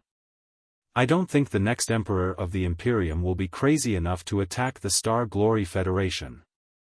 The safety of the Federation is guaranteed for the coming decades," Jin Xinyue concluded. "But the question remains, should we step forward and send an expeditionary force to join the war at the center of the cosmos?" Ding Lingdang pondered. Things were changing too quickly. A few years ago, the Federation only wished to keep itself safe under the threat of the Black Wind Fleet, never imagining it could truly advance deeper into the stars. However, a rare opportunity now presented itself to the cultivators. Should they seize it? March to the center of the cosmos, help the reformists eliminate the four families, resist the Covenant Alliance, expand the influence of the cultivators within the Imperium, and gradually change its nature? This seemed to be the best way for the Star Glory Federation to spread its doctrine. The advanced technology and magical equipment at the center of the cosmos needed to be studied by specialists, as the data Li Yao sent back were not nearly enough. The Supreme Emperor's Mausoleum was soon to be explored, and the cultivators had to be part of it. At the very least, Ding Lingdang, Fiend Blade Penghai, Jin Xinyue, and many other Federation experts were highly interested in the Mausoleum. They would not allow Li Yao to explore it with a group of immortal cultivators, as he would have no one to help him if the immortal cultivators turned against him. Thus, it seemed inevitable for the Federation to join the conflict at the center of the cosmos. However, the risks were clear. The Federation was only as powerful as one of the four families, and the Federation's expeditionary force was only equal to one of the four families' ace fleets at best. Even 4 ace fleets had faltered in the Battle of the Capital. Who knew whether worse battles would occur in the war between the Imperium and the Covenant Alliance? If the Federation's expeditionary force entered the Imperium, it would have no reliable allies, as the reformists might change their stance. Should the expeditionary force falter, the Federation would barely be able to defend itself and would surely be consumed. However, the Federation's location was no longer a secret. Once the war was over, the ultimate victor, be it the Imperium or the Covenant Alliance, would inevitably turn their attention to the Federation. Thus, inaction would also spell doom. It was a decision of great importance. Even Ding Lingdang, normally decisive, was deep in thought. "Mistress," Jin Xinyue said with a bitter smile, "do you also find the next step very challenging?" "Yes. It's a very important decision. I have to listen to the opinions of the think tanks and the parliament. I can't decide alone." Lost in thought, Ding Lingdang gazed at the rising Nuwa warship and murmured, "I remember that when I was a young girl, my town was once besieged by a tide of beasts. The overwhelming demon beasts submerged our town, and everyone trembled in fear." Jin Xinyue blushed and said, "It was a long time ago, when everything was unclear and the future unseen." "That's true. No one can foresee the future. When I shivered and cried in the shadows, I could never have predicted what would become of me or the Federation." Ding Lingdang clenched her fists and said, but after 100 years, everything has changed. Who knows if the next generation of the Federation will master the Sea of Stars a century from now? Anyway, the future holds infinite possibilities, but only if we take the first step toward it. So to speak. Jin Xinhue said with delight, you agree to send an expeditionary force to reinforce the reformists, mistress? As the speaker, I should not express my stance before the parliament and the staff have discussed this critical intelligence, Ding Lingdang smiled. Her red hair danced in the wind, and her fists trembled uncontrollably with excitement. She seemed to see the heart of the Imperium at the center of the cosmos through the Nuwa warship and the reddened sky. I've finally brought the post-war situation under control after serving as speaker for such a long time, and I am not interested in re-election. You know that I never intended to become the speaker. I only ran against you because I hope to help you unite the forces that can be united. Over the past years, I have nearly been driven mad by the astronomical files I had to process daily. I wish my term could end sooner so I can return to the most dangerous places for adventures. I'm more accustomed to a life of freedom. So, if I am no longer the speaker, and only your mistress and Li Yao's wife, I will definitely go to the center of the cosmos. If the parliament does not agree to send out an expeditionary force, I will find Li Yao myself in my spare time. I cannot let him fight alone anymore. Also, I believe many people are interested in the Imperium and will join me. Ding Lingdang glanced at the colossi behind her, driven by the 12 experts from the ancient sages sector. One of them was measuring the Nuwa warship in the sky with its longsword, as if considering whether it could cut the Nuwa warship in half. It was the Colossus controlled by Yen Liren, the sword maniac. Ding Lingdang's smile grew even more brilliant. How I look forward to it, she murmured. The future Federation, the future universe, and the future civilization of mankind. Chapter 2679, God's Mausoleum. At the same time, in a military hospital in the Imperial Terminus sector at the heart of the cosmos. Before Li Yao met Li Linghai again, he had never imagined that the Queen of the Imperium would be painting butterflies in a small garden under the warm sun. Judging from her lively work, she seemed as skilled as a professional painter. Despite her significantly weakened state, she did not appear overly fragile.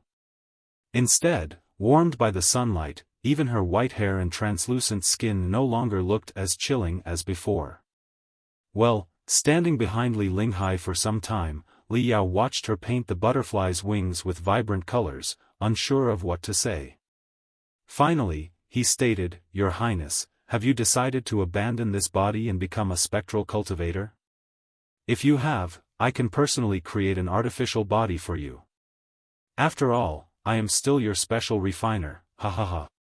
Thank you, Li Linghai finished the final stroke and smiled. For everything.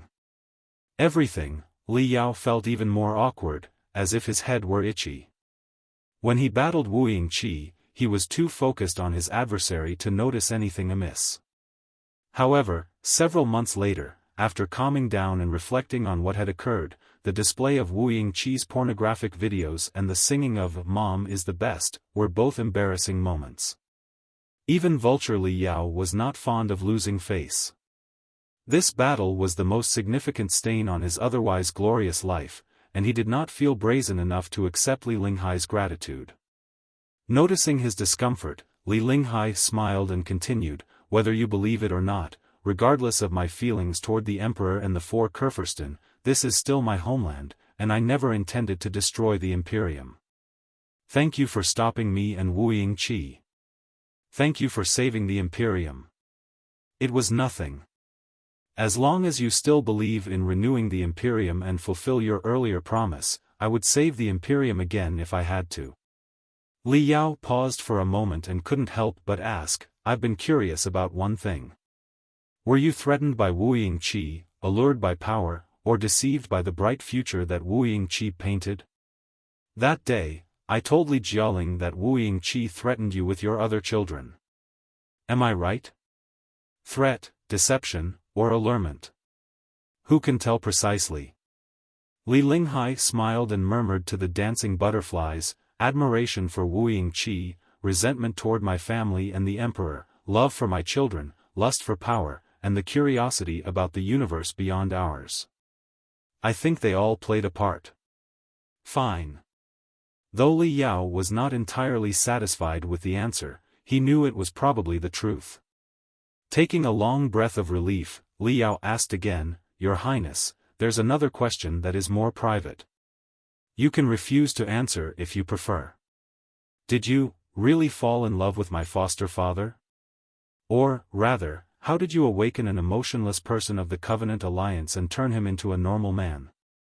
Please don't misunderstand me. I just think your answer will be helpful for us in resisting the Covenant Alliance's attack. I loved him. After a long silence, during which Li Yao thought she would not reply, she finally said, Also, you're wrong. Even the people of the Covenant Alliance have feelings and desires, it's just that these feelings and desires are suppressed.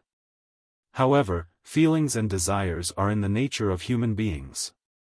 How can they be completely suppressed? On the contrary, if you find an appropriate way to provoke their feelings and desires, it will be like a starving man finding delicious food or a desert receiving rain after decades of drought. It's so unforgettable that even Blackstar the Great couldn't completely wipe it out. So, it's like the harder you press a spring, the higher it will bounce back later? Li Yao mumbled. If we find the trick, we might be able to finish the Covenant Alliance without any soldiers by waking up their feelings and desires. How could it be so simple? Li Linghai was amused. If it were that simple, the Covenant Alliance wouldn't have been the Imperium's headache for 1,000 years.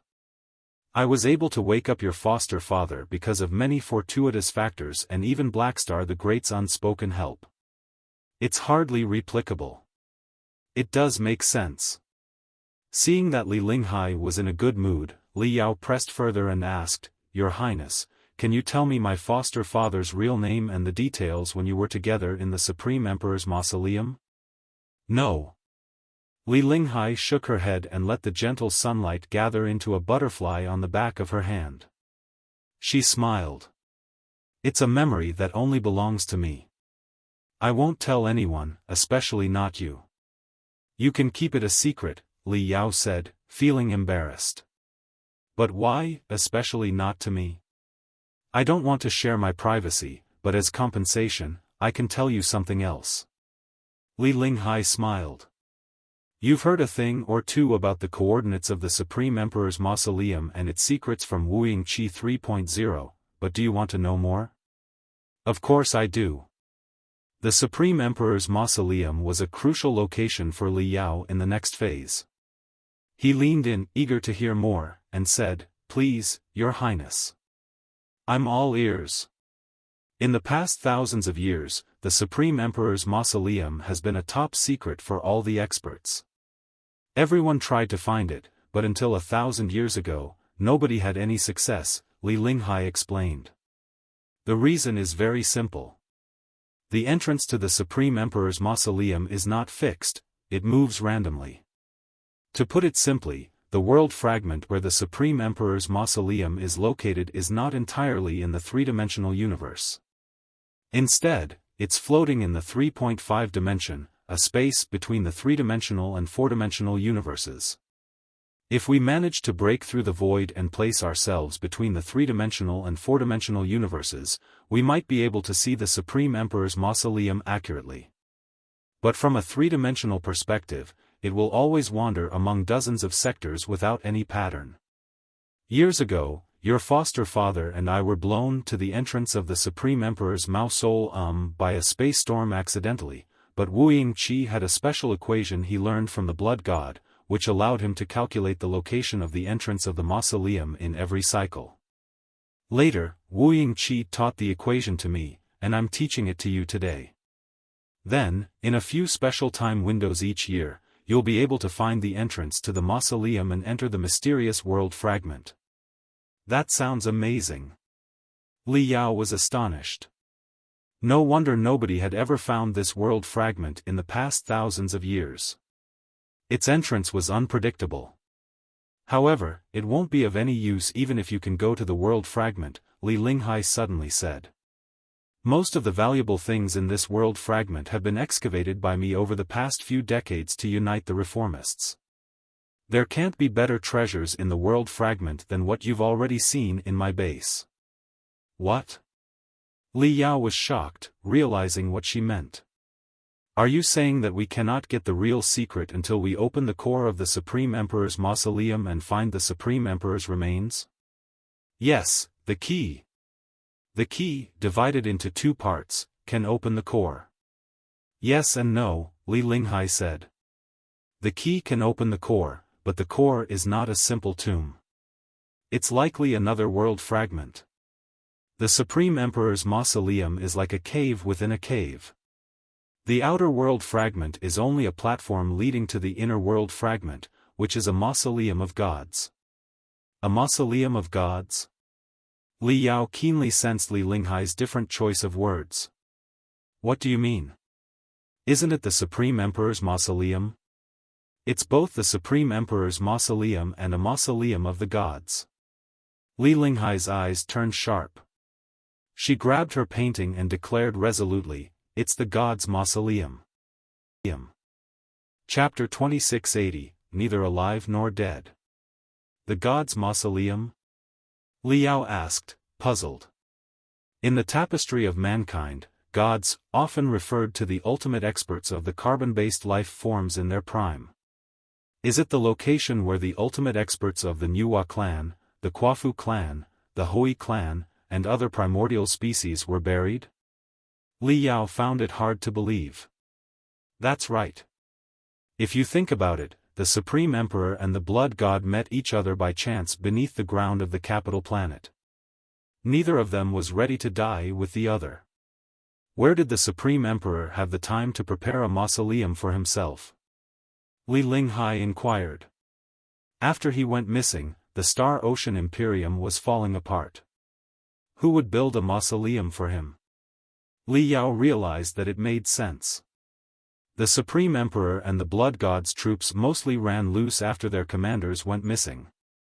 The Supreme Emperor's mausoleum would have been torn down by them even if it had been built. Could it have been built before the Blood God's rebellion? At that time, the Star Ocean Imperium was still expanding. Li Yao did not think that the Supreme Emperor would have devoted a lot of resources to build a mausoleum for himself. Thus, while people called the place the Supreme Emperor's mausoleum, it couldn't have been the Supreme Emperor's at the beginning. It belonged to someone more ancient and powerful than the Supreme Emperor, the primordial experts. Are you not curious about the Supreme Emperor's rise? Li Linghai continued, neither the Star Ocean Empire or the true human beings have solved the mystery of the Supreme Emperor's rise. When the future of mankind was still uncertain, the Supreme Emperor appeared like a shooting star, accelerating the renaissance of humanity almost single-handedly. No one knows how he attained his unparalleled strength and his remarkable leadership skills. In many legends, the Supreme Emperor became the strongest cultivator in history because of 3 volumes of the Book of Revelation. But where did he find these 3 volumes? Intrigued, Li Yao asked, did the Supreme Emperor discover the 3 volumes in the God's Mausoleum and pass them on to humanity? Everything makes sense now. Yes, Li Linghai replied. The Blood God told this to Wuying Qi, and Wuying Qi told it to me. As someone who experienced it firsthand, the Blood God is more reliable than the scholars outside. The Supreme Emperor began as a gladiator in a bloody arena. He escaped during an uprising and stumbled upon the god's mausoleum while fleeing. There, he mastered unparalleled arts and found the 3 volumes of the Book of Revelation, marking the beginning of his rise to glory. At that time, he lacked the personnel and resources to fully explore the god's mausoleum. But after he reunited the Star Sea, he mobilized vast starships and engineering legions to the external world fragment, preparing to open the gate of the god's mausoleum. However, the Blood God's rebellion disrupted the Supreme Emperor's plans, and the engineering legion's magical equipment was left behind in the world fragment. These tools became the foundation for the reformists. After the Supreme Emperor had a battle with the Blood God and nearly got himself killed, he had to escape into the god's mausoleum, ending exactly like the primeval experts hundreds of thousands of years earlier. Li Yao rolled his eyes and keenly noticed a problem. The Supreme Emperor fled to the god's mausoleum when he was dying, and that place is where the primeval experts were buried. Is there something wrong with the place? Why did the Supreme Emperor have to die there? You're very clever to see the key, Li Linghai smiled and said. Perhaps you're right. It is said that the god's mausoleum is not bound by natural laws. Time is even frozen inside, while the Supreme Emperor, for sure, would die because of his heavy wounds, but he would remain in a mysterious state of neither alive nor dead in the god's mausoleum. Not bound by natural laws? Li Yao was at a loss. What do you mean? Also, what do you mean by, time is frozen? I have no idea. Those were what the Blood God told to Wuying Qi before Wuying Qi forwarded to me, Li Linghai said. While the Blood God was the Supreme Emperor's strongest clone, he only had the Supreme Emperor's parts on battle, exploration, and conquest, and he had few memories except fighting. Also, I'm not sure if he told Wuying Qi everything or that Wuying Qi told everything to me. All in all, my understanding is that the god's mausoleum is even more distant from our three-dimensional universe. If our three-dimensional universe can be compared to a planet, the god's mausoleum will be a satellite that is very far away from us and may be under the attraction of another planet, which gives it unbelievable laws. Regarding neither alive nor dead, Wuying Qi also forwarded something the Blood God told him. Until an external observer opens the god's mausoleum, the Supreme Emperor will be in a state of superposition, neither alive nor dead. I don't know what it means. Maybe you can figure it out and explain it to me one day. Li Yao thought for a long time. The intensity of spiritual energy in different parts of the universe varied, resulting in different natural laws. This wasn't surprising. However, another thought that popped into his head made him shiver. Hold on a second. Li Yao mumbled, assuming the Blood God didn't lie to Wuying Qi and Wuying Qi didn't lie to you, and time is truly frozen in the god's mausoleum, making all the creatures inside neither alive nor dead, wouldn't it mean that countless primeval experts are still, neither alive nor dead, in the god's mausoleum, besides the Supreme Emperor? I'm afraid so, Li Linghai said with a bitter smile. Why else do you think Wuying Qi never had the courage to step into the god's mausoleum? Li Yao was about to say that it was because Wuying Qi lacked half of the key. But on second thought, half of the key was controlled by Li Linghai, and the other half by his foster father.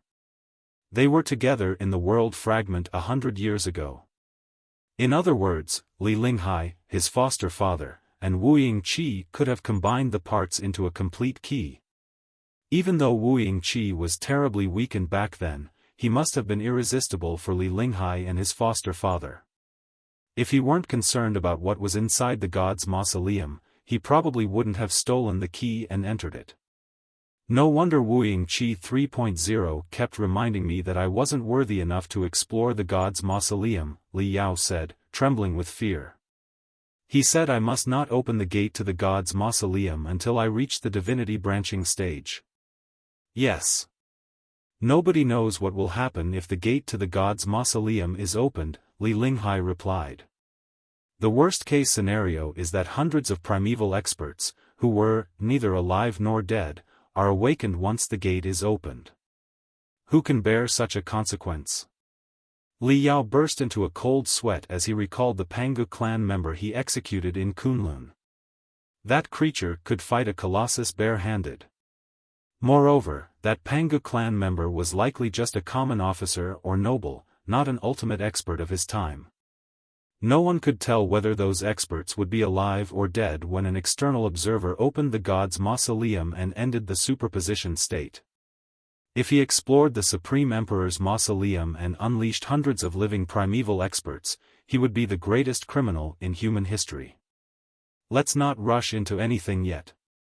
Li Yao wiped his cold sweat and said. Let's deal with the four families and the Covenant alliance first. It would be best if I can reach the divinity branching stage before we do anything. Wuying Qi left a secret chamber in the gold crystal pyramid for my training. After all this is over, I'll go into seclusion and train to make another breakthrough. I would be embarrassed if I get beaten up by Li Jialing in a couple of days, wouldn't I? Li Linghai chuckled and nodded. You're not too tempted by the mysterious mausoleum to overlook the danger, which is great. However, while we can't rush into anything, we can't keep making preparations forever either. As far as I know, the Covenant Alliance is also searching for the God's Mausoleum, and they're attacking the Imperium partly because of it, too. Chapter 2681, After the Divinity Branching Stage. What? Li Yao stuttered again. How is the Covenant Alliance related to the God's Mausoleum? Opening the God's Mausoleum is one of the Covenant Alliance's purposes since it was established. Li Linghai said, think about it. The people of the Covenant Alliance believe in the path of ultimate benevolence under the boundary of the three fundamental laws. They consider themselves as the simple tools of the primeval civilizations. So, the only significance of their lives is to wake up or resurrect the primeval civilizations. The God's Mausoleum, on the other hand, is likely to be a shelter of the ultimate experts of the primeval age. When the Covenant Alliance learns of the God's Mausoleum, how could they not be interested in it? It does make sense, Li Yao scratched his head and said, that is to say, the Covenant Alliance's ultimate purpose is to open the God's Mausoleum and wake up the primeval experts. As long as they could achieve the purpose, it doesn't matter whether or not they can defeat the Imperium, or if the Covenant Alliance can survive the war. Exactly. That's why the Covenant Alliance is dreadful, Li Linghai said with a bitter smile. I wouldn't be scared of the Star Glory Federation even if it were 100 times more powerful because it's a country of normal people, and we can understand each other's purposes and strategies. Both of us need territory, population, and development. However, the Covenant Alliance thinks entirely differently from us. They're even more zealous than the most extreme fundamentalists. They're willing to sacrifice billions to bring the primeval civilizations back to life without caring about their own future. How can you deal with such lunatics? Li Yao said in fear. Thankfully, the key to the God's Mausoleum is in our hands. Not necessarily, Li Linghai said. It might not be the only key to the God's Mausoleum, which could have more gates or ways to be opened. It's even possible that it will be opened automatically at a certain point. If the God's Mausoleum is not a tomb but a shelter, the primeval experts wouldn't have set a timer to wake themselves up. Li Yao was greatly shocked. He remembered that when he traveled over long distance in hibernation, he would wake himself up every couple of years to ensure that nothing was wrong. The similar facility of the primeval civilizations must have boasted similar functions. We don't have a lot of time, Li Linghai said. At the very least, the message that Wuying Qi received from the Blood God was urgent. If the Blood God had a choice, he wouldn't have taught Wuying Qi everything at great risks.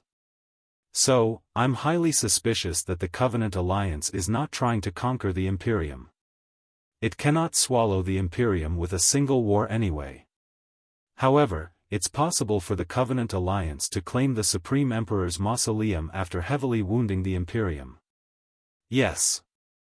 In such a case, it would be understandable why the Covenant Alliance suffered brutal failures in the Imperium's counterattack earlier. Li Yao murmured. The Alliance of the Holy Covenant cannot be regarded as a normal country. It's a collection of lunatics that don't care about territory or people and only want to open the God's Mausoleum. Li Yao felt that the situation was getting tricky again. But his personal goal was clearer than before. First of all, he must help the reformists defeat the four families and restore the cultivators' influence in the general public. Secondly, he would stop the Covenant Alliance's conquest and maintain the balance at the center of the cosmos. Of course, he couldn't allow the Covenant Alliance to unveil the God's Museum and wake up the terrified primeval experts. If an external observer was to open it, it had to be him. By the time he figured out a way to open the god's mausoleum without waking up the sleepers, he would explore the vast world beyond the Panga universe. He was sure that the mysterious Earth would be revealed.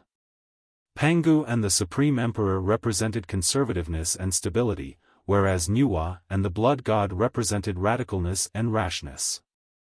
Li Yao was undoubtedly on the latter side. It was not because he was reckless or influenced by the Blood God, but because he had analyzed it calmly and rationally.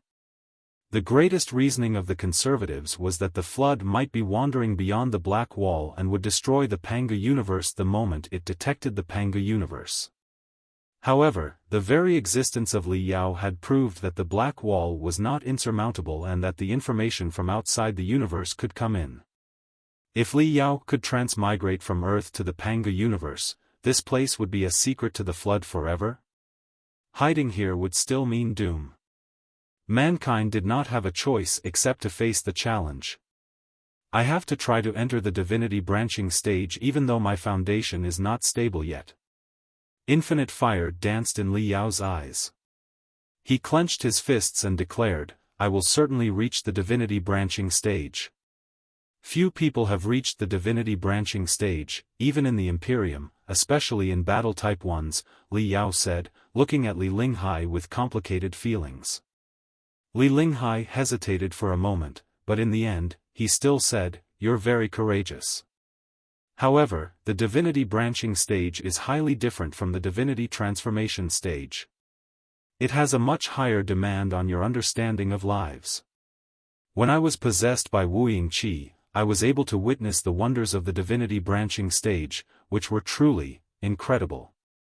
It's a difficult breakthrough from individual wisdom to collective wisdom. Li Yao listened attentively.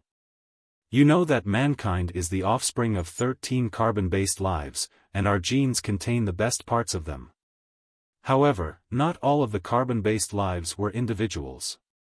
Some of them, like the Hui clan, boasted collective wisdom, like swarms of bees. Li Linghai said, a single bee does not have wisdom, but only simple reactions. But as their number reaches a tipping point, they will boast something that can almost be called wisdom. When their groups split and reassemble, wisdom can even spread among them like water. Such a life form does not have the concept of individuals. Small communities make up a big community, and big communities make up a tribe. It's like our body is made of countless cells, and the loss of several cells does not mean we're dead. For the collective civilizations, the loss of half of their individuals does not mean those individuals are dead. Individual wisdom and collective wisdom have their own advantages. Neither of them is better than the other. Human beings are individuals under normal circumstances, but with the genes of the Hui clan, we can activate certain techniques invented with the collective wisdom. That's exactly the mystery of the divinity branching stage. You were attacked by Wuying Qi at the headquarters of the 10,000 Sectors Business Alliance in the 7 Seas Space Zone. Wuying Qi was, to some extent, one of the individuals controlled by Wuying Qi. Wuying Qi, Wuying Qi, and some others formed a small colony back then. Of course, collective wisdom, like a domain, has range limitations. Additionally, Wuying Qi's soul was too fragmented to fully harness the power of the divinity branching stage. Otherwise, you wouldn't have been able to defeat him if he had completely controlled the hundreds of bald experts in the gold crystal pyramid and merged them into a single entity, would you? Well, Li Yao was about to say it was disgusting, but then changed his mind and said, It's so amazing. Do you find it too much to bear? Li Linghai, seeing through Li Yao's real thoughts, smiled and said, Nascent soul stage cultivators have already reached the peak of human physical and mental strength. Higher levels are more about understanding life and the universe, and many concepts are indeed hard to accept. After all, humans are mere grains of dust in the universe. How can a grain of dust not be shocked when trying to comprehend everything? The divinity branching stage is about activating the genes of collective wisdom and dividing your soul into thousands of parts while maintaining their unity. The stages above the divinity branching stage are said to involve seeing through the illusions of the universe and finding the true essence within. It's even more mysterious and hard to understand. Attracted, Li Yao couldn't help but ask, then what? Then, Li Linghai smiled and said, after you completely understand the truth and the falseness of the universe, I think this universe will be too small for you. You'll have to find other places to stay in. This is the conclusion from the blood god Wuying Qi, and I have studied many classics on training. The ancient people exaggerated a lot of things in their books, but as technology advances, we are closer and closer to the truth of the world now. All in all, how can we picture what's beyond when it's already so hard to understand the universe as it is? There is no need to rush ahead of ourselves. It does make sense. Taking a long breath in relief, Li Yao smiled. I'll just focus on training instead of thinking too much. I'll be a glittering grain of dust that illuminates every place I float to. If you mean it, I'll believe you will go beyond the divinity branching stage and find the secrets of the universe someday. With a brilliant smile, Li Linghai said, but for now, it's better for you to focus on improving yourself. Why don't you practice with Jialing in the rehabilitation room behind? There's something important he wants to talk to you about. Chapter 2682, Transformation of the Little Lion. When Li Yao met Li Jialing, the young man had completed an intense training session, enduring 20 times the regular gravity. This military hospital was not an ordinary place. People who trained here often tolerated extreme discomfort to accelerate the growth and recovery of their cells. However, even the number 1 training room, equipped with the most advanced facilities, could not meet Li Jialing's needs. As if he were a hungry lion, he wandered among electric arcs and flames, despite every inch of his skin bristling. Li Yao had been too preoccupied with modifying the gold crystal pyramid to notice that Li Jialing had grown significantly without his realizing it. Li Jialing now had much more muscles than before, and his shoulders were broad enough to support a warship. Ripples spread out from his body and tore apart the air all the time. The gold streaks in his skin that only glittered under lights further added to his dominance, suggesting that a young boy had transformed into a real man. The spacious number 1 training room was empty except for Li Jialing as well as debris all over the ground. Li Yao scanned the ground and the data on the mainframe crystal processor nearby, only to discover that Li Jialing had torn down 100 spiritual puppets and more than 20 crystal tanks under 20 times the normal gravity in the past 5 minutes. He had single-handedly punched those heavy tanks into pieces. At this moment, dozens of flying swords were still dancing around Li Jialing and darting at his critical parts under the control of mini-crystal processors. Li Jialing's body was huge, but he moved among the dozens of flying swords with ease, like a streak of golden light. Li Yao felt a mix of complicated emotions seeing how much his little brother had grown since being rescued from the city in the sky a year ago. Li Yao had thought his own advancement was astonishing, but Li Jialing had truly taken him by surprise. It couldn't be helped. Although Li Yao had encountered many fortunate events and trained intensely, he lacked a great teacher and sufficient resources before the age of 18. His father was a remarkable refiner but knew little about combat, and Li Yao learned to fight from his real experiences with the scavengers in the magic equipment graveyard. Li Jialing, on the other hand, had received Blackstar the Great's attention even before he was born. After his birth, Li Lingfeng and Wuying Lan modified him without regard for cost. Though their methods were harsh, they infused unparalleled power into his cells. When this power met the legacy of Wuying Qi 2.0, it produced extraordinary reactions, ultimately forging such a formidable expert. It's not that I'm not talented enough, but Jialing is simply too talented. Li Yao could only console himself with that thought. Brother Yao? Thanks to his sharp senses, Li Jialing detected Li Yao even though he made no sound. He turned back in surprise. When he was distracted, his flawless dodging broke, and the flying swords seemed to target his vital points. However, the young man gritted his teeth, and a golden spiritual shield expanded from his body, locking the flying swords, which could not advance no matter how hard they tried. Good. Li Yao couldn't contain himself any longer. He stepped into the training room and began to warm up. Let me practice with you. I'll see how much you've grown in the past months. Really? Li Jialing's nostrils twitched. He roared, okay, brother, here I come.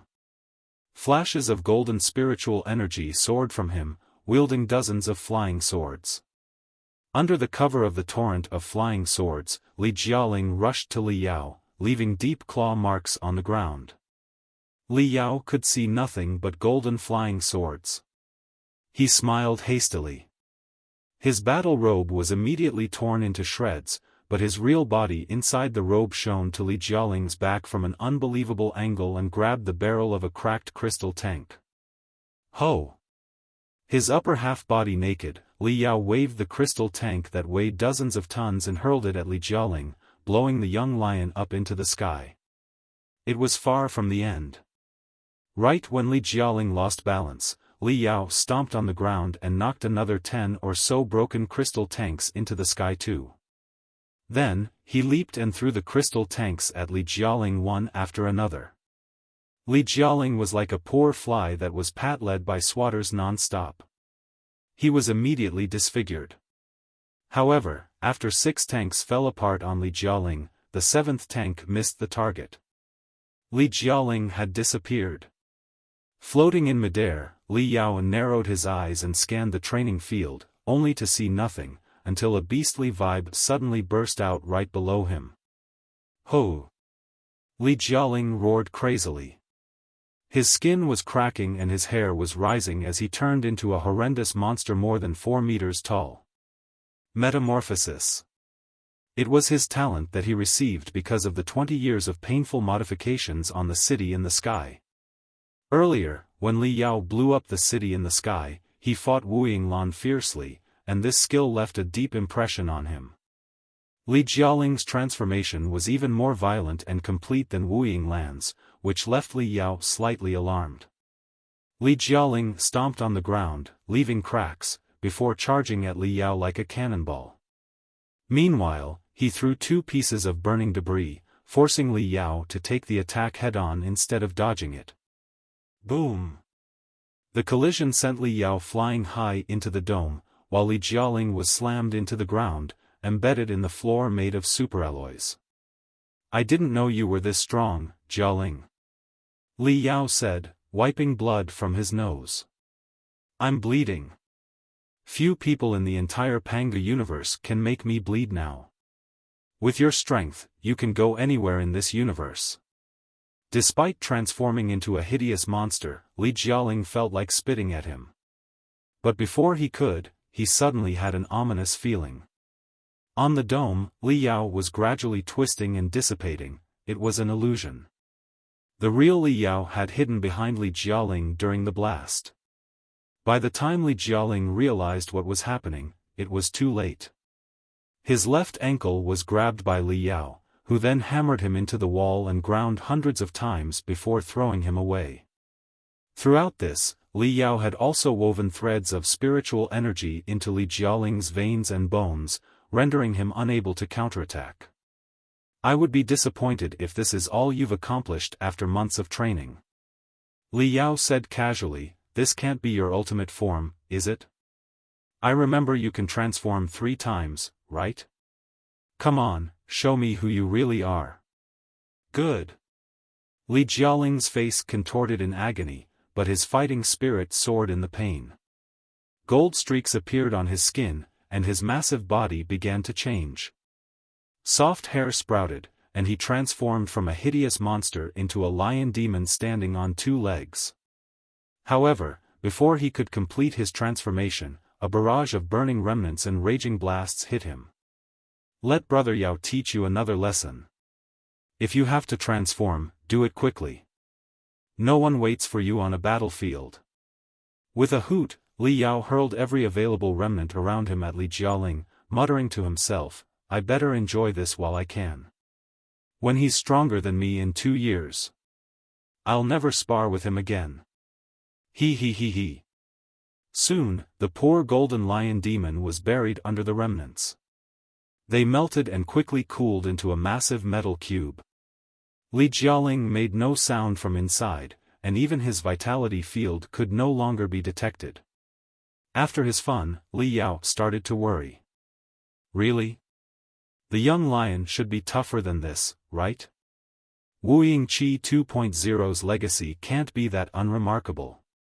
Hold on, this is... Boom! The metal cube, made of countless remnants, exploded, and a brand new Li Jialing burst out. He had returned to his human form, but he looked completely different. His hair had turned golden and extended to his waist, and his eyes were filled with a golden glow. The gold stripes all over him formed a flawless armor, with purple electric arcs dancing across it like dragons, making him look even more magnificent. Wow! Li Yao was dumbfounded and dazzled. How can you be so cool? Excuse me, Brother Yao. Li Jialing wiped the dirt off himself gently and said, after digesting Wuying Qi 2.0's heritage over the past 3 months, I've developed a new form. The lion demon form you saw earlier was just a transitional one, this is my perfect ultimate form. Chapter 2683, Brother Yao's Support. What? Every inch of Li Yao's skin shuddered under the bombardment of Li Yao's transformations, as if thousands of needles were pricking him. His bloodshot eyes were filled with disbelief. This is so cool. Tell me exactly how you trained to achieve it. How could you have developed such a remarkable form? It's even more awe-inspiring than mine in the divine transformation stage. How does it happen? I won't allow it. Huh. Li Yao thought for a moment and said, feeling embarrassed, actually, I didn't do anything on purpose. I just trained casually, and I became as handsome as this.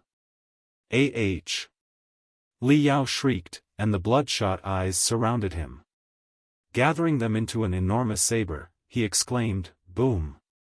The saber of remains was slashed at Li Jiao, while Li Yao said, with heartfelt emotion, Jiao, you're on the wrong path. Such precious spiritual energy should be used to fulfill your cells and your soul, instead of making those cool sounds and visual effects. I don't want that either. Li Jiao crossed his arms, and golden fire and purple dragons intertwined and protected his face, blocking Li Yao's unstoppable slash, and even crushing the saber of remains into pieces again. The young man roared, I think this is too eye-catching. If I transform in a battlefield, I'll definitely be the center of attention. But I can't control myself. Whenever I upgrade myself to the ultimate form, some of my spiritual energy will flow out naturally and give me this appearance. What can I do? It's all right. Let Brother Yao help you. Li Yao grinned brightly. His bulging veins circled his chest like 9 dragons and unfolded a pair of wings on his back. In his hands, 2 crystals the size of goose eggs appeared, with dazzling electric arcs surrounding them. Actually, brother, it was 10 times cooler than you before, but I've learned to abandon the superficial things. Now, let me teach this precious lesson to you. Boom. Boom. Boom. Boom. Boom. Boom. Li Yao stepped forward quickly. After every step, the enormous training field would shake as if it were about to collapse, until he disappeared in the end, replaced by an overwhelming tsunami of blood. On the other hand, Li Jialing unleashed his light and heat non-stop like a gold volcano erupting in the blood ocean. The two of them fought 100 rounds in the blink of an eye. While Li Jialing was knocked away by Li Yao dozens of times, Li Yao had been hit by Li Jialing's magnificent purple dragons too. Neither of them was really hurt, but the wall, the floor, the gravity control units, and the defense rune arrays all over the training field suffered. It was not like the training of 2 experts, but more like the mutual bombardment of 2 super arsenal warships in this tiny room. Very soon, shocking footprints, dents, and cracks had appeared on the floor, which was as soft as mud now. Enormous human-shaped marks could be found on the wall too. Some of them were even half a meter deep. Noises were bursting out everywhere. Both the gravity control units and the defense rune arrays were about to be crushed by the aftermath of their battle. The lights were also flashing, until all the illumination rune arrays exploded and the training room fell into darkness.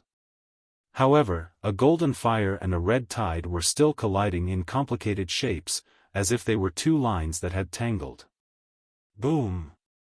After another astounding explosion, the defensive rune arrays finally collapsed, and a huge part of the dome fell, too. The entire training field seemed as vulnerable as if it had been soaked in water for 3 days, and it might collapse at any moment. Who? Both Li Yao and Li Jialing whispered quickly in the darkness. This is exhilarating. Li Yao couldn't have sounded more excited. This is more like what Wuying Qi 2.0's music can do. I'm never more satisfied either. Li Jialing was even more ecstatic than he was. It seems only Brother Yao can make me unleash all my potential. I feel great. I think I can still fight. Brother Yao, I know you're not giving your all, are you? Just bring it on. Don't fear that you might hurt me, I'm fine. Really? Li Yao sounded doubtful. I've made some breakthroughs in the past months. I'm afraid I won't be able to control myself if I unleash all my power. It's fine. I can handle it. Li Jialing said eagerly, I'm confident in my ultimate form. Fine then. Li Yao took a deep breath and closed his eyes in the darkness. Then, thunderous music burst out from his abdomen, his head, and the air around him at the same time. This is, Li Jialing gasped hard. What's this? Music. Li Yao said matter-of-factly, don't you know my domain is triggered by music? The louder my background music, the more powerful I will be. Along with the mental attack that I launch with my song as the medium, I'm unstoppable. In the past months, I've reviewed the battle with Wuying Qi and realized that cultivating and singing can definitely work together. So, I practiced a few new songs, but nobody was willing to listen. Long Yangjun, Boss Bai, and the Fist King ran away whenever I told them I had a new song. Even Xiaoming and Wenwen were too busy. It's great that I still have you, my good brother. Are you ready? If you are. Behold my 120% Soundwave attack. After a half-second daze, Li Jialing suddenly spat out blood. Ouch, it hurts so much. No, Brother Yao, I don't think I can handle it anymore. I think I just suffered internal injuries.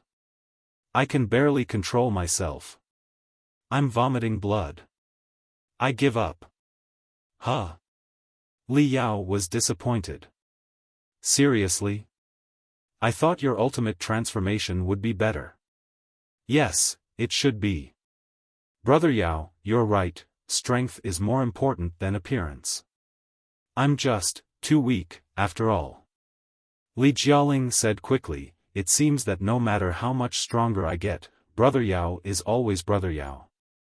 I can't match you. I can't take it anymore. Brother Yao, I have to treat my injuries. Oh? Is that so? Li Yao was suspicious. Did I really hurt you that badly? Of course. The whole training field was almost blown up, and you think it wasn't serious? Li Jialing hurriedly ran out. This was just a minor training game. We really shouldn't have torn this place apart. I can't go on. Brother Yao, you're so much stronger than me. The young man slunk out, not like a lion but more like a weasel. 5 minutes later, in the medical room next to the training field.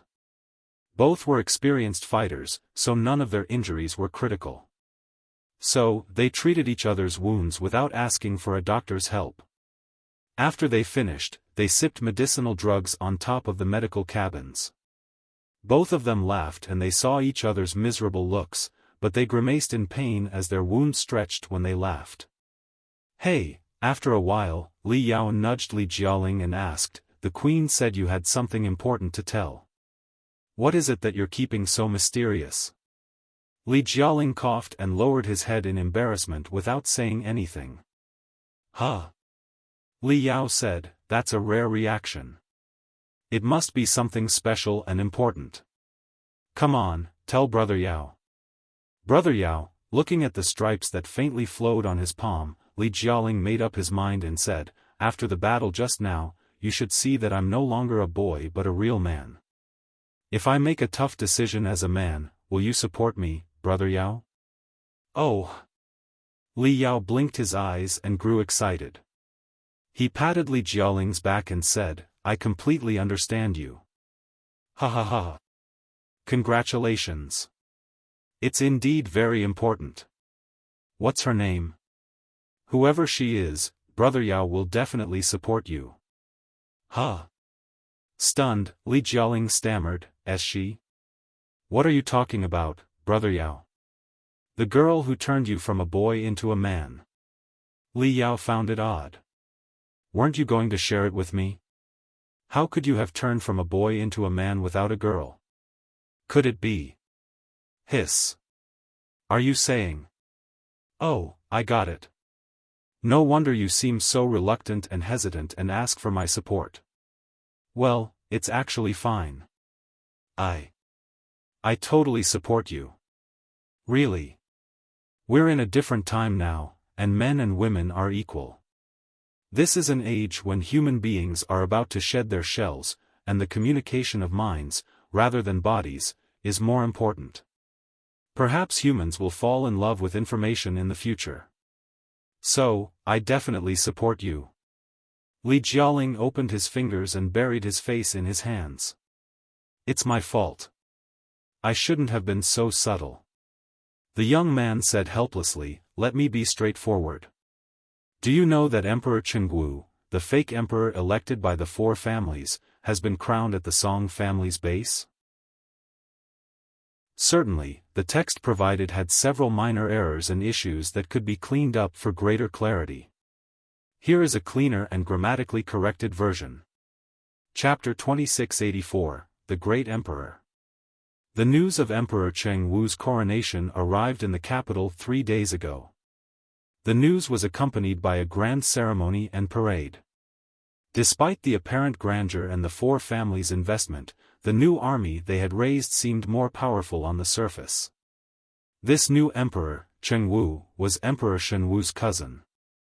His lineage was undeniable, but his true influence was minimal, serving merely as a puppet for the four families. They wished that they could reinvigorate the Imperium under his name. They dispatched the message of the new emperor's coronation and the parade throughout the Imperium to solidify their influence. Many in the Imperium believed that a country needed a monarch to lead. Even though they knew that Emperor Chengwu was only a puppet, and the coronation ceremony was not as grand as the fleets they had earlier, the emperor had the appearance of sacredness and inviolability upon ascending the throne, which caused the immortal cultivators to have second thoughts. When the Imperium was in chaos, the authority of an emperor could be a weapon more powerful than any fleet. I'm aware of that. Li Yao nodded his head. This Emperor Chengwu is nothing but a new puppet. A puppet he is, but the position is such a powerful thing. For 1,000 years, the people of the Imperium have been taught to be devoted to their emperor. It cannot be changed overnight. Li Jialing paused for a moment and said, it has been almost a year since the late emperor's demise. Now, a fake emperor on the four families' side is claiming the crown, but the reformists do not have an emperor to lead them when their slogan was to revere and renew the Imperium. In this revision, the text is clearer and the flow is smoother, enhancing the readability and comprehension. How can the reformists unite the Imperium without an emperor? That's indeed a headache. Hasn't General Lei Chenghu been looking for a new emperor? He even asked me to take part in the inspection several times, but the candidates were hardly satisfactory. Li Yao was one of the most powerful people in the Imperium. Leaving aside the support from the Star Glory Federation, he was the legitimate king of Black Wind, had the backing of the Arsonist fleet, and was one of the strongest warriors in the Imperium. He was definitely among the most influential people in the Imperium, and Lei Chenghu was probably the only person who could compete with him. The smaller warlords in the Imperium were not a match for him at all. Therefore, though Li Yao was not a Kurfürst, he had the power of one. Both Li Linghai and Lei Chenghu had to respect his opinion when they were electing a new emperor. However, the royal family had been turned into a wasteland by generations of Kurfürsten who intentionally indulged them. The candidates in the royal family were hardly normal, much less competent enough for the title. Like I've told General Lei Chenghu many times, the election of a new emperor is an internal affair of the Imperium, and I shouldn't intervene much as an outsider. Li Yao sighed and frowned. However, those candidates are simply too unworthy. Some are greedy and ambitious, and others cannot think clearly at all. In short, they cannot contribute to our cause at all. Even a puppet should have some wisdom. I really don't care who's going to be the emperor, as long as he understands the simple idea that there are no eternal friends, only eternal interests, so that he can set aside the differences between the cultivators and the immortal cultivators for now. However, none of the candidates can meet such a simple requirement. Li Jialing smiled. It seems that you're really angry with all those candidates, right? Angry? Li Yao said, I helped General Lei Cheng devise a few tests, and all those guys revealed their ambitions. They hate the arsonist fleet so much that they wish they could swallow it and the glory of the Star Fleet in the next second. I'm not saying that the Emperor of the Imperium can't be hostile to the Star Ocean Imperium, but you'd better figure out who's a greater threat first, alright? The four families aren't destroyed yet, and the Covenant Alliance hasn't revealed itself. But you're hoping to slaughter all the cultivators, devour the arsonist fleet, and march to the Star Glory Federation? You could ask for a better strategy of death. If they can slightly hold themselves back until we finish off the four families and the Covenant Alliance before attacking the cultivators, would think more highly of them. But now, not just me, even General Lei Chenghu is not satisfied with them, Li Jialing added with a sigh. Yes, General Lei has talked to the Queen a lot in the past days about the new emperor. I heard his complaints all the time, Li Yao said with a frown. Li Jialing smiled and said, actually, General Lei attaches much more importance to the new emperor than you do, Brother Yao, and he's not just electing a new puppet. Huh? Brightly stunned, Li Yao asked with a smile, no puppets? Does Lei Chenghu aim to elect a wise emperor? That's General Lei's plan. Li Jialing nodded and said, General Lei believes that the decline of the Imperium in the past hundreds of years boils down to the imbalance between the monarch and his subjects, where the monarch was too weak and the subjects were too powerful. If the reformists elect a new puppet, would he be any different from the four families' puppet? Where would the reform be? Yes, General Lei Chenghu and the Queen can ensure that the ideology of the reformists remains unchanged with their prestige when they are alive, but General Lei Chenghu is old and may die within 100 years, and it remains to be seen if the Queen can turn into a spectral cultivator. They can't protect the puppet forever. If one day both General Lei and the Queen perish, and the new generation warlords grow powerful, what can the puppet emperor do? Would the reformists not degenerate into the new generation of the four families by then? What Li Jialing said made Li Yao grow respectful for Lei Chenghu. That's quite right. General Lei Chenghu is quite visionary. Even though we're on different sides, I have to admit that he's a pure soldier devoted to his country. However, although it's great to have a wise emperor instead of a puppet, how can you find a wise emperor so easily? Hasn't General Lei Chenghu already looked into the files on the members of the royal family? I've read the files myself. Few of them are worthy enough. It's not like we can find several toddlers and groom them into a wise emperor in the coming decades, right? No, by General Lei Chenghu's rigorous standards, I'm afraid that a baby has to be groomed since he was back in his mother's womb to meet his demands. Ha ha ha. Li Yao cackled, but Li Jialing did not respond. The atmosphere was weird and awkward. Wait, why are you talking to me about that? Feeling that Li Jialing's face was weird, Li Yao had a mouthful of the strengthening drug and said, "Let the Queen and General Lei Chenghu worry about the election of the Emperor. What exactly do you want to talk to me and ask for my support?" Brother Yao, after a long silence, Li Jiaoling made up his mind and took a deep breath before he said, "If General Lei Chenghu and the Queen would like me to be the new Emperor of the Imperium, will you support me?" Pooh! Li Yao spat out the strengthening drug and coughed so hard that his tears were running. Cough, cough, cough. Why, are you questioning me like this? Seoof, cough, cough. Did my ears just deceive me, or is something wrong with Li Linghai's and Lei Chenghu's heads? You, the new emperor, your family name is not Wuying at all. That's not important. Li Yao said casually, you wouldn't think that General Lei Chenghu is one of those stubborn men who has to kneel before the Wuying family, right?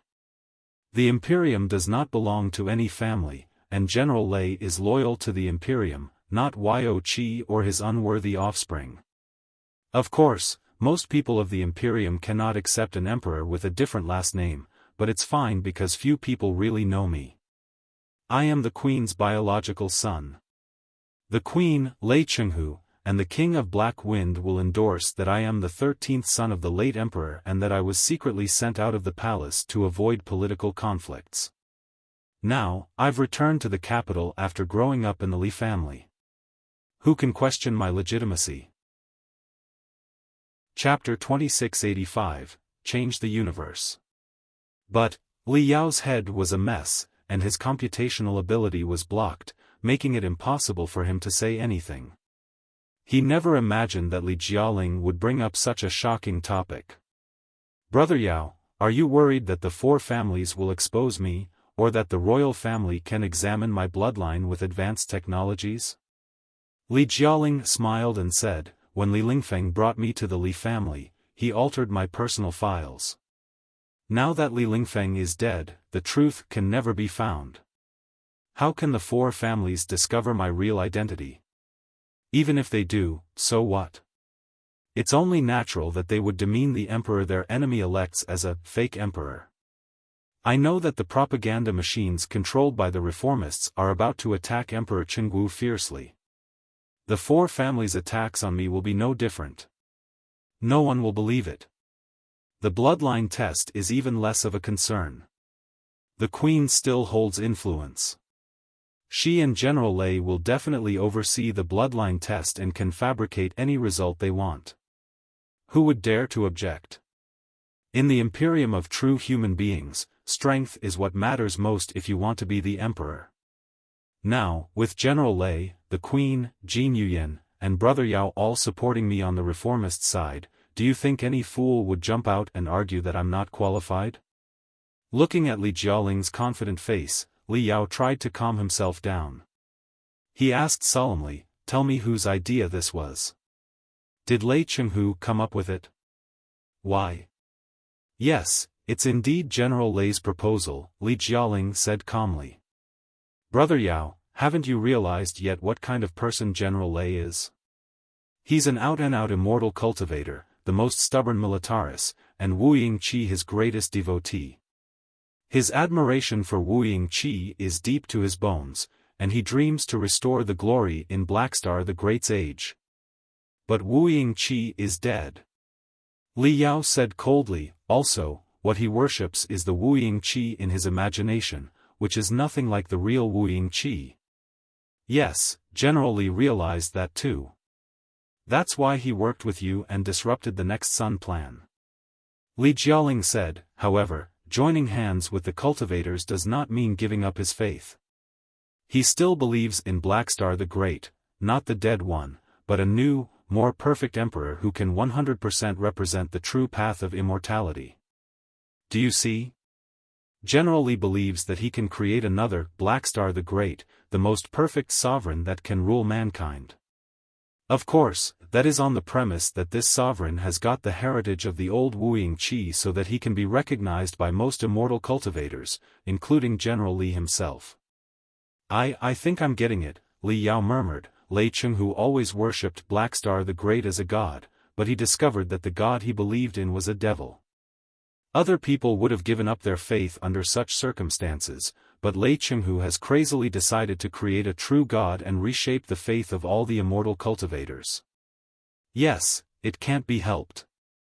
It was really sordid for you to play Wuying Qi's porn videos to the whole Imperial Terminus sector, which shook the belief of too many immortal cultivators in the true path of immortality. They're even considering taking the cultivators' side. Li Jialing said, "Do you really think General Lei, an unyielding immortal cultivator, will watch the immortal cultivators change sides without doing anything?" While he would never admit that the devil who initiated the Next Sun plan was Wuying Qi, it's not enough. He has to introduce a charismatic new emperor who's directly related to Wuying Qi so that the collapsing belief of all the immortal cultivators can be recovered. Got it. Now, Black Star the Great has two direct heirs in the Imperium, you, who got 2.0, and me, who got 3.0. Li Yao slapped his thigh and said, "Damn it, but it doesn't mean he has to go to you, right? You're too young for such complicated power struggles. Why didn't he come to me? I can also. Well, I don't think I'm suitable to be the Emperor of the Imperium, right? I'm afraid not." Li Jialing nodded slowly. General Lei is not the only one who needs a healthy, vigorous new emperor who boasts Wuying Qi's heritage and infinite potential.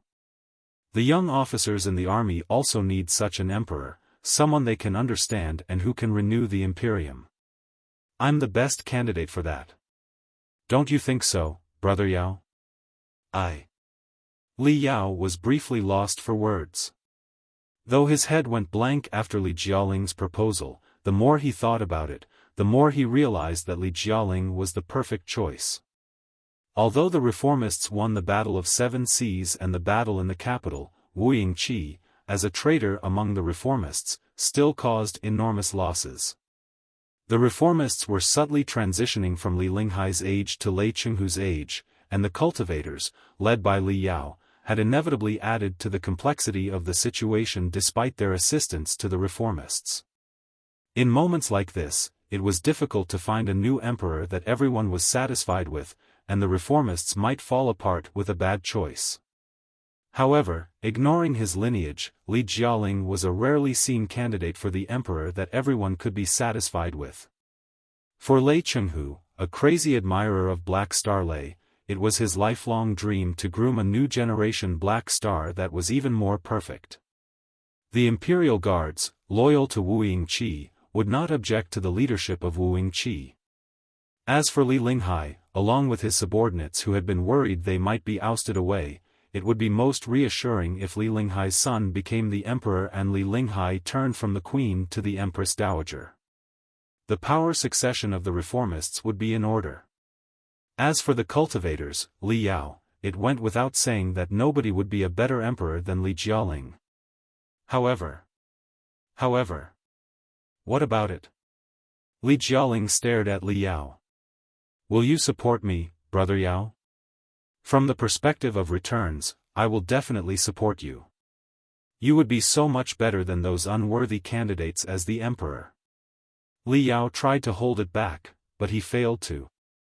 However, as your big brother, I have to remind you that it wouldn't feel great when you sit on the throne.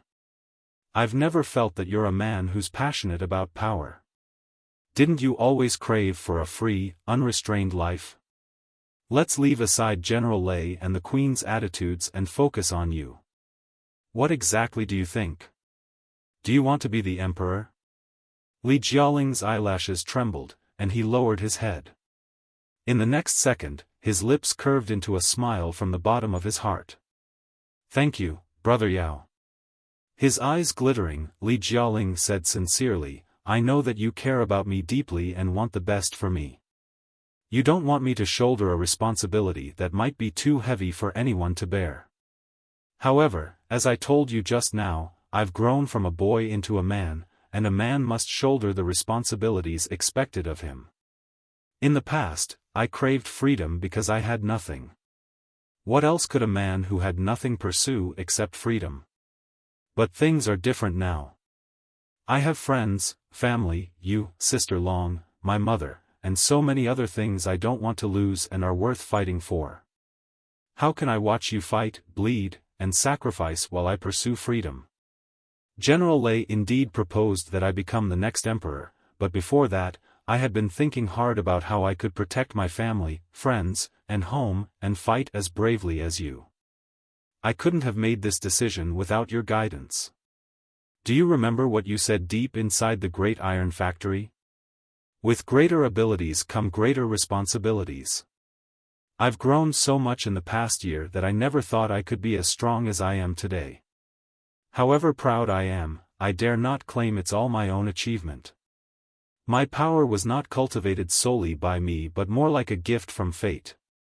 I cannot waste this power. I must use it to find and carry out my own beliefs. I will use it to change the whole universe. Chapter 2686, Wuying Ling.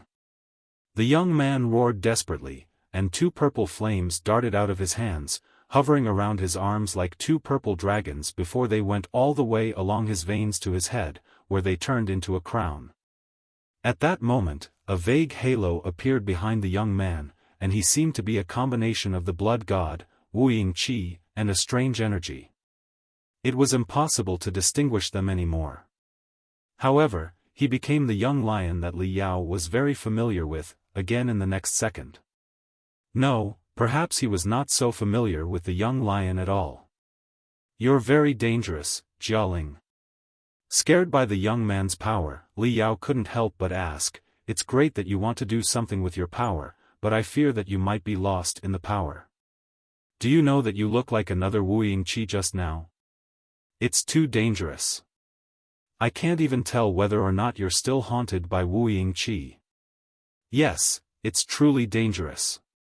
Every time when the purple electric arcs and the golden flames flowed among my cells, a voice that sounded like Wuying Qi 2.0 would whisper to my ears, making me wonder whether I'm 100% Li Jialing or some other things. The young man smiled at the flames and electric arcs in his hand for a while before he slowly retracted them and looked back at Li Yao. What about you, Brother Yao? Are you not as dangerous as the master of the gold crystal pyramid who has absorbed Wuying Qi 3.0's power? Are you not afraid that you might go crazy and lose your mind when you sit on the thorny throne as the sole balancer between the Imperium and the Federation? That you might turn into another vicious dragon with black scales and bloody wings? If you knew it was dangerous, why did you accept Wuying Qi 3.0's heritage? Because I didn't have a choice. Li Yao said solemnly. No one except me can be the master of the gold crystal pyramid.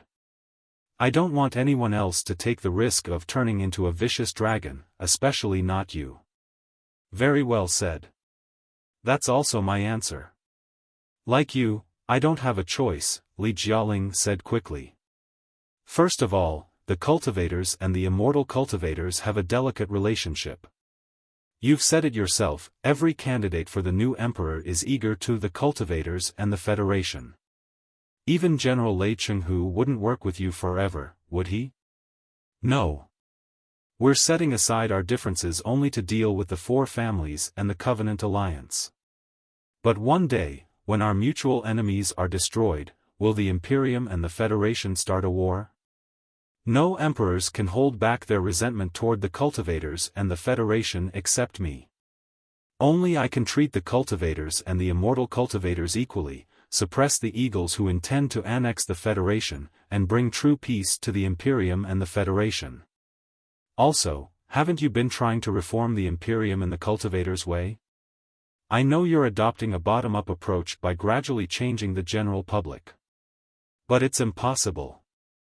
The Imperium is too big and chaotic, and the true path of immortality has been spread for 1,000 years. It's hardly possible to change social customs. Your reform is bound to face challenges. It may even raise friction between the Imperium and the Federation. The Imperium today cannot bear a bottom-up reform. We have to change the obsolete architecture from the top down with new power. That's the only way. The Queen and General Lei Chenghu are natural reformists. On one hand, they are too old to lead the reform until its completion, and on the other hand, they are too bound by the ideas of the immortal cultivators. Their reforms are too trivial. I am not overestimating myself. I do not think I am better than the Queen, General Lei, you, or Sister Long. In fact, I am not nearly as good as any of you right now. However, none of you can be the Emperor of the Imperium. On the other hand, I am far better than any of the Emperor candidates. If any of those pieces of garbage becomes the Emperor of the Imperium, what do you think they will do? How will they treat the cultivators and the Federation? How will they face you as the Deterrent in the Gold Crystal Pyramid? Will you continue the reforms instead of being swallowed by their grand ambitions? No, they won't. You know very well the catastrophic consequences if they become the Emperor. That's why you and General Lei have never selected one of them yet. So, I cannot watch those pieces of garbage become the Emperor of the Imperium and ruin the Imperium, the Federation, and everything I have finally achieved. Lastly, there's a small but not unimportant reason. The Queen, controlled by Wuying Qi, almost caused a disaster in the Next Sun plan. Although she was stopped by Brother Yao in time, severe losses were incurred, and too many lives were lost. The Queen's crime is certainly unforgivable, but those who died because of her cannot be brought back to life even if she is cut into pieces. So, as her son, I should answer for her crime and atone for it every day for the rest of my life. Looking at the young man, who was blushing in excitement, Li Yao was at a loss again. Or rather, he was about to be melted by the young man's passion. Have you really thought it through? Li Yao asked. Is this your final decision? Yes, Li Jialing declared resolutely. I've made my decision.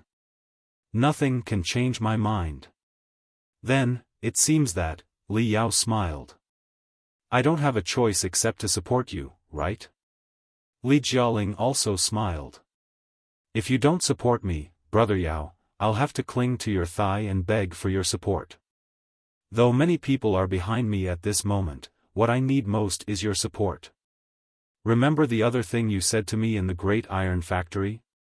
You said that even a tiny butterfly might raise a destructive tornado with a flicker of its wings. Come to think of it, maybe I'm the tornado you've already raised. Now that you've started a tornado, how can you make it die down quickly? Sounds fair, Li Yao thought for a moment and looked at Li Jialing. Then, answer my last question. What are you right now? Are you a cultivator or an immortal cultivator? I don't know. I've been bullied by the immortal cultivators since I was born, and Li Lingfeng and Wu Yinglan built me into a monster. I've never been fond of the true path of immortality, Li Jialing said. However, the path of the cultivators, no matter how you present it, still seems too unrealistic and impractical to me, requiring too many lucky accidents. I remember our conversation in the Emperor's Mausoleum about combining the ideas of the cultivators and the immortal cultivators.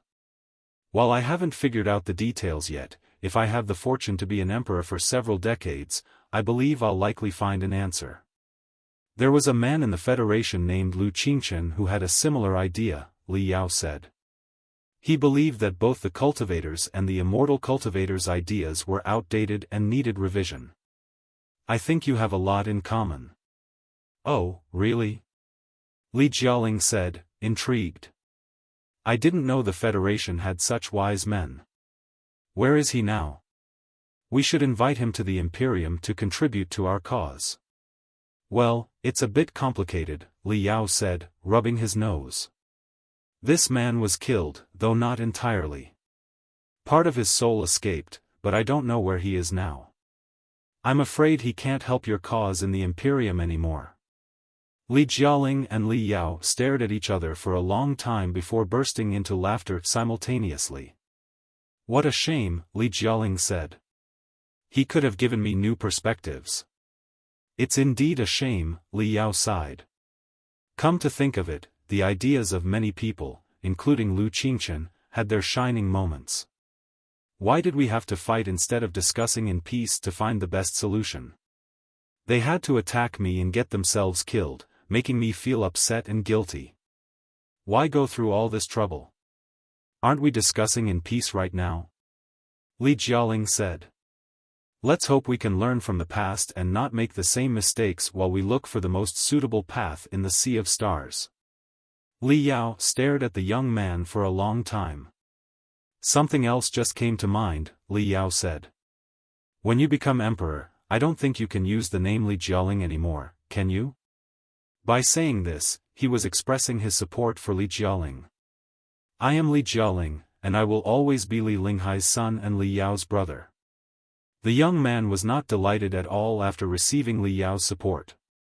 Instead, he hesitated for a moment, as if he were about to cut himself loose from his past and embark on a dangerous expedition. However, after a brief struggle, golden flames ignited in his eyes, burning away all his hesitation. But on the surface, I will be using a different name. I have to return to the Wuying family. The young man rose and opened the door of the medical room. Allowing the scorching sunlight to clothe him in a burning armor, he looked back at Li Yao with the most brilliant smile. From today onward, I will be known as Wuying Ling. Spring had arrived in the Imperium. It came earlier to the underground world of the capital planet, which had never witnessed spring, than it did to the surface.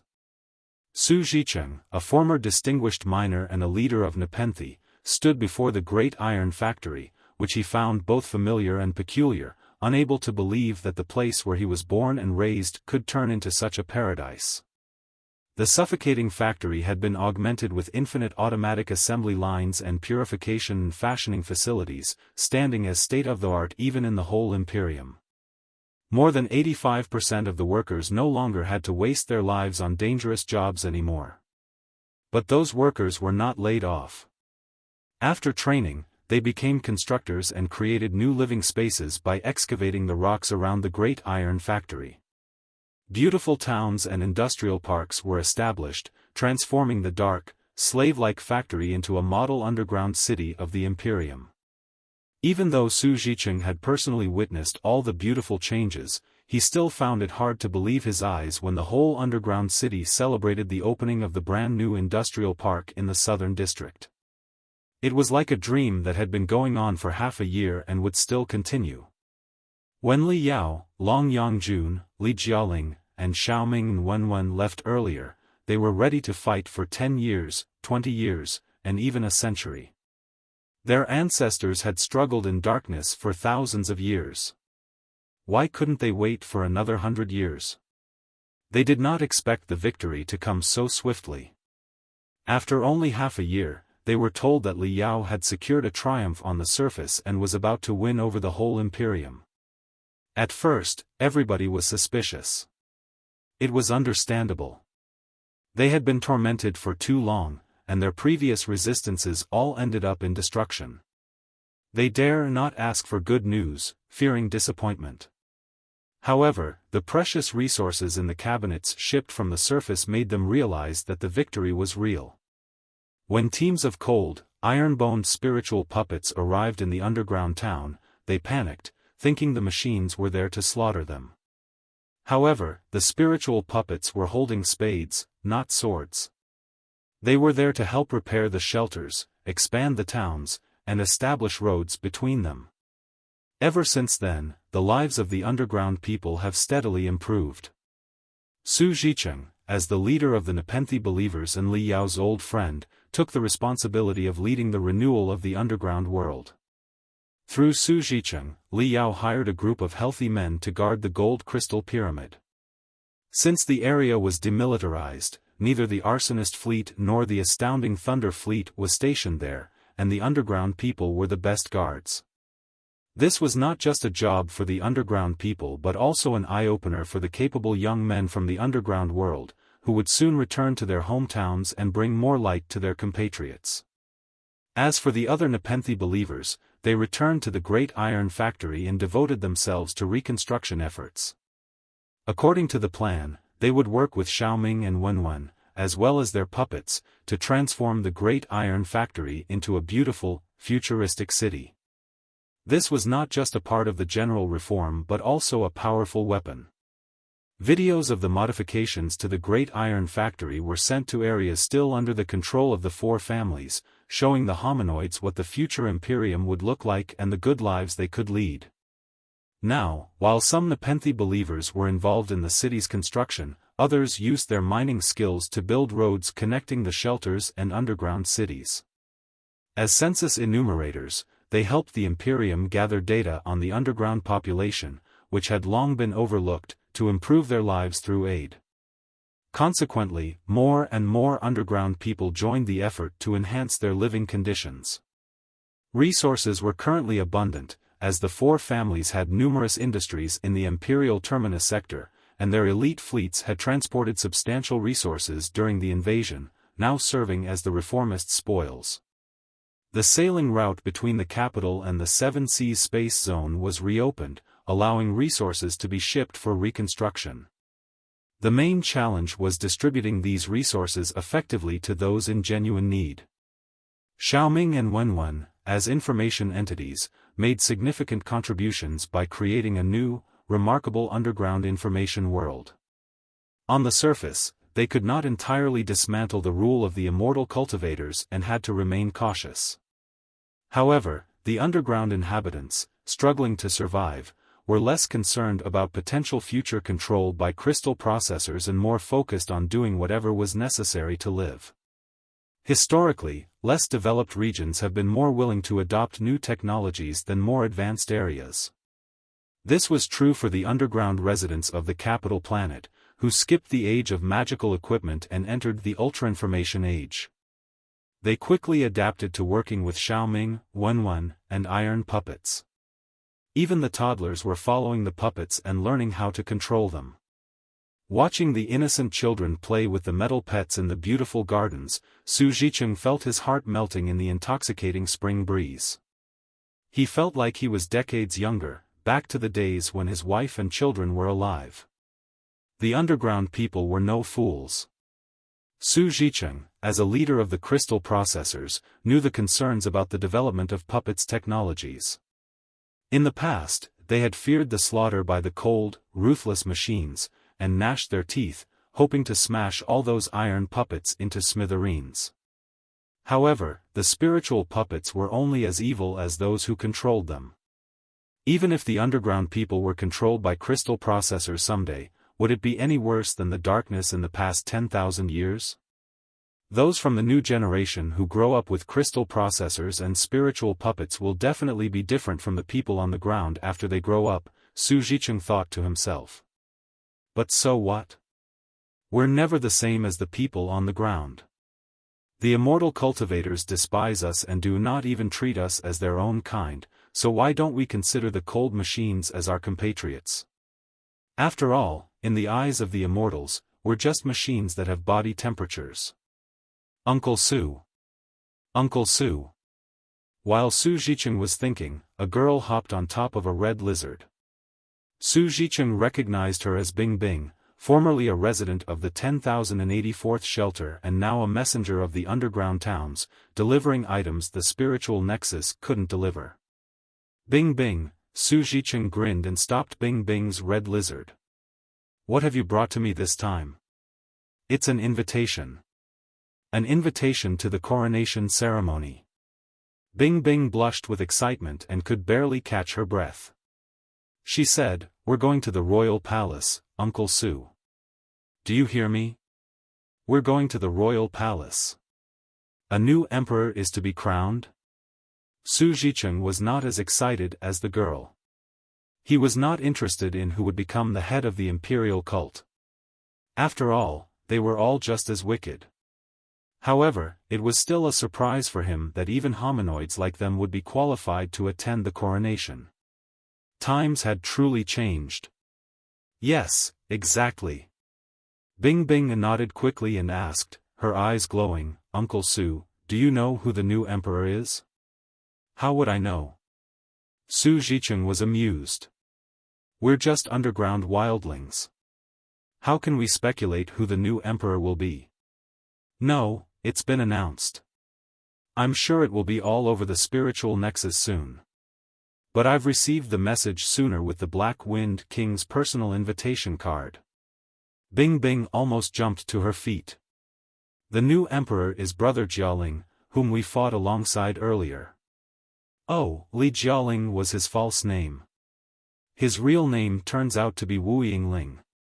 He's Emperor Shenwu's 13th son and the most loved one. However, he was sent out of the palace to avoid the hunting of the four families, and he only met us by accident. What? Su Zhicheng was dumbfounded for a moment. Chapter 2688, Coronation. 7 days later, it was a sunny, cloudless day.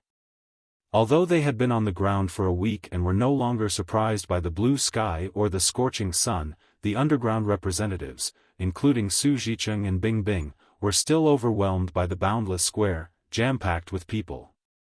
The vast square, boasting infinite space, was something they could never have imagined underground. All the underground representatives felt they had been reborn into a whole new world. Beyond the spaciousness, they were also amazed by the millions of people present. The place was spacious, yet it seemed the capital held more people than any place could. The streets, towers, square, and the auditorium floating with anti-gravity units were all crowded. Even the sky was filled with warships. The underground delegation walked for more than 3 hours from dawn to morning before finally reaching their designated location. They were like a tiny spot embedded in an endless sea of people. Standing on tiptoe, they saw the crowd stretching to the horizon. Glamorously decorated loudspeakers floated in the sky, roaring out exciting songs and announcing new orders and policies. The sounds clashed like torrents, making it impossible for the underground people to understand what was happening. They only felt dizzy. Su Zhicheng craned his head to look at the royal palace but could not see the new emperor on the high platform. So, he simply flipped through the few flyers and leaflets in his hands. Though the news of the new emperor's coronation had been spread throughout the spiritual nexus, some remote resource planets and territories of the four families might not have received the message in time. To address this, official flyers were printed so that ceremony participants could disseminate the news to every corner of the Imperium. The flyers included an introduction to the new emperor and Emperor Shenwu's remarks on him, stating that his son took after him and would certainly carry on his cause. The emperors of the Imperium of true human beings were different from those of ancient times. In ancient times, the succession of emperors did not need to consider social influence. All they needed was the approval of the nobles and powerful warlords. However, the Imperium of true human beings was a modern nation, and the emperor represented the country rather than being a simple dictator. In particular, the new emperor elected by the reformists had to compete with Emperor Chengwu, as chosen by the four families. Since Emperor Shenwu had been dead for a year, neither of the two new emperors seemed fully legitimate, making it even more important to enhance the new emperor's image. Therefore, these luxurious flyers introduced the new emperor's life, claiming he was the late emperor's 13th son, raised in another family because his father feared he would be framed. Bing Bing had told Su Zhicheng this earlier. Su Zhicheng was not at all interested in the official and thus boring flyers. Instead, he carefully studied the leaflets of much poorer quality, which provided more exciting introductions to the new emperor. There was no telling who published or spread them, but almost every ceremony participant held one. According to the leaflets, the late emperor once fell asleep, too tired from working, and saw a golden lion with wings flying into his palace and circling around him. The lion even had a glittering star on its forehead. The black-starred lion gazed at him first, then leaped out to the back of the palace. When the late emperor woke from his dream, he learned that the queen had given birth to his 13th son. Because of the unusual dream, the late emperor paid special attention to the 13th prince and secretly decided to let him inherit the crown. However, the spies in the royal palace somehow spread the unusual dream, and the four Kurfürsten certainly wouldn't allow the prince, believed to be the reincarnation of the black-starred lion, to grow strong. They decided to murder the 13th prince. But fortunately for the Imperium of true human beings, one of the assassins found his conscience. He secretly replaced the 13th prince with another baby and carried him out of the royal palace to the Li family. After that, the 13th prince gradually grew up, and he realized his bloodline and identity at a critical moment. Supported by his most loyal subjects, the Black Wind King and Dongfang Mingyue, he left the Li family for the Seven Seas Space Zone, marched back to the capital, vanquished the four families, and secured a glorious victory in the crown that belonged to him. Su Zhicheng had no idea who published such a leaflet, whose language was nearly vulgar and whose content was hard to believe. However, it was indeed exciting to read. Everybody would feel that the new emperor was a young hero, destined to lead them, after reading it. The leaflets, of course, were not official. But Su Zhicheng was no fool. If the authorities truly disagreed with the content, they would have censored the leaflets. However, the fact that almost every participant in the ceremony held one showed the authorities' indirect support. While Su Zhicheng pondered this, the noise above him intensified tenfold. He looked up to see the blue sky transformed into a golden sea, with thousands of starships arriving over the capital. Thousands of starships might be a mere grain of sand in the vastness of space. But within the atmosphere, only a few hundred meters from the ground, their overwhelming exhaust flames seemed to tear everything apart. The sun was completely obscured by the starship's fiery glow. As sunlight passed through the starship's gravity fields, it fragmented into a spectrum of colors, adding to the grandeur of the ceremony, as if they were fireworks for the coronation of the new emperor. Ah, Su Zhicheng could barely catch his breath. He cheered with the millions of people around him. As an underground rebel, he had never been proud of his Imperium identity. But viewing the spectacle of the thousands of starships, he suddenly felt an unexplained urge. If the new emperor was indeed the young man he knew, with the backing of Li Yao and Dongfang Mingyue, the underground resistance might have a chance to merge with this unparalleled power and become part of the Imperium, right? Boom!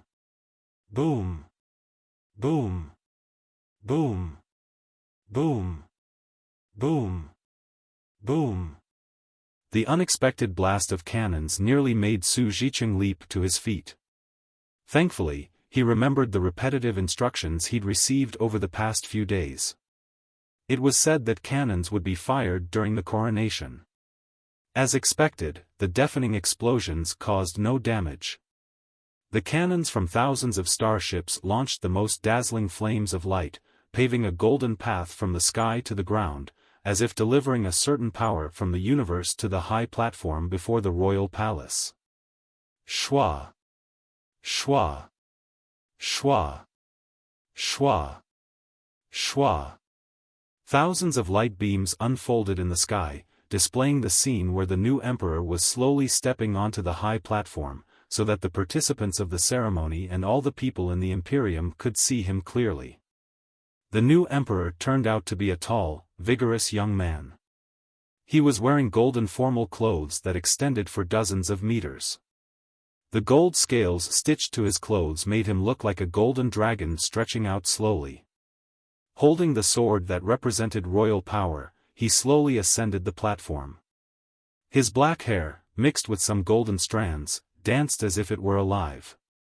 Deep in his eyes, golden light and purple light clashed, sparks bursting out. With every step, a footprint was left behind.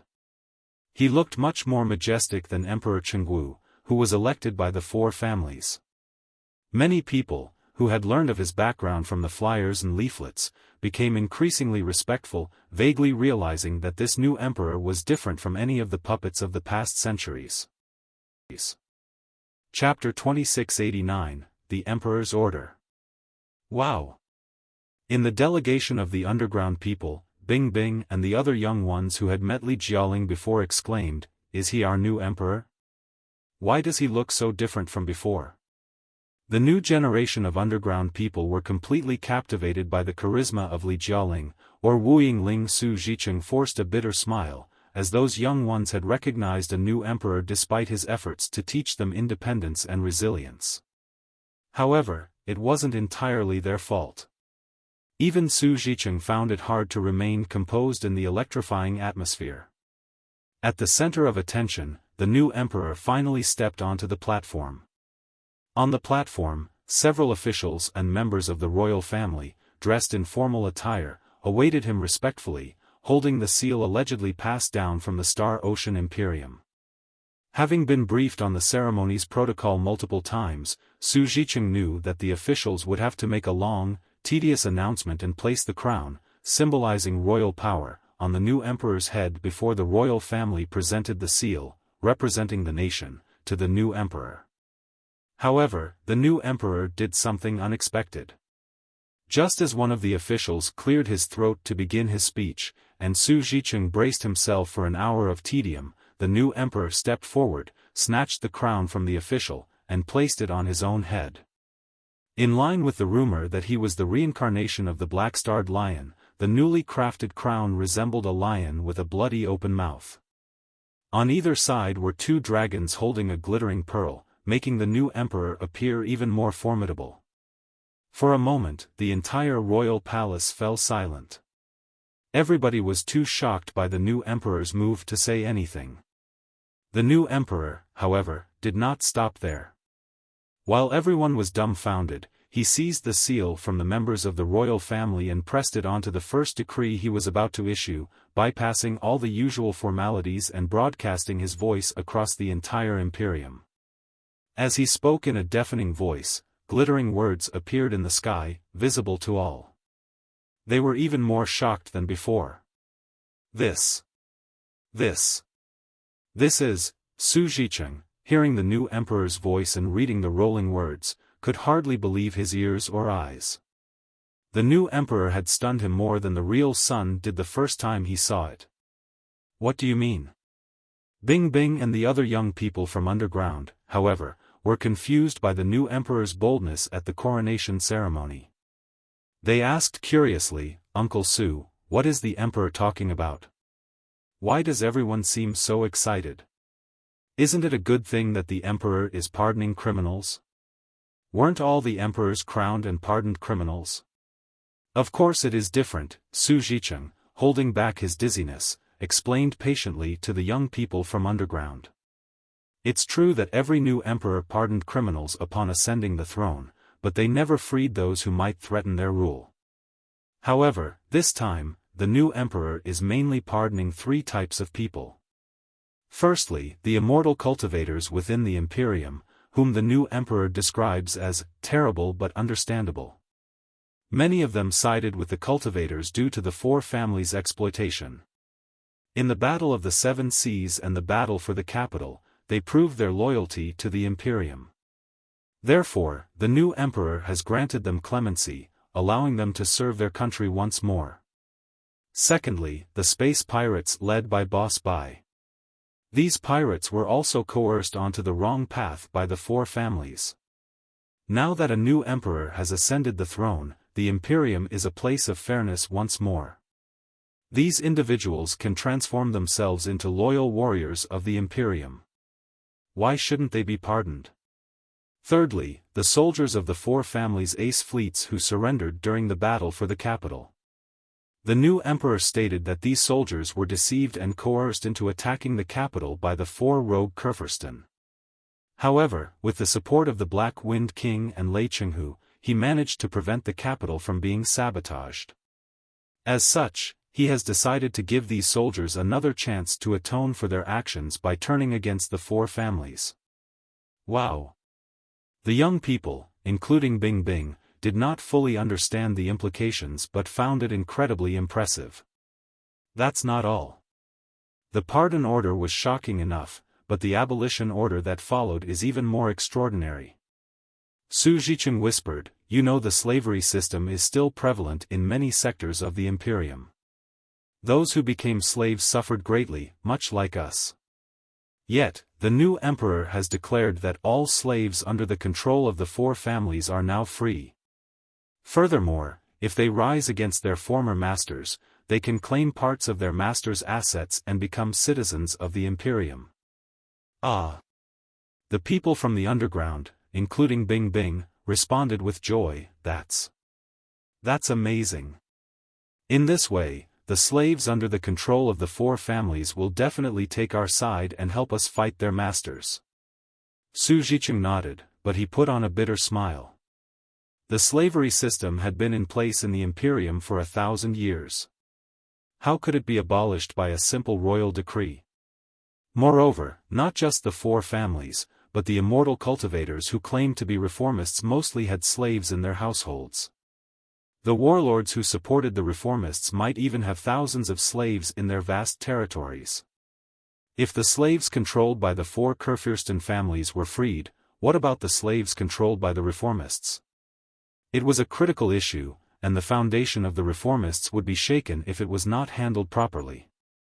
That was why even Wuying Qi, when he held the power of the reformists, never considered striking the four families, as the reformists would have suffered just as much. The abolition order released by the new emperor did not specify the arrangements for slaves outside the territory of the four families. While it did not force all immortal cultivators to free their slaves, it mentioned that anyone who volunteered to do so would receive generous compensation, and the earlier they did it, the more they would receive. The compensation was slightly higher than the value a slave could create in 10 years. However, there was one minor problem: the compensation would be given as bonds that could not be redeemed until the four families were dealt with. Clearly, the new emperor planned to refill the national treasury and implement new policies, including abolition, using the wealth of the four families. So, after the pardon order and the abolition order, came the shocking mobilization order against the rebels. After the coronation ceremony, the astounding Thunder Fleet, the Arsonist Fleet, and the former four families' ace fleets would march unstoppably into the territory of the four families to eliminate the illegal Kurfürsten and the illegal emperor, restoring the glory of the Imperium. I really didn't see this coming. Su Zhiqing looked at the spectacular image of the new emperor in the sky, feeling a mix of complex emotions. He never imagined that the young man he once fought would grow to such heights. Whether the orders were the young man's own intention or those of Li Yao, Lei Chenghu, and others behind him, they had at least brought new hope to the Imperium. The only question was, did they truly have the capabilities to carry out their reforms? This doubt was not just Su Zhiqing's but also that of the millions of immortal cultivators at the ceremony. The new emperor had brought more shock than any previous emperors. The pardon, the abolition, and the mobilization orders would lead to paradigm-shifting reforms and painful changes in their lives. All the immortal cultivators were hesitating and wavering, unsure of what to do. Some were even secretly complaining, "Is this little emperor crazy? Does he really think he's a powerful emperor when he's just a puppet?" Reconciliation with cultivators, abolition, and attacking the four families so eagerly? Why? The immortal cultivators' suspicions were understandable. After all, the new emperor had been virtually unknown until then. No one knew anything about him except the information on the flyers and leaflets written by Li Yao and Long Yongjun. However, in the next moment, they all learned the truth. Chapter 2690, The Least Bad Ending, End of Volume 6, Imperium. As the last word of the decree froze into a golden mark in midair, the new emperor abruptly drew his royal sword and pointed it at the sky. Unparalleled power surged from him in visible golden tides that swept across the entire royal palace, above everyone's heads. They could hear the roar of the new emperor, and sense his overwhelming ambitions. The immortal cultivators, who knew nothing of the new emperor, shuddered palely. They had thought the new emperor was merely a puppet of the reformists, and that Lei Chenghu and Li Yao truly held the power. Little did they know that the new emperor possessed such formidable strength. A new emperor with such remarkable abilities could not be a mere puppet. Before they could exclaim, an even more unbelievable scene unfolded. The new emperor's rising power attracted natural spiritual energy, causing the clouds to gather above him into a golden beast that resembled a half-lion, half-dragon. The lion-dragon, composed of golden clouds, like a manifestation of the new emperor's will, stared coldly down at the ground from the sky. A moment later, the clouds slightly dispersed, as if the lion dragon were opening its mouth, and a colossus in mirror-like armor slowly descended from the opening. It was Black Hole's heart. Black Hole's heart, known as the most powerful colossus of the Imperium, boasted the most advanced interference force fields and stealth technology. It had twisted the light around it, cloaking itself in a spectacular array of colors. The sky became a stage for Black Hole's heart. Many senior immortal cultivators gasped in shock. They vaguely guessed the Colossus's identity from its presence. Before the ceremony, they were suspicious about Li Yao's leaflets and would not believe that the new emperor was the reincarnation of the black-starred lion. However, after the new emperor unleashed dragon over the sky and Black Hole's heart, they had to admit that the new emperor had indeed inherited Blackstar the Great's powers, as Black Hole's heart, which had been lost for 1,000 years, had reappeared. Boom! Boom! Another 2 deafening explosions burst out from the southeast and northwest skies, and 2 clouds of abundant spiritual energy floated toward the new emperor. One cloud formed a black tiger, while the other took the shape of a bloody vulture. They represented Lei Chenghu and Li Yao, the 2 most powerful men in the capital and the greatest supporters of the new emperor. The royal palace was enshrouded by the clouds of the lion dragon, the black tiger, and the bloody vulture, symbolizing that the iron triangle of Li Yao, Lei Chenghu, and Li Jialing would suppress the entire Imperium. Long live the Emperor! Long live the Emperor! Long live the Imperium! Strength mattered most to the immortal cultivators. They might have secretly complained about the radical pardons, abolitions, and mobilization orders, but under the pressure of the Iron Triangle, none could resist. They could only cheer uncontrollably. Soon, the entire royal palace was filled with roars. Everyone was cheering for their new emperor and the new era name. From this moment on, the emperor entered a new phase, and the era name was changed to Yongjia. At night, the whole capital was ablaze with the lights of celebration. Li Yao, however, was not interested in the immortal cultivator's festivities. He simply stared at the lights from a high tower in the royal palace, a glass of juice in his hand. "Why are you here?" One of the spiritual puppets, which had been cleaning behind him, suddenly said in Xiaoming and Wenwen's voices, "Dad, you don't seem very happy. Are you dissatisfied with this ending?" "I wouldn't say, dissatisfied." Li Yao was used to Xiaoming and Wenwen's unannounced visits. He could even accept the oddly shaped spiritual puppets calling him Dad now. Sipping the juice, he mumbled, "You know what? I just slipped into Li Jialing's palace and used the special toilet reserved for His Majesty of the Imperium of true human beings. That was definitely a luxurious toilet. All I'm saying is, I had foreseen countless worse endings before I came to the Imperium, like the destruction of the Federation or the end of the world. But I never expected I would use the toilet of the Emperor of the Imperium of true human beings so blatantly. How can I be dissatisfied? It's just that. It's just that Dad feels it's not the best ending," Wenwen's voice chimed in. "In your plan, you were supposed to defeat all your enemies in a glorious battle, awaken all the bottom-level people in the Imperium, and convince the immortal cultivators to side with the cultivators. Ideally, the Imperium would join the Federation as part of it. But as it turns out, you have to manipulate an immortal cultivator emperor to serve your purposes, and this emperor might be unwilling to be manipulated by you forever." "Well," Li Yao scratched his head. "Now that you put it that way, my plan does sound unrealistic.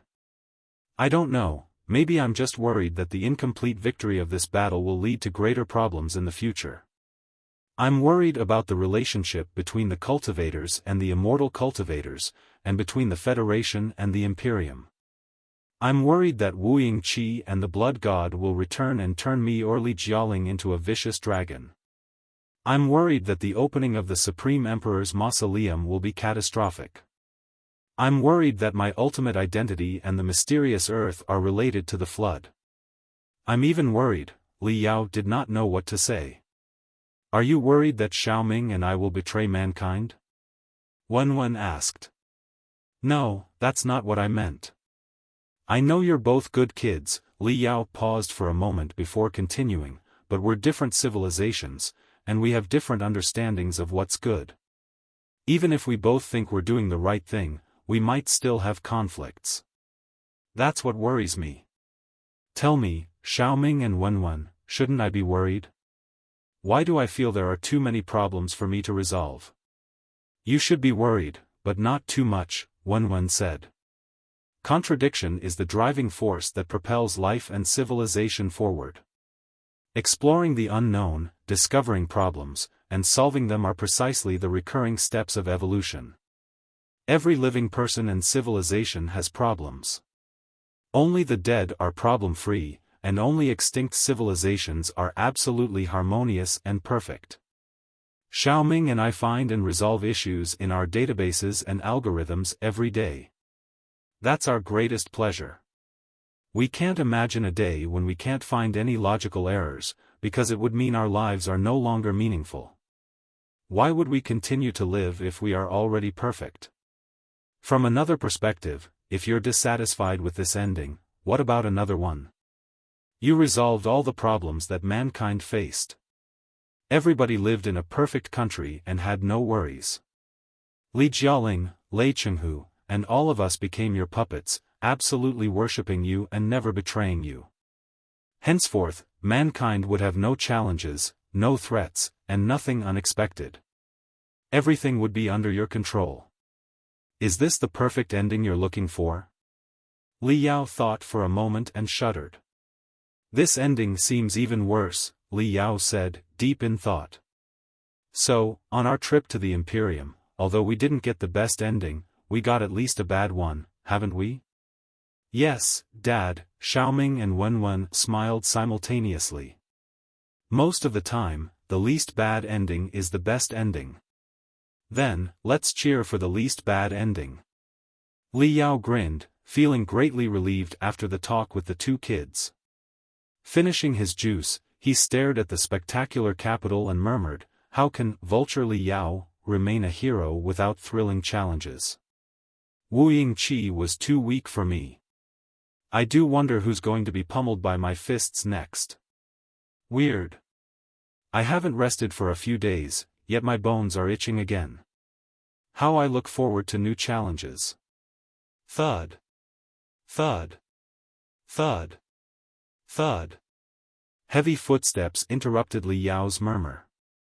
Lei Chenghu approached Li Yao gravely. Huh, why are you here instead of celebrating with His Majesty and the other immortal cultivators? Li Yao grimaced. Your troops will set off to attack the rebels of the four families in 3 days. You wouldn't have much time to drink by then. Lei Chenghu's face was ghastly, as if it had just been bombarded by a warship. Without a word, he tossed a jade chip storing the latest report to Li Yao. According to the urgent report from the Expeditionary Force, a fleet of the Covenant Alliance, of unknown size, broke into the thick soil sector, a critical part of our supply line, just a day ago, Lei Chenghu said solemnly. The guards of the thick soil sector were wiped out, indicating that the enemy is extremely powerful. It seems the main forces of the Covenant Alliance that we've been dreading have finally emerged.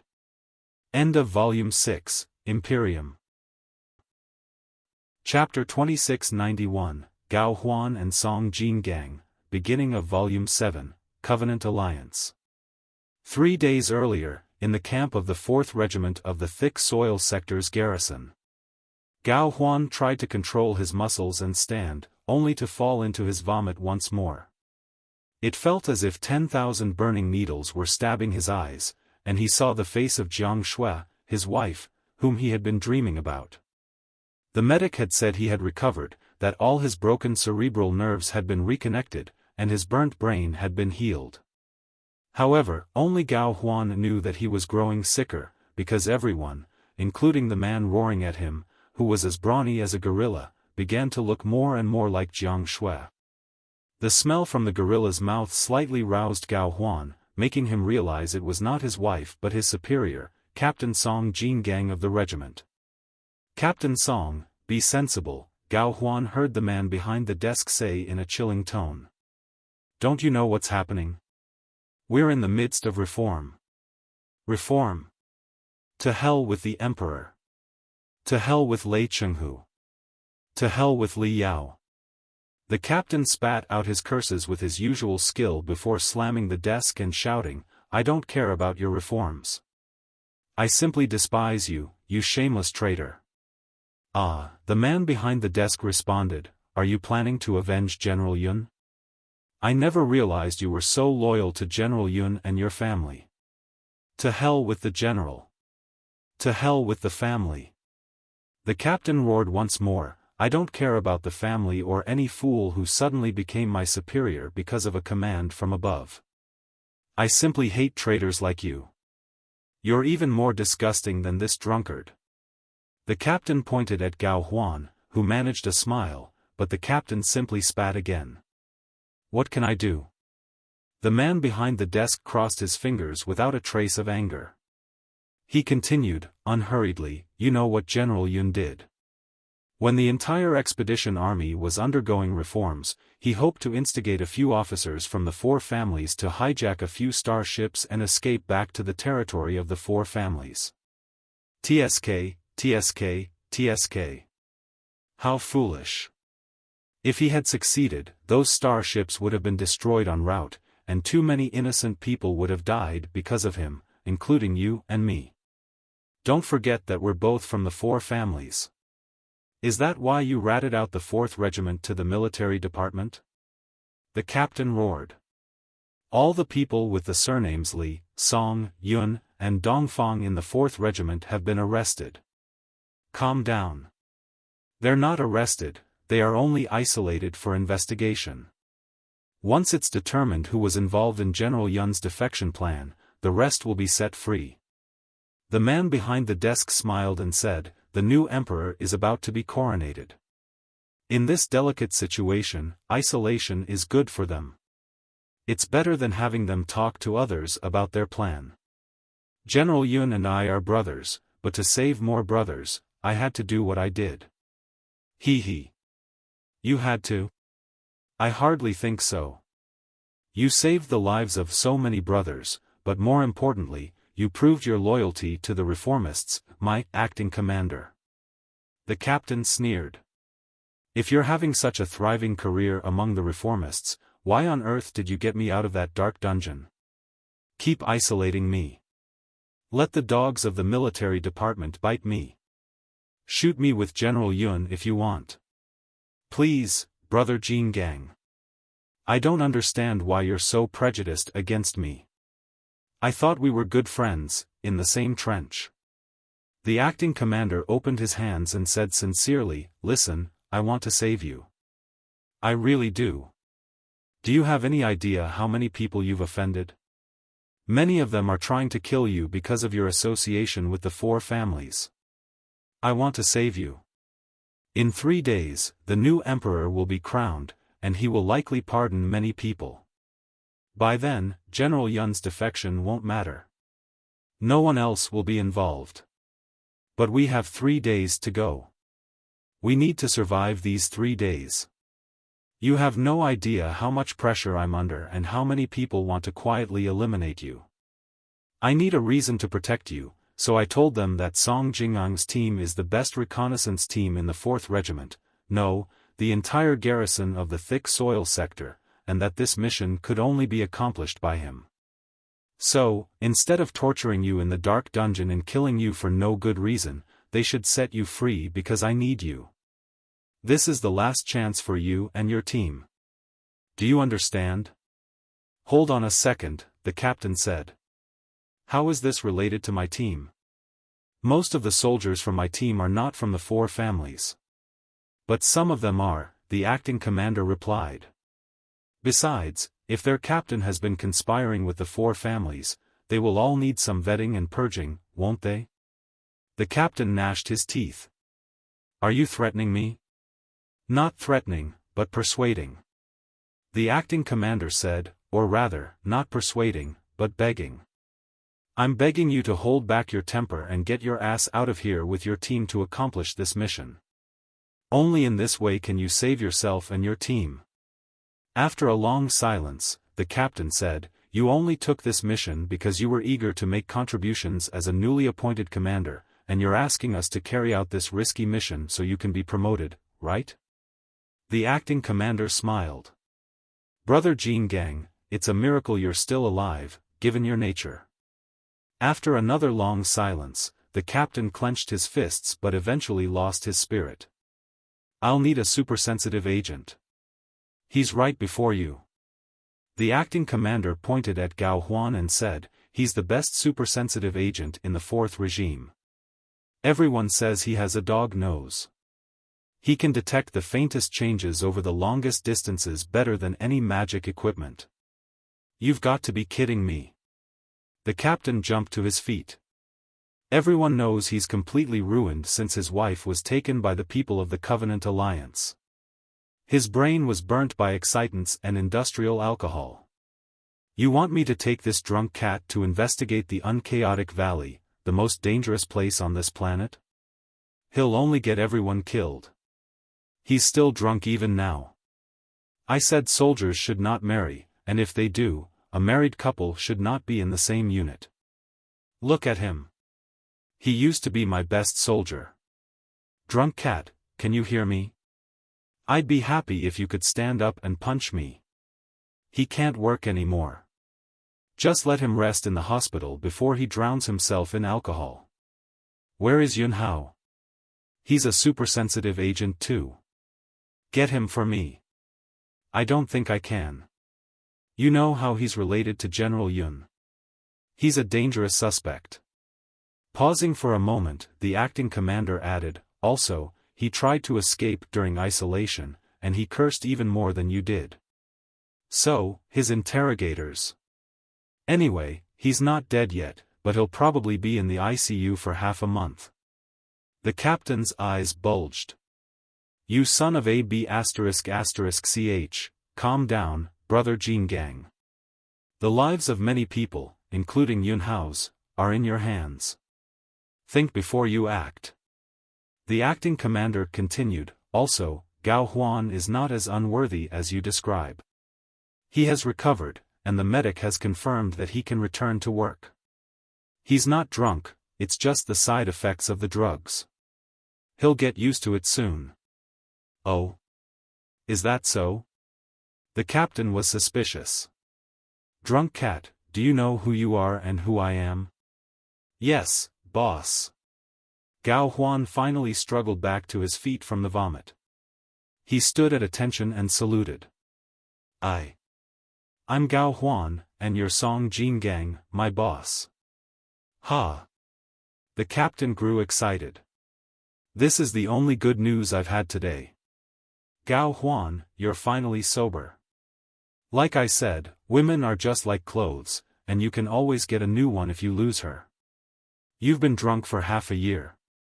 That was really embarrassing, bam." When the captain said, "if you lose her," Gao Huan's pupils constricted, feeling that the nerves in his head had broken again. He couldn't control himself when he lunged at the captain. Then, he heard the sound of his fist smashing into the captain's face, almost breaking his bones. The captain roared desperately, F***ck. When Gao Huan woke up again, he found himself in a light tank crowded with smelly soldiers, making the cabin smell like a can that had been sour for half a month in a hot summer. His itchy skin reminded him of what had just happened.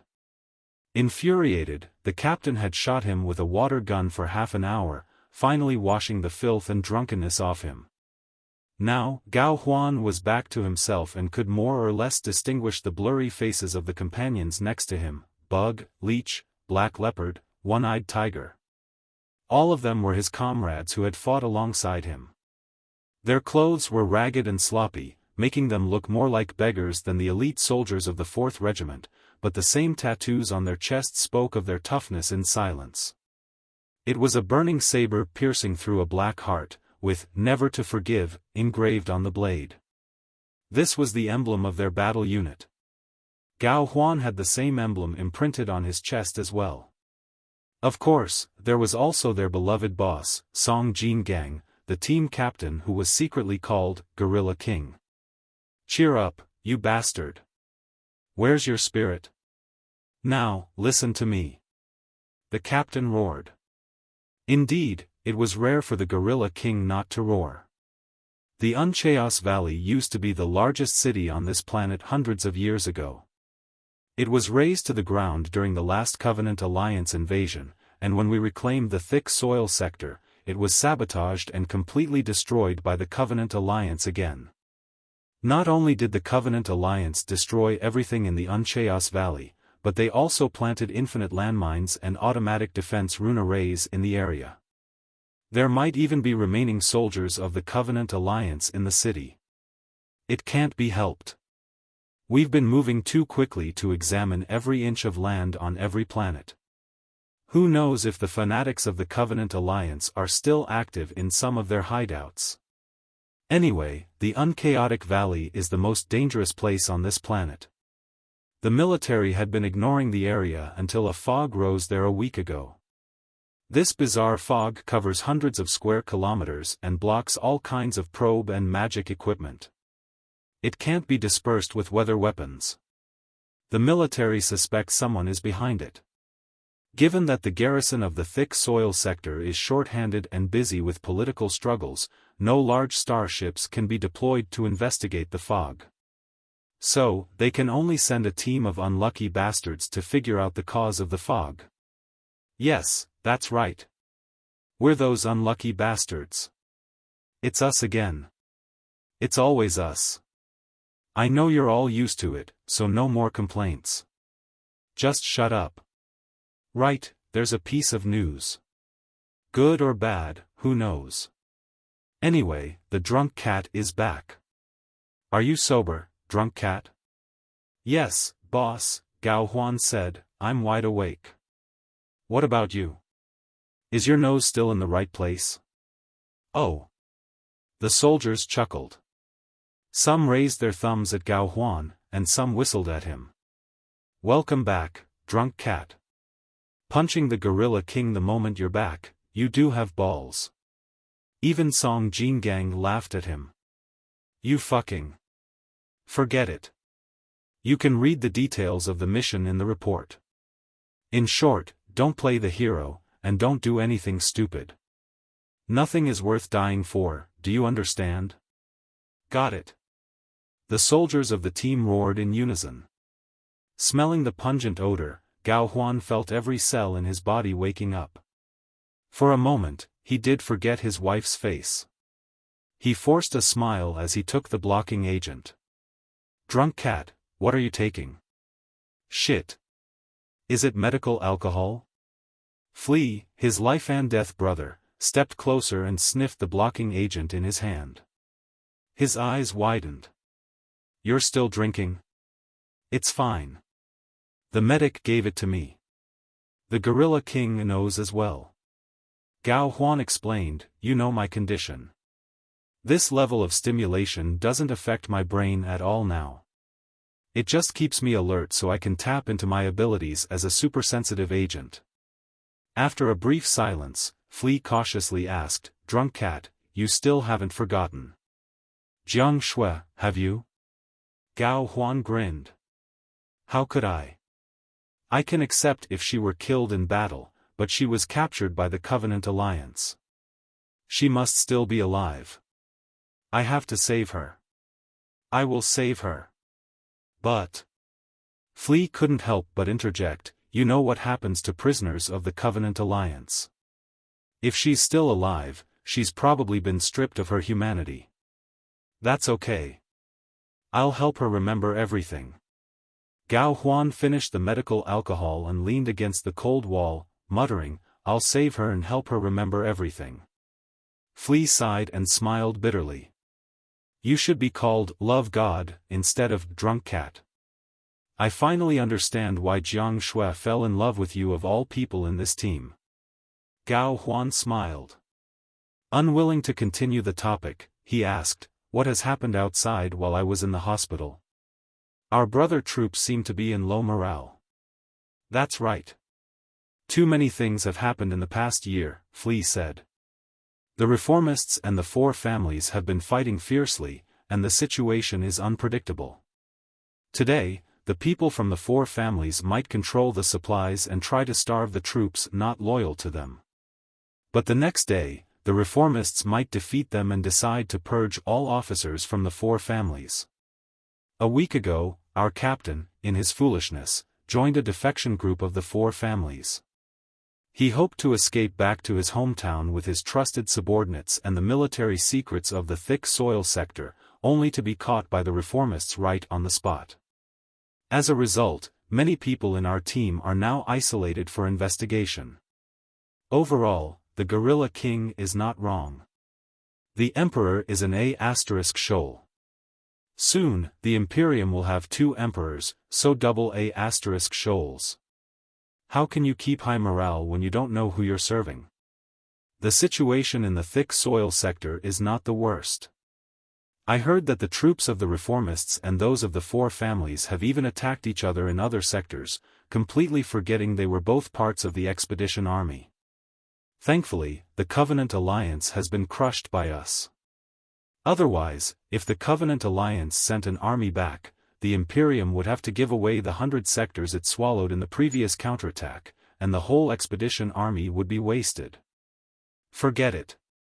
None of that is our business. For soldiers like us, we should seize the day while we're still alive and make sure we take down at least one enemy before we die. Flea laughed innocently, and so did Gao Huan. He didn't really care about things like morale, reform, Kurfürst, or the Emperor. He was just making conversation with Flea. He wasn't afraid of death either. After being in the expedition army for so many years, he had become numb to it. The only thing he cared about was Jiang Shui, his wife. No matter what she had become, Jiang Shui must still be alive. So, he couldn't die. He had to rescue Jiang Shui, or die with her. Wait for me, Jiang Shui. I'm sober now. I'll get you out soon. Gao Huan rubbed the mini jade chip on his neck that stored videos and photos of him and his wife. If possible, he really wanted to implant the jade chip into his flesh. Boom! The dull sounds of air currents came from outside. Gao Huan finally realized that the light tank they were in was actually loaded on a flying carrier. Hurry up, you gutless maggots. Inject buffer gel into your butts. The captain roared, "We've arrived at our destination and will land for reconnaissance in 10 seconds. Crack. Crack. Crack. Crack." The deck of the carrier slowly opened, and 15 light tanks fell like dumplings. The dazzling exhaust flames they spurted tore through the thick fog, slowing their descent until they landed in the hazy Unchaotic valley. Without any orders from their captain, the lazy soldiers suddenly transformed into the most vigilant wolves and tigers. The moment they jumped out of their tanks, they donned crystal suits, protected the tanks, and pushed forward into the fog. The Unchaotic valley, shrouded in fog, resembled a physics nightmare. Pale flames flickered among the debris that had collapsed centuries ago, as if the eyes of countless lingering ghosts were watching the scouts. Battle puppets, crystal tanks, and starships lay scattered everywhere, most of them rusted and moldy from being left behind hundreds of years ago. At first glance, they resembled the rotting internal organs of a colossal beast, emitting a nauseating odor that even crystal tanks and suits couldn't prevent. Or perhaps, that odor was fear. Sitting at the center of a reconnaissance car, Gao Huan placed a dark, cold cover over his head and detected the unusual changes deep within the fog using his talents as a supersensitive agent. "How's it looking, drunk cat?" Surprisingly, the captain didn't shout but asked in a low voice, "Is that dog nose in your head as sharp as ever?" "Of course." Gao Huan narrowed his eyes, as if he were in another place. "There's something seriously wrong here. There are regular bursts of magnetic waves, which don't seem natural but more like some kind of signal. The fog around seems to be covering it up. That's strange. This signal is too strong. It's like a pillar rising to the sky in my senses. Even with the fog, the fleets in orbit should have detected it long ago. Huh, what a coincidence, the captain remarked. The commander of the orbit troops happened to be a rebel from the Four Families. He was arrested a week ago, and a purge was conducted within the orbit troops. Who has time to study insignificant signals when their own life is at risk? Regardless, none of that matters now. Tell me, where is the source of the signal? It should be. Huan, holding back the excruciating pain in his head, tried to locate the source. Just as he was about to find it, someone in the communication channel suddenly said, "Boss, Black Freckle stepped on a landmine." When the captain and Huan reached the front of the team, the atmosphere was still quite relaxed. Black Freckle, the unfortunate victim, was still smiling and teasing his companions. Every part of the planet had been planted with landmines before the Covenant Alliance retreated, but the landmines were not very powerful. Moreover, the soldiers in this team had the protection of crystal suits and sufficient experience in dealing with landmines. They could safely dismantle 99% of the landmines. Even if they couldn't, they wouldn't wail as if it were the end of the world, they would only lose a foot or a leg. At that moment, a soldier was examining the landmine under Black Freckle's foot. He carefully dug the ground, revealing the rusty shell of the landmine. It appeared to be an old heavenly rainbow eye, which was powerful but not difficult to remove. However, as a supersensitive agent, Huan detected something unusual. This was why the captain had brought him along. Wait, this landmine doesn't smell right. Huan stopped the soldier's work. It looks like the components of Heavenly Rainbow 3 inside the shell of a Heavenly Rainbow eye.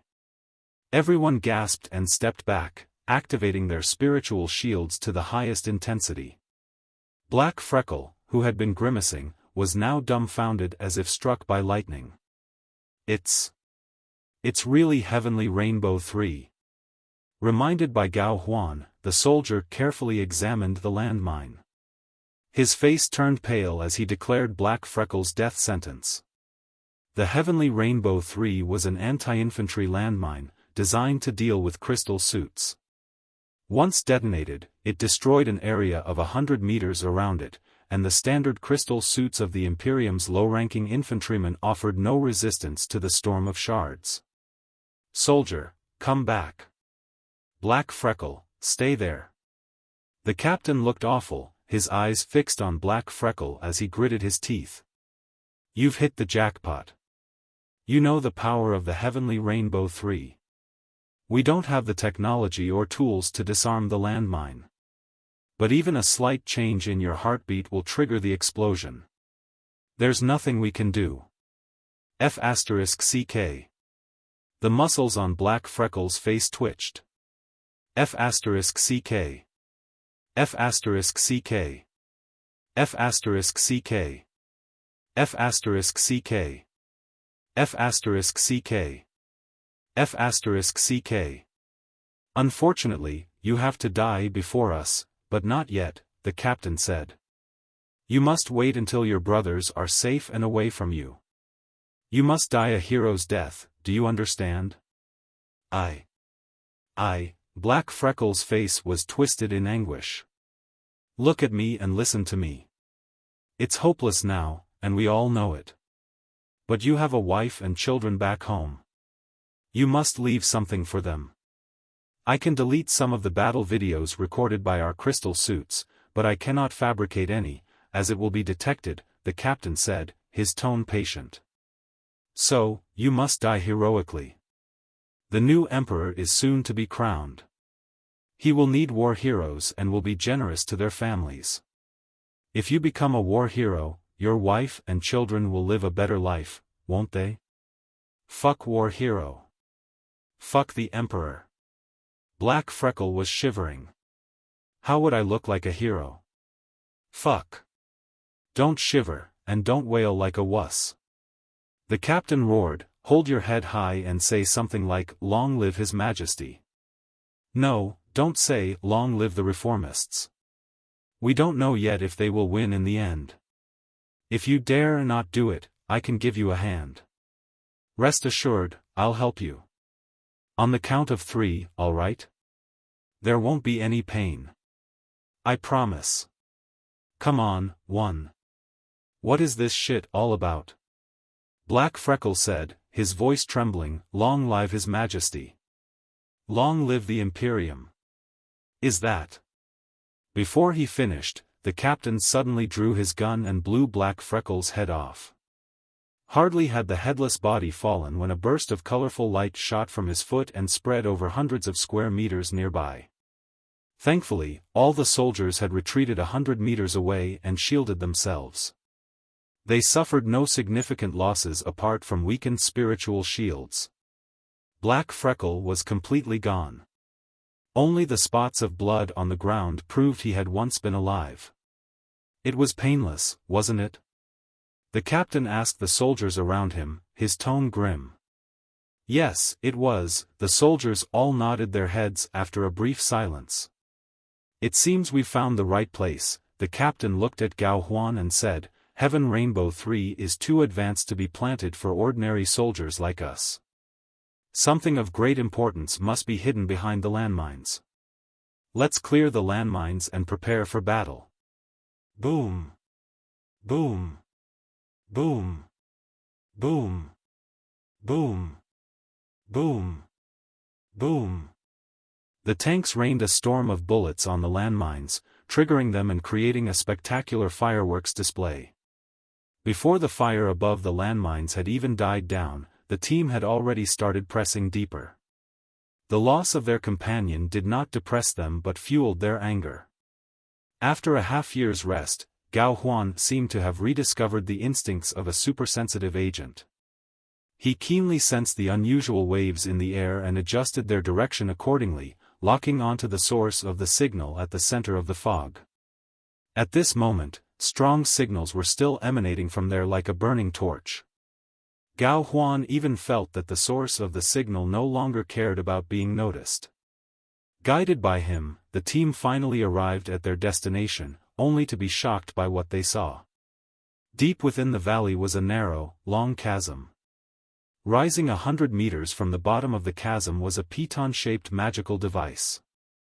The 4 pitons on the device formed an array, with dazzling electric arcs dancing among them. Even more terrifyingly, deep within the chasm, beneath the mysterious array whose purpose was unknown, countless hibernation capsules were densely packed like insect eggs. Inside each hibernation capsule was a person from the Covenant Alliance. Many had already been awakened, and the rest were also beginning to open their emotionless eyes behind the glass covers. A secret base of the Covenant Alliance had been hidden on a planet that the Imperium had reclaimed and occupied for 3 years. When the secret base was discovered by the team, the ritual of the Covenant Alliance was nearly complete. Infinite electric arcs soared to the sky like an upside-down waterfall, tearing apart the clouds and gathering into a chaotic vortex that seemed to lead to another world. Something with immense spiritual waves was landing on this planet through the vortex. Now, even those not as supersensitive as Huan could tell it must be a beacon or even a space gate. Those sons of B***************************************************************** Cheese hid a super teleportation array, or whatever that crap is, on our planet. The captain cursed. How is it possible? What kind of super teleportation array is this? Is it a brand new space gate? Why can it send signals into space through the atmosphere without being detected by the military? What do we do, boss? Are we going to fight them or not? Flea's voice shook, which was understandable. The soldiers of this team were all fearless of death, but they were only here for reconnaissance.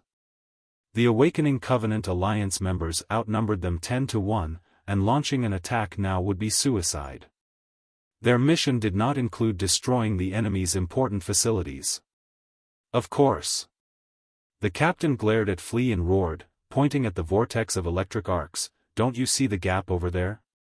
If we don't interrupt their summoning, who knows what will be teleported to this planet? We might all be killed by then. Fight them and blow that eyesore up into pieces. Let's kick those B***** back to their homes. The captain grabbed 2 cannons thicker than his thighs and fired like a crazed gorilla. The other soldiers also roared and charged like tigers, catching the Covenant Alliance members off guard. However, the people of the Covenant Alliance knew no panic. They immediately counterattacked, utilizing their numerical advantage. For a moment, the entire Unchaotic Valley was engulfed in flames. For a supersensitive agent like Gao Huan, keen senses were both a blessing and a burden. With this ability, he could detect waves from dozens of kilometers away, but on the battlefield, he experienced hundreds of times more blast and pain than ordinary people. At this moment, the battlefield transformed into the most magnificent painting in Gao Huan's eyes. Everyone was like a flaming torch, and waves of spiritual energy surged in his mind, overwhelming him as if he were a sinking ship. But at this moment, as if a lightning bolt struck in his head, he suddenly saw her among the thousands of enemies. Even though he could barely distinguish anyone and his optic nerves and brainwaves had been ravaged by the shock of spiritual energy, making the world seem to swirl, burn, and explode, he was certain he was not mistaken. That shade of red could only belong to his wife. It was Jiang Shui. Jiang Shui. Gao Huan's mind went blank as he roared in joy. Cannons fired, bullets flew, and the altars and teleportation devices of the Covenant Alliance were crumbling. The battlefield could not have been more chaotic. Gao Huan did not know how he crossed the battlefield or how many times he was struck. He saw only the redness. After stumbling and falling, he finally reached her, still alive. She was a female soldier with a red mole above her eyebrow, rigid and indifferent, as mechanical as the people of the Covenant Alliance around her. Gao Huan, however, could not help but cry, "Jiang Shui, I knew you weren't dead. I knew I could find you. It's me. It's me." The female soldier, unmoved, raised her saber and aimed it at Gao Huan's neck. However, Gao Huan's tears cast a subtle reflection in her frozen eyes, making her saber hesitate for a moment. Because of this brief hesitation, Gao Huan was not killed. Just as the thoughtfulness in the female soldier's eyes was about to fade and she was about to behead Gao Huan, a cannonball exploded nearby, scattering them in different directions. Retreat! Retreat! In his daze, Gao Huan did not know who was shouting. The enemy's teleportation array is complete. It's pointless to destroy the ground facilities now. Let's report to the military department. Gao Huan thought he had slept for a long time, reliving his life with his wife in his dreams. But when he opened his eyes again, he found himself still in the light tank that smelled like a sour can, next to his defeated, blackened companions. Gao Huan soon understood their situation through the light beams. When they set out, there were 15 armed tanks, but only 3 escaped the Unchaotic Valley. Behind them, the sky was riddled with wormholes, through which the starships of the Covenant Alliance were arriving. Some of their commanders had even landed and were spreading across the planet like a tide. This planet is doomed. Chances are the entire thick soil sector is over. Flea's left eye had turned into a bloody hole, but he was still laughing. It seems the Covenant Alliance has summoned their main forces to this bloody planet through a new teleportation technology. There are other portals for the Covenant Alliance besides the Unchaotic Valley, and they outnumber the garrison here by 10-fold. We can't win this war. Holding back his sickness, Gao Huan asked, "What do we do? Return to our base?" Our base was the focus of the enemy's bombardment. It's already been blown up. Flea told Gao Huan, "Now, the whole planet is occupied by the Covenant Alliance. Our reconnaissance mission is unimportant now. We better try to save our own lives first." But, Gao Huan wanted to ask where they could possibly run to if the entire planet was occupied by the Covenant Alliance and their base was destroyed. "We'll go to the Long Wind Canyon. There's a spaceport that has been abandoned for decades. General Yun and his accomplices hid 3 fast shuttles there, complete with fuel, as their backup plan. The captain grinned. With the blood on his face, he looked even more like a gorilla. Those interrogators from the military department didn't get that information out of me at all, he said cockily. Is this? Gao Huan thought for a moment and asked, is this desertion? Of course not. The captain smiled shamelessly. The garrison of the thick soil sector is about to be destroyed due to the new teleportation array or whatever it was that the Covenant Alliance had hidden earlier, and we're the only people who have witnessed it in person. This intelligence is very important, all right? So, we're not deserting. We are delivering this precious information to His Majesty, Lei Chenghu, the Black Wind King, and the other bastards in the capital. We're going to be heroes. Gao Huan was speechless. His head was a mess. Boom. Boom. Boom. Boom. Boom. Boom. Boom. Suddenly, several fireballs rose behind them, and their blasts made the 3 tanks stumble on the uneven mountain road. Damn it! The starship is after us again. The gunner roared, I can't lock onto it at all on this bumpy road. Also, our cannon is too weak. Unless we stop the tank and transmit all the spiritual energy to the cannon, it's impossible to shoot the starship down. We'll never make it to the Long Wind Canyon if it tails us. There was nothing but silence in the tank. Let me stay, Gao Huan said, staring at the burning horizon behind him. Give the tank to me. You all go to the other 2 tanks. I'll cover for you. Have you lost your mind? Flea grew anxious. You'll die if you stay. We have to go. No, I can't go, Gao Huan smiled. I saw Jiang Shui just now. It's really her. I'm not crazy. I can't leave her alone here. All the soldiers were stunned, but none of them dared to question him, not after they saw the hope in Gao Huan's eyes. Wake up already. Flea, his best friend, was still trying to reason with him. Even if she is really Jiang Shui, so what? How are you going to save your wife when this whole planet has been occupied by the Covenant Alliance? Besides, she's been brainwashed by the Covenant Alliance, and all her feelings and memories about you are gone. Why would she go with you? There will only be 2 possibilities if you stay. You will either die, or, even worse, you will be captured and brainwashed by the Covenant Alliance. Then what? You and your wife will both serve the Covenant Alliance. Isn't it pointless? No, it's not. With the fire of devotion in his eyes, Gao Huan said, I won't forget my wife, even if I'm brainwashed. Also, I don't believe Jiang Shui has forgotten me, even though she's been brainwashed. Do you know she recognized me just now? She really did. I'm not drunk, and it's not an illusion. I saw the light in her eyes. She recognized me. She wasn't completely brainwashed. So, as long as I can find her in the Covenant Alliance, I will definitely restore her feelings and memories, as well as mine, and we'll escape together. Chapter 2695, Take You Home. Do you really think you're a love god? Flea's bloodshot eyes nearly spewed fire as he glared at his best friend. I know you haven't recovered at all. You're absolutely crazy. Someone, help me tie him up in case he does something crazy again. Don't tie me up. Let me go. Gao Huan's eyes were also bloodshot, making him look like a ferocious wolf. You need someone to cover your retreat, and I have reasons not to leave. I'll stay.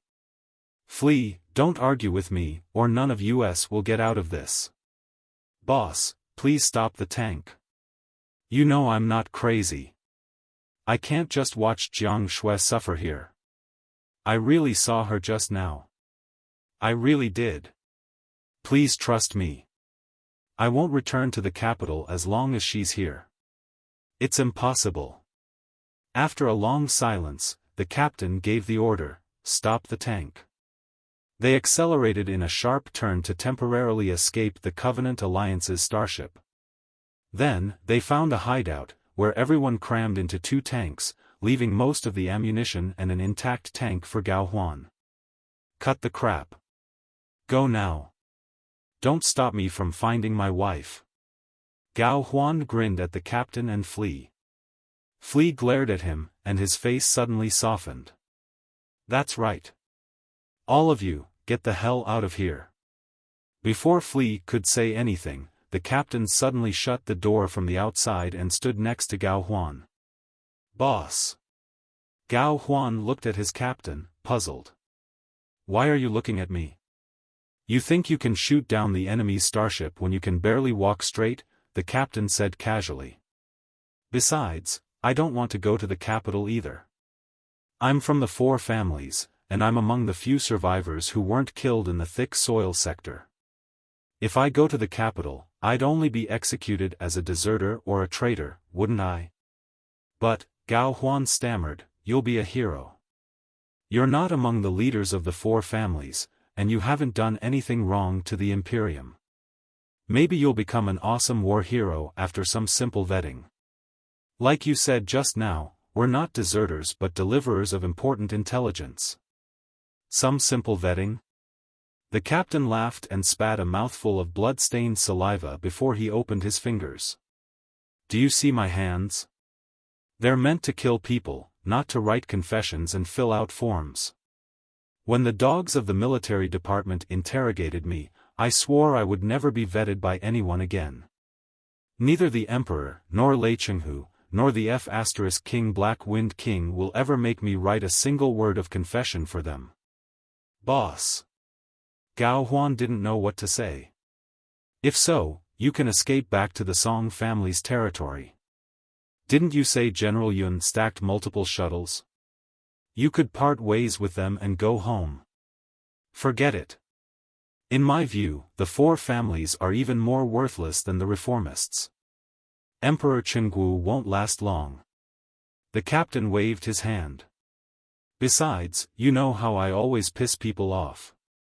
If I had friends in my hometown, I wouldn't have been kicked to the front line to defend the thick soil sector with you, would I? Ha ha ha. All in all, forget it. The world behind us is not suitable for me. This place is good. Boss. Captain. Gorilla King." Hearing his laugh, all the soldiers couldn't hold back anymore. Their eyes turned red. "Stop. Please don't be so emotional. I'm getting goosebumps all over." The captain cursed and smashed the soldiers' heads back into the tank with his gun. "Do you know what you look like right now? Just like those ass-kicking cultivators. All in all, get the hell out of here in 3 seconds, go to Long Wind Canyon, escape from this godforsaken planet, report what happened here to the capital, and ask the Emperor for rewards. If I get rewarded, I'll share my share and help you guys nail a few more chicks. Got it? Now, carry out my order." The captain smashed the last head back into the tank. The sounds of the starship came again from the nearby mountains. The soldiers cried from the 2 tanks before they left, unwillingly. The captain was finally relieved when both tanks disappeared. He turned around and began adjusting the turret on the last tank with Huan.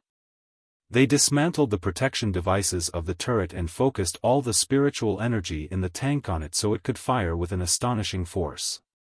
The 2 of them worked in silence. As the sounds grew louder and the wild wind from the enemy's starship threatened to blow away their camouflage, Huan suddenly asked, "Boss, do you think I really saw Jiang Shui just now?" The captain looked at him thoughtfully, as if he were about to say something. But he paused for a moment before continuing, "Well, I think I saw her too." "Really?" Huan almost burst into tears of joy. "You saw her too? Is it really her?" "I think so," the captain said. "How could I be certain when the whole battlefield was on fire? But I think it was her." "Then, did you see her movements?" Gao Huan asked excitedly. She hesitated when she attacked me, right? It means she still has some feelings that haven't been washed away, right? The captain responded. Now that you mention it, I think that's exactly what happened. You're not lying to me? You're really not lying to me?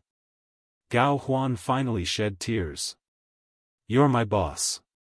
You can't lie to me. Of course not. Have I ever lied to you? The captain narrowed his eyes and looked at the sky. I will go to hell and be broiled there after I die if I lie to you. Well, Gao Huan was a bit embarrassed after the captain swore to him. After a long time, he blushed and said, Boss, do you think I can get Jiang Shui back? Can I bring back her feelings and memories? The captain stared at Gao Huan for a long time, until he laughed in the end. He patted Gao Huan's shoulder and spoke in an unusually gentle voice, Don't be silly. Even a god would get goosebumps seeing how much you love your wife. You won't die. Like you said, you'll find your wife in the Covenant Alliance, wake up her feelings and memories, and escape from the hellhole. Really? I promise you it will happen. Gao Huan looked at his captain's uneven and hideous face and smiled like a fool. Beep. Beep. Beep. Beep. The cannon on the tank beeped as the starship entered their optimal firing range. Boss. Gao Huan licked his lips and said, Should we say something heroic now? Like what we're fighting for? Forget it. The captain couldn't help but laugh. There's no chance for us to upload our battle videos. What are we fighting for? We're immortal cultivators. Do immortal cultivators need a reason to fight? Forget those bastards and scumbags. This time, we're fighting for ourselves. Are you ready? On the count of 3. 3, 2, 1. Boom. The cannon fired, and Gao Huan was nearly blown away by the blast that almost tore the tank apart. Dizziness overwhelmed him. In his dazed state, he saw a hideous fireball rising before the shark-like starship, consuming its front and destroying its anti-gravity system, causing the starship to plummet as if bitten by an invisible beast. He saw his captain laugh and grab 2 more portable cannons, thicker than his thighs, firing at the people of the Covenant Alliance and advancing. The captain truly looked like an unstoppable gorilla until he ran out of ammunition and was engulfed by flames. Hearing the familiar cries of his comrades from behind, Gao Huan turned around to see Flea and the other soldiers returning in the second tank. Flea was dancing atop the tank, covered in crystal bombs, truly resembling a vigorous flea at that moment. Drunk cat! Drunk cat! Flea shouted delightedly. Don't forget that your wife was the goddess of everyone in this team. How can we watch her be taken by those bastards of the Covenant Alliance? Come on. We'll help you get her out together. Along with Flea, Leech, Black Leopard, and their brothers, Gao Huan charged at the enemy's formation, following their captain's footsteps. When he was hit by that scorching bullet, he still wore a casual and confident smile. Wait for me, honey. Gao Huan thought. Boss promised me, and my brothers are so loyal. So, I can't die. I will find you, think of you, and bring you back home. One day later, in the capital. The news that the thick soil sector had fallen once again spread to the capital. The devastating outcome of the garrison's total annihilation enshrouded the capital in blood and gloom. It was like a bad joke when the new emperor, who had just ascended to the throne with bold declarations, faced attacks from the 4 families' rebels and the Covenant Alliance. Before the party was over, an urgent and confidential meeting began. The participants included the new emperor, Li Yao, Lei Chenghu, Li Linghai, Boss Bai, Jin Yuyan, Long Yangjun, the Fist King, and some others. These individuals were not necessarily the most powerful in the Imperium. Many officials in the expedition army held high titles and had forces comparable to theirs. However, they were the only ones the new emperor could truly trust and rely on. The Covenant Alliance's attack began 2 to 3 days ago. They made thorough preparations for the assault. Before the battle, they blocked all signals from the thick soil sector and simulated peace with fake signals, buying them a crucial day, Lei Chenghu explained gloomily to Li Yao and the others, a massive light beam casting shadows behind him. The expedition army was initially scattered across hundreds of planets in the 100 sectors we occupied. Many were recalled to fight against the 4 families. Thus, there were not enough soldiers in the thick soil sector, and the invaders outnumbered them by dozens. They resisted, but victory was impossible. Supposedly, we haven't learned of the loss of the thick soil sector yet, in which case the few sectors near it might have fallen too. Thankfully, some soldiers from a special reconnaissance team miraculously stole a high-speed shuttle and escaped the Covenant Alliance's siege. They not only brought us news that the Covenant Alliance has returned, but also presented first-hand files on how the Covenant Alliance precisely jumped to the main planet of the thick soil sector. Please take a look. Battle videos appeared on the light beam behind Lei Chenghu, displaying the Covenant Alliance's secret base and the super teleportation array that the reconnaissance team had captured. This is. Everyone was drawn to the magical equipment resembling a spire. They were also repulsed by the Covenant Alliance's hibernation capsules. As the best refiner present, Li Yao was duty-bound to speak first. He narrowed his eyes and studied it for a long time before saying, "It seems to be some sort of super teleportation array or a powerful signal launcher, styled in the vintage manner of the primeval age. Based on the runes and the dazzling electrical arcs, it appears to be attempting to tear apart the 3 dimensions, create mini wormholes, and send special signals elsewhere. In other words, it can partially replace a space gate. It's even an advanced and secret space gate capable of summoning the Covenant Alliance's main forces from thousands of light-years away. How is that possible?" Li Jiaoling, Li Yao still preferred his old name, found it hard to believe. How can a space gate be constructed within the atmosphere? Its signals would be distorted by the atmosphere. Regarding that, the Covenant Alliance might have improved their space gate with new technologies they excavated. Or maybe they hid a space gate in the thick soil sector, and this facility on the ground was only meant to activate it. Li Yao opened his hands and said, "There are many ways to do that. The only problem is the garrison should have discovered the intense space ripples and spiritual energy when the space gate was opened. Why was the garrison of the thick soil sector so sluggish? Because." Lei Chenghu paused for a moment, looking more awful than ever. A while back, the garrison of the thick soil sector initiated an operation codenamed Absolute Loyalty. Many traitors from the 4 families who opposed the reform were found. Unfortunately, the commanders of the orbit troops were from the 4 families and were arrested, leading to flaws in the defense. Silently, Li Yao stared at Lei Chenghu, his eyes bulging. Lei Chenghu could hardly meet his burning gaze and, out of character, turned his head aside. "Seriously?" Li Yao pressed, not letting him go. He gritted his teeth and asked, "You're conducting a purge at the front line at such a critical moment when the Covenant Alliance might attack at any time? What choices do I have?" Veins bulged on Lei Chenghu's neck as he slammed the table and roared, "Since their failure in the 7 Seas sector and the capital, the 4 families have tried to win over the expedition army. They know they're losing, so they're spending vast sums to attract the soldiers in the expedition army who belong to the 4 families and incite them to rebel. Nobody wants to treat their comrades so cruelly. I don't want the soldiers to be killed by their own men either. However, vetting and loyalty education are necessary, or the entire expedition army might pledge loyalty to Emperor Chenggu overnight. Yes, the garrisons of different sectors have different methods of investigation, and some are more radical. But what can I do? Can I split myself into 1,000 parts to supervise every sector's investigation like a kindergarten teacher? Don't say it's cruel. How can we ensure the expeditionary army's loyalty to the new emperor, to the reform, and to the new Imperium. By having a cultivator give them a speech or showing them pornographic videos again? You. Li Yao was so angry he couldn't find the words. How can you do that?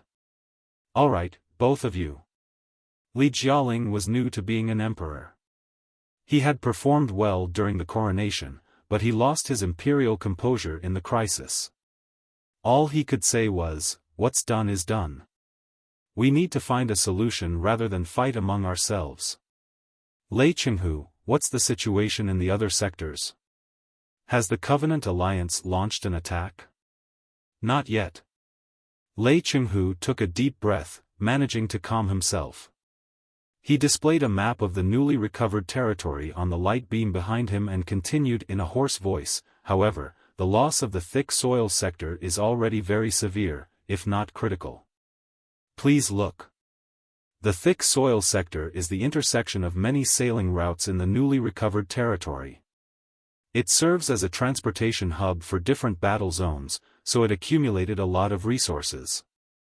The fall of the thick soil sector has not only cost us a large amount of precious resources but also disrupted the supply to the front line.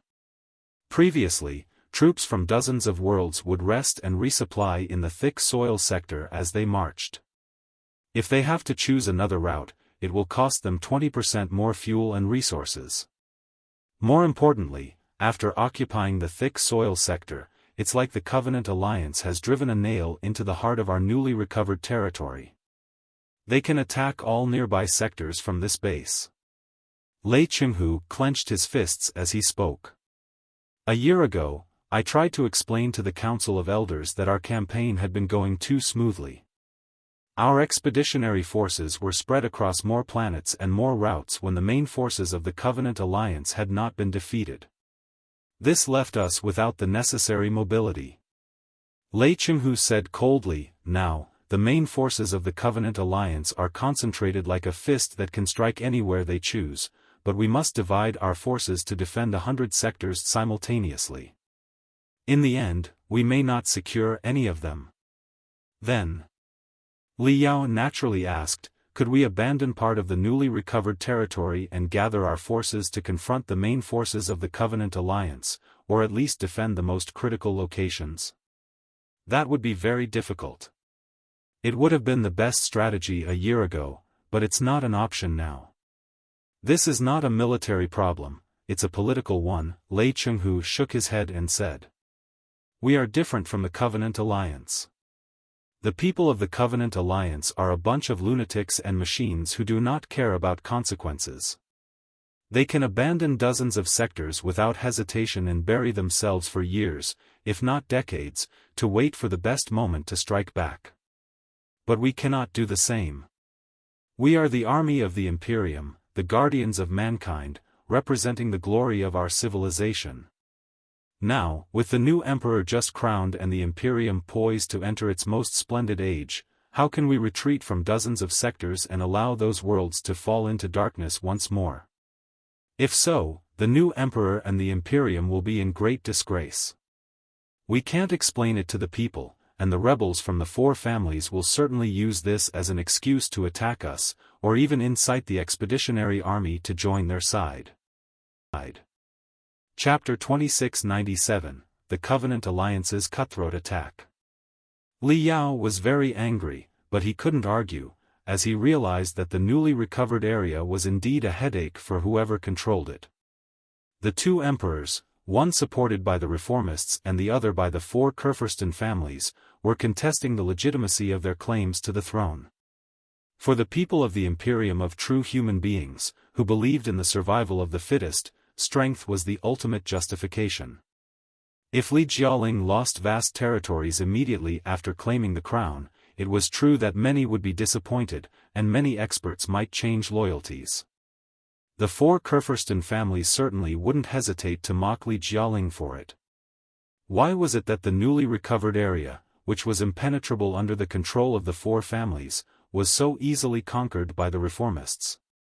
If resistance had failed and the enemy had claimed a few sectors, it would have been easier to explain. But if the reformists retreated from dozens of S_tokens equals true, sectors without a fight, wouldn't that be seen as treason? The political repercussions could destabilize the reformist regime. We have to admit that the Covenant Alliance chose the perfect moment to strike, Lei Chenghu said gloomily. I thought they would attack when the Battle of Seven Seas or the battle in the capital was at its peak, but they waited patiently until the Imperium saw two emperors facing off against each other.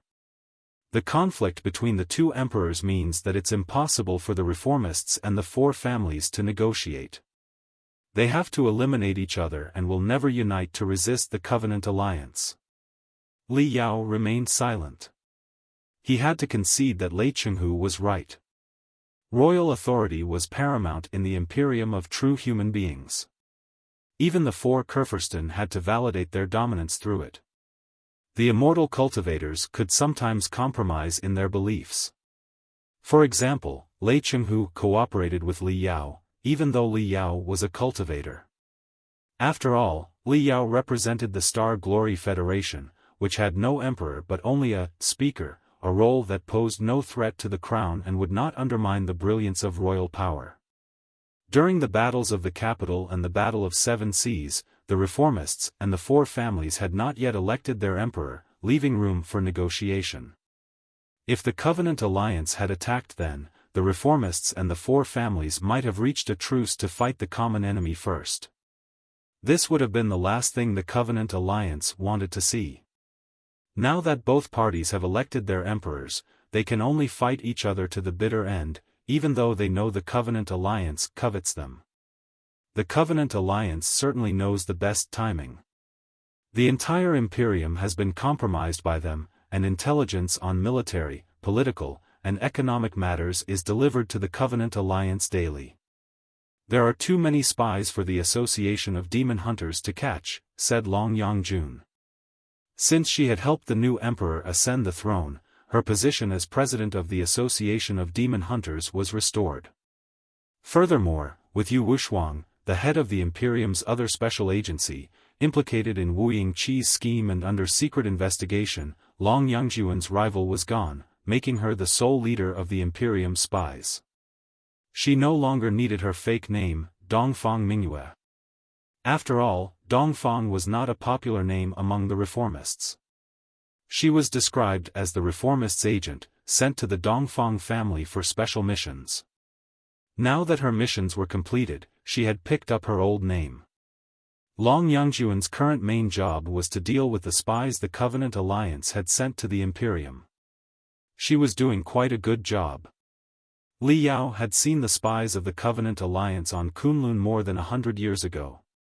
Those spies were emotionless but could simulate human feelings, allowing them to repeatedly pass the Imperium's tests. The corruption and darkness of the Imperium provided the perfect environment for the Covenant Alliance's spies. For the people mired in blood at the bottom of the Imperium, joining the Covenant Alliance was not the worst option. As a result, the spies of the Covenant Alliance had never been fully cleared and caused severe damage. On the other hand, due to the social structure of the Covenant Alliance and the path of ultimate benevolence, it was almost impossible for Imperium agents to infiltrate the Covenant Alliance. In the past, the Imperium's military had sent many strong and determined agents into the Covenant Alliance, but few could withstand the repetitive brainwashing. They all ended up as genuine members of the Covenant Alliance and revealed many Imperium secrets.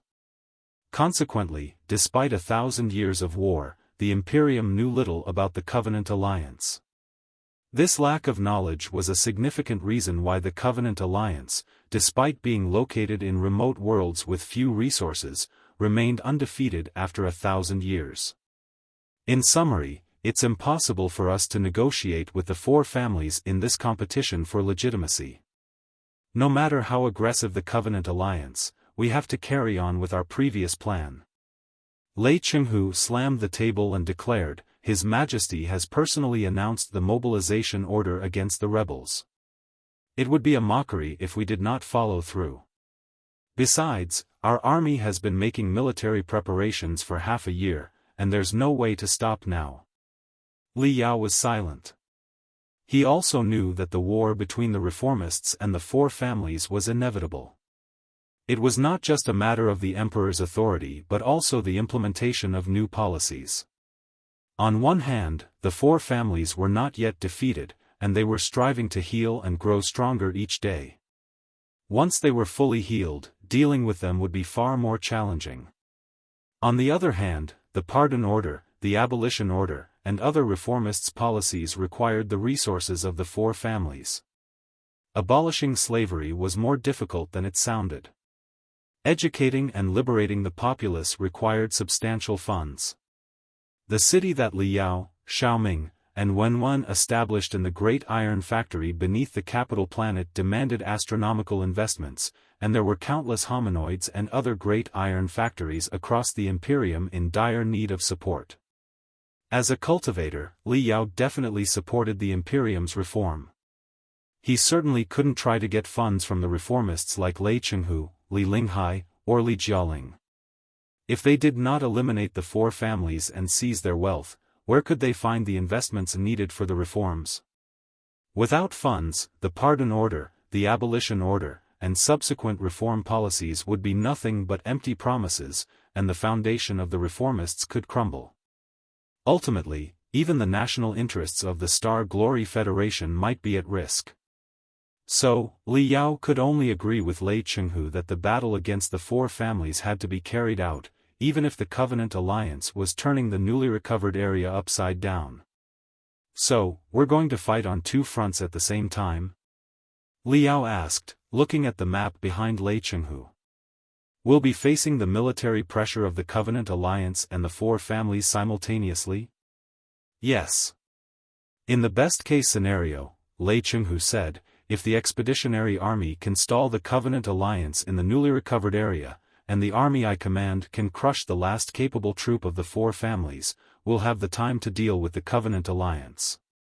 However, now that the Covenant Alliance has emerged at such a tricky moment, they certainly won't just watch us finish off the four families, Li Linghai coughed and said. I'm very suspicious about the Covenant Alliance's true target. If they really wanted those sectors, they wouldn't have burned those sectors to the ground when they retreated a few years ago. What significance does the debris hold for them, even if they can get it back?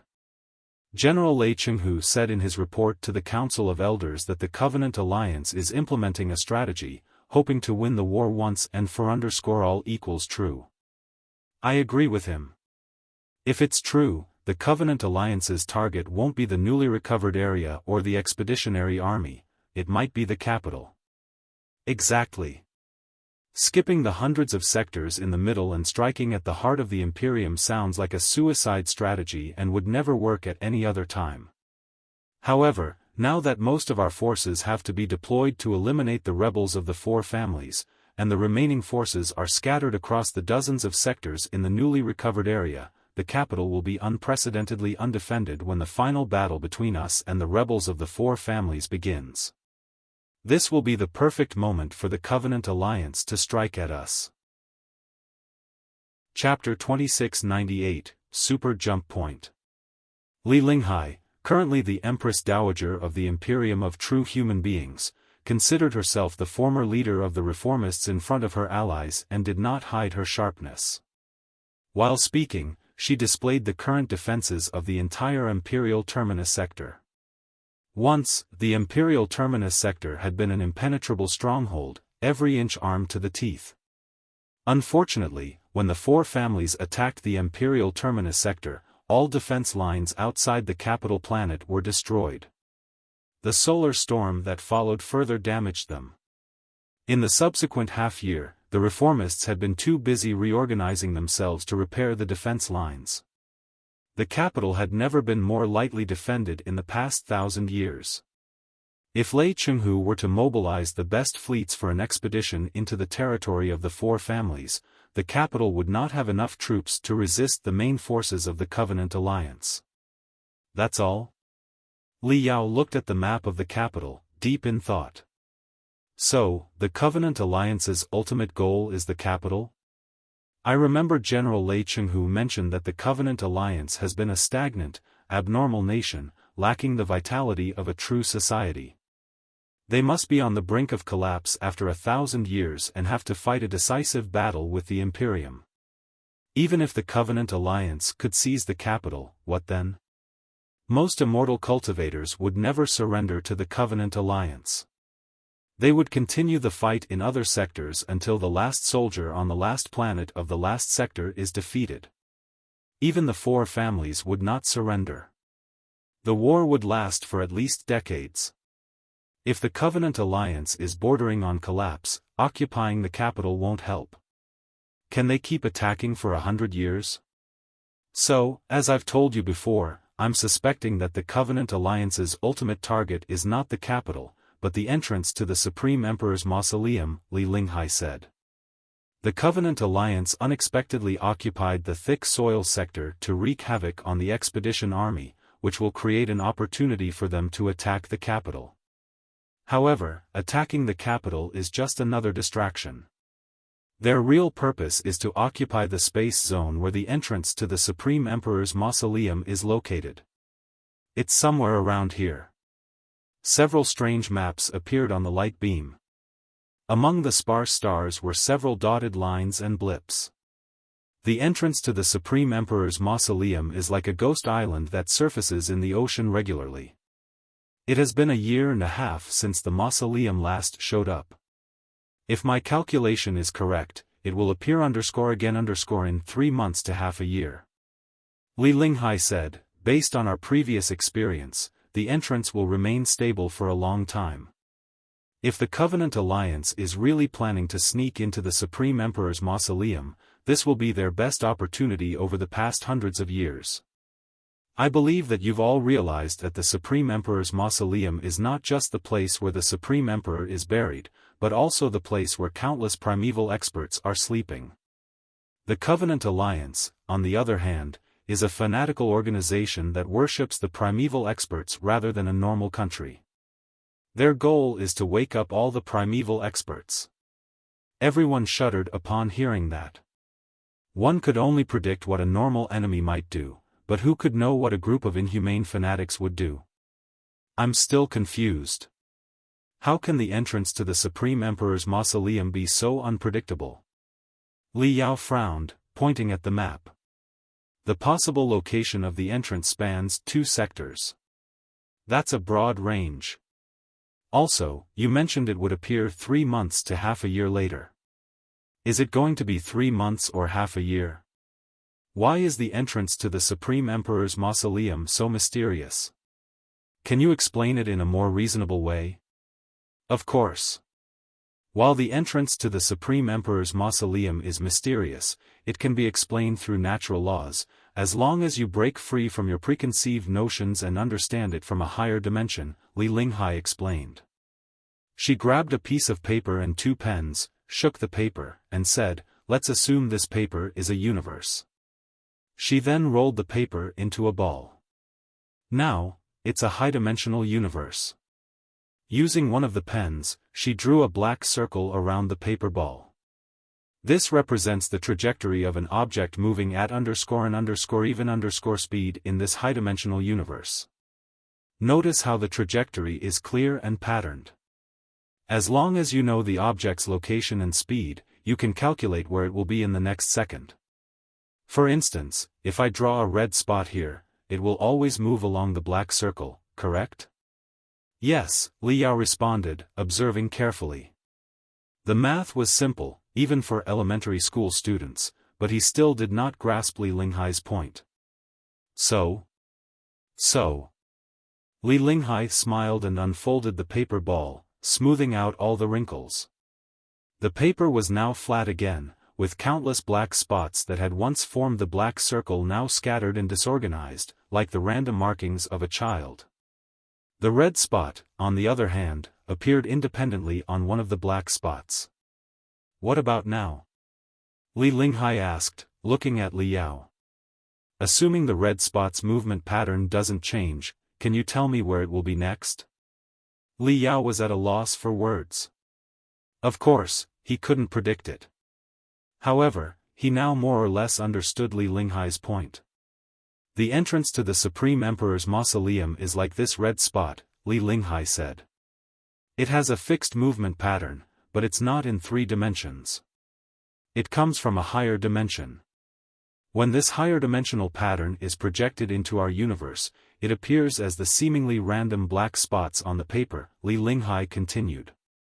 At first glance, the entrance to the Supreme Emperor's mausoleum seems unpredictable and completely violates the laws of our universe.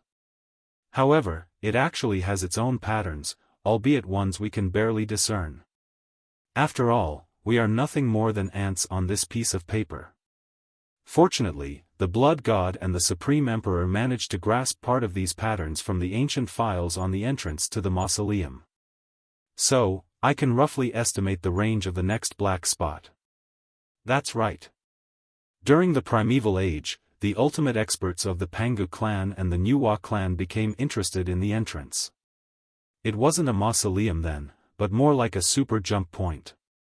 A super jump point? Li Yao asked. What's that?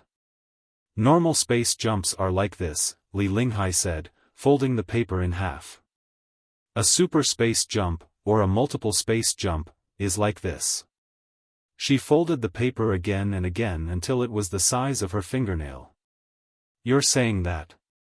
Li Yao thought quickly and immediately understood. If we can fold the space again and again, we'll be able to jump tens of billions of light years away. Furthermore, with our current space jump technologies, we'll end up in the tiny pond that is the Pangu universe, no matter how we jump. But if we find the super jump point, we might be able to jump over the black wall into the multiverse outside? Everyone was shocked to hear that. Maybe, Li Linghai said. In any case, the mausoleum must have been unimaginably mysterious even for the primordial civilizations. That's why the primordial experts chose to bury themselves there. If your guess is correct, their decision would be reasonable. Because the mausoleum is a super jump point to the multiverse outside the black wall, the ultimate experts of the primordial era had to defend it and would never allow anyone to jump out from there. Everyone listened to Li Yao and Li Linghai's conversation with fear. Everything so far is just speculation. It would be best if your theory could be confirmed by intelligence from the Covenant Alliance, Lei Chenghu sighed, frowning deeply. We'll still be fighting in the dark if there's no detailed intelligence, only questionable speculations. Black Wind King, what's the response of the Star Glory Federation? Will you send reinforcements to help us eliminate the rebels of the 4 families? About that. Li Yao coughed and said, you all know that the Star Glory Federation is a democratic nation. Whether or not to intervene in the immortal cultivators' civil war is a significant decision, and the parliament is still discussing it. No matter how influential I am back in the Federation, I cannot prevent the parliament from making a democratic decision, can I? Brother Yao, say no more.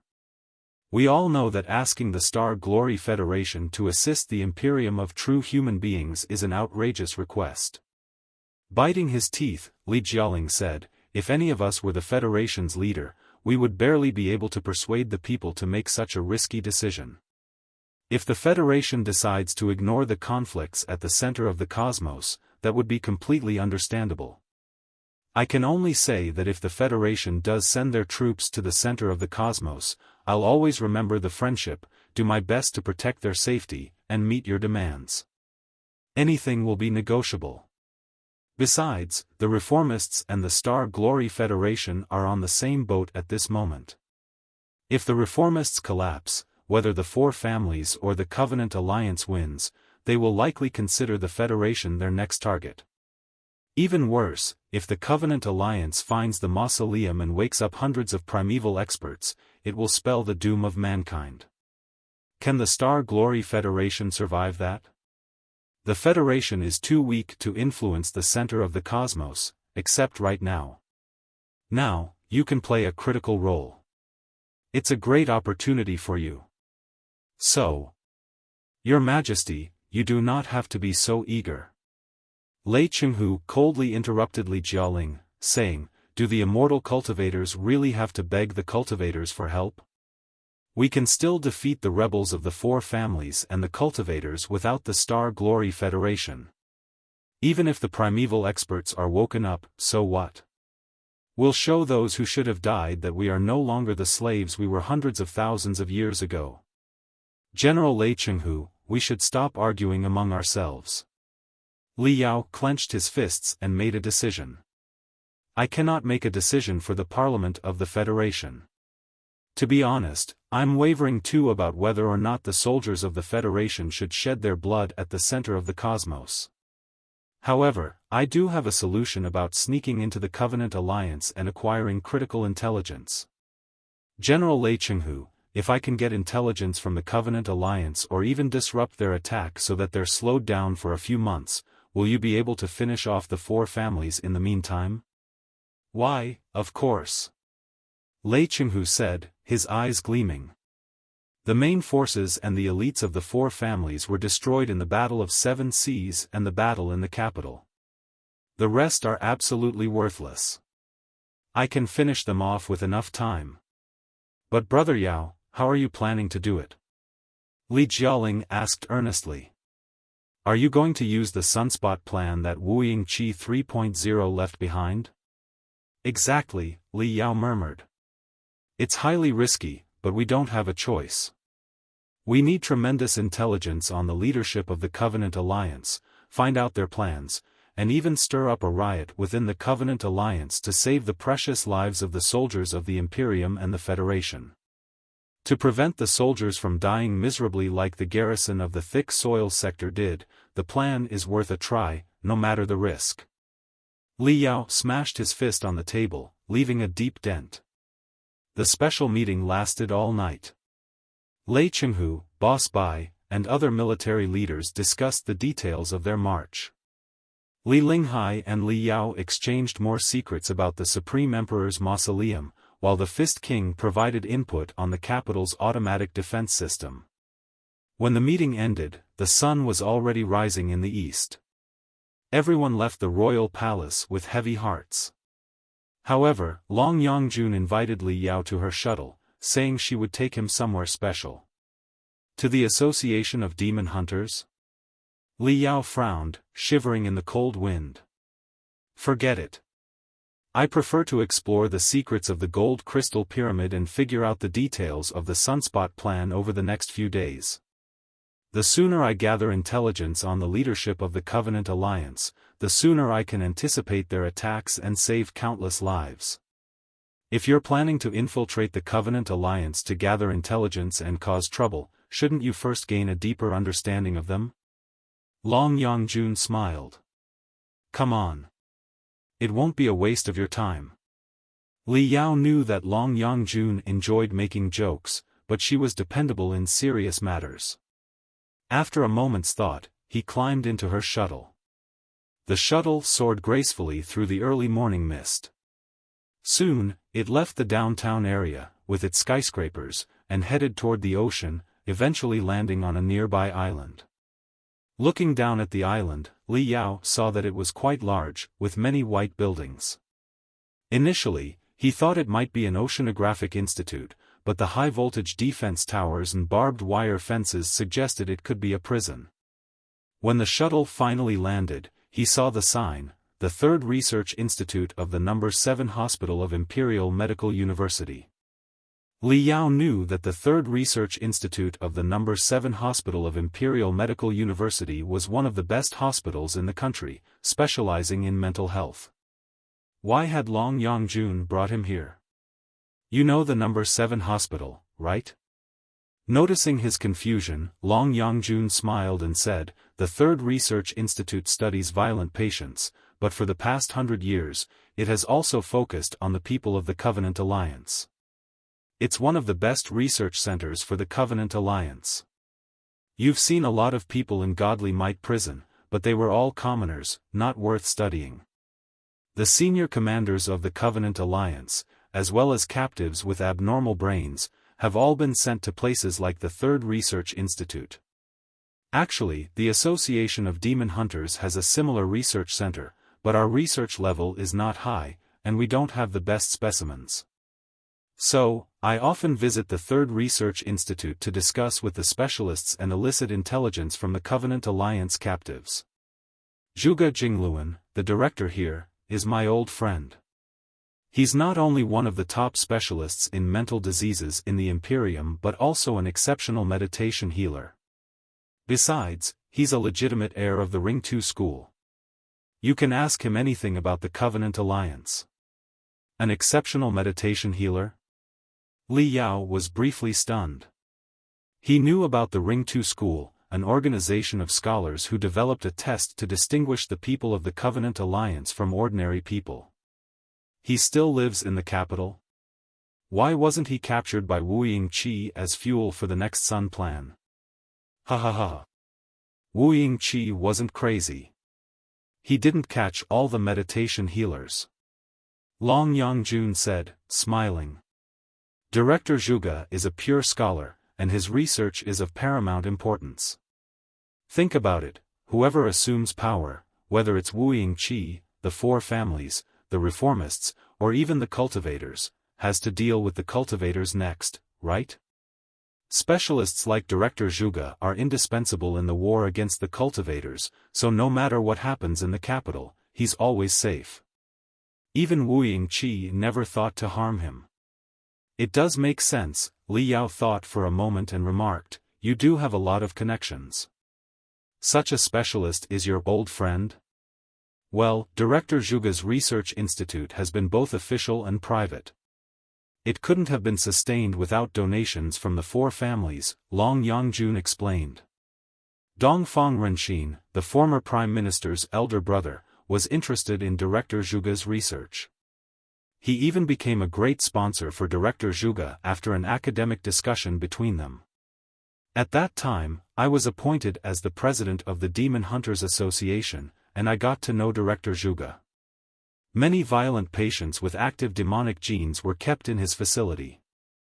These were the very targets of the Demon Hunters Association, and thus we communicated frequently. Personally, I was also interested in Director Zhuge's studies. You know, I'm from the primordial age.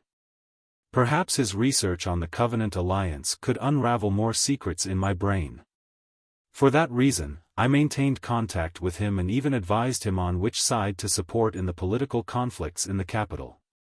Otherwise, a detached scholar like him could have been killed. Over time, Director Zhuge and I became good friends, and he always shared the results of his latest studies with me. Of course, most of them are purely academic and cannot be applied to real battles. But I think they might come in handy for your Sunspot plan. So, let's go. I'll introduce you to Director Zhuge. Note, I've corrected come in handy and I'll introduce for better readability and grammar. They passed a square blocked by barbed wire. In the square, many patients wearing blue-striped gowns were enjoying the sunlight. Each had metal rings on their ankles and necks, and sensors on their heads that continuously transmitted data on their brainwaves. Most patients were calm, basking in the warm sunlight and staring at the distant ocean. However, some patients, with hollow, bloodshot eyes, paced back and forth, eyeing the people around them maliciously. These patients were separated by barbed wire, ensuring they were alone in their spaces. As Li Yao and Long Yangjun passed by, some patients continued to gaze at the ocean, some mumbled to the strangers, and others crouched by the barbed wire, laughing and howling like beasts. It felt as if they were passing through a disreputable zoo filled with hungry beasts. Are they all from the Covenant Alliance? Li Yao asked Long Yangjun in a low voice. Not really. Those are regular psychopaths, Long Yangjun replied, amused. However, the psychopaths sent to Director Zhuge are hardly regular. They are mostly notorious criminals and murderers. Only those who have killed dozens of people consecutively, murdered their entire families, or poisoned all the children in a school without remorse are qualified to be caged here. They are the real scum, demons in human skin, more like apes than humans. In short, don't feel sorry for them. If you have read the files on their crimes, you would treat them 10 times more cruelly than Director Zhuge does. Speaking of which, I kind of like those psychopaths. Normal people, bound by morals and society, often have to hide and even twist their true selves. Cultivators have their own morals, and immortal cultivators have theirs. Everyone's heart wears a mask, though the masks may have different appearances. Only those psychopaths, whose brains have been corrupted by extraterritorial devils and whose hearts have been liberated, can unleash their purest side without caring about anything. If cultivation means discovering one's true self, then these people would probably be great cultivators. Did you know that when the solar storm Wuying Qi raged across the entire Imperial Terminus sector, few people in the Third Research Institute, both patients and doctors, were affected? Some of the most severe patients had no reaction, even though they were directly exposed to the brainwashing waves. A person cannot die twice, and a collapsed building cannot collapse again. A patient whose mind has completely collapsed cannot be brainwashed, can they? Comparing these psychopaths with the people of the Covenant Alliance is the greatest feature of the Third Research Institute. We often say that the people of the Covenant Alliance are inhumane lunatics, but we can hardly study them directly. We can only find another group of inhumane lunatics who are easier to find and study. By juxtaposing the two groups and studying their similarities and differences, we can explore the mysteries of the Covenant Alliance, using the psychopaths as a reference. That is Director Zhuge's approach. Led by Long Yangjun, Li Yao finally found Zhuge Jingluan, the mental specialist who had been staying away from politics. Zhuge Jingluan was a typical devoted researcher. His hair was even messier than Li Yao's, and his dirty gown was stained with suspicious stains and fluids. There was no telling when he last washed his face, as the wrinkles on his face were laden with dirt. He looked no different from the subjects he researched outside. Clearly, he was one of the researchers who cared about nothing except their studies. No matter what happened in the outside world or who became their boss, they wouldn't even bat an eye. Vulture Li Yao, the Black Wind King, was one of the most awe-inspiring names in the Imperium, but when Long Yangjun introduced Li Yao to him, he greeted Li Yao simply and rubbed his hands, unsure of what to say. He was closer to Long Yangjun, probably because she had been providing him with funding and specimens since regaining power in the Association of Demon Hunters. His eyes lit up the moment he saw Long Yangjun. Ignoring Li Yao, he asked, "President Dongfang, you've come at the perfect time. We've just improved the Ring 2 test, increasing its accuracy by more than 2.5%. Would you like to take a look?" He spoke with pride, as if he were a child who had just invented a new game. A new generation Ring 2 test? Of course I would. Long Yangjun coughed and glanced at Li Yao. However, Director Zhuge, as I mentioned last time, Dongfang Mingyue was a fake name I used while working as a spy. My real name is Long Yangjun. Please call me President Long. Of course, President Dongfang. Your name is Long Yangjun, right? Got it, President Dongfang. Zhuge Jingluan rubbed his hands excitedly. This way, please, President Dongfang and Black Wind King. Li Yao and Long Yangjun exchanged looks before following Zhuge Jingluan into the test area on the third floor underground.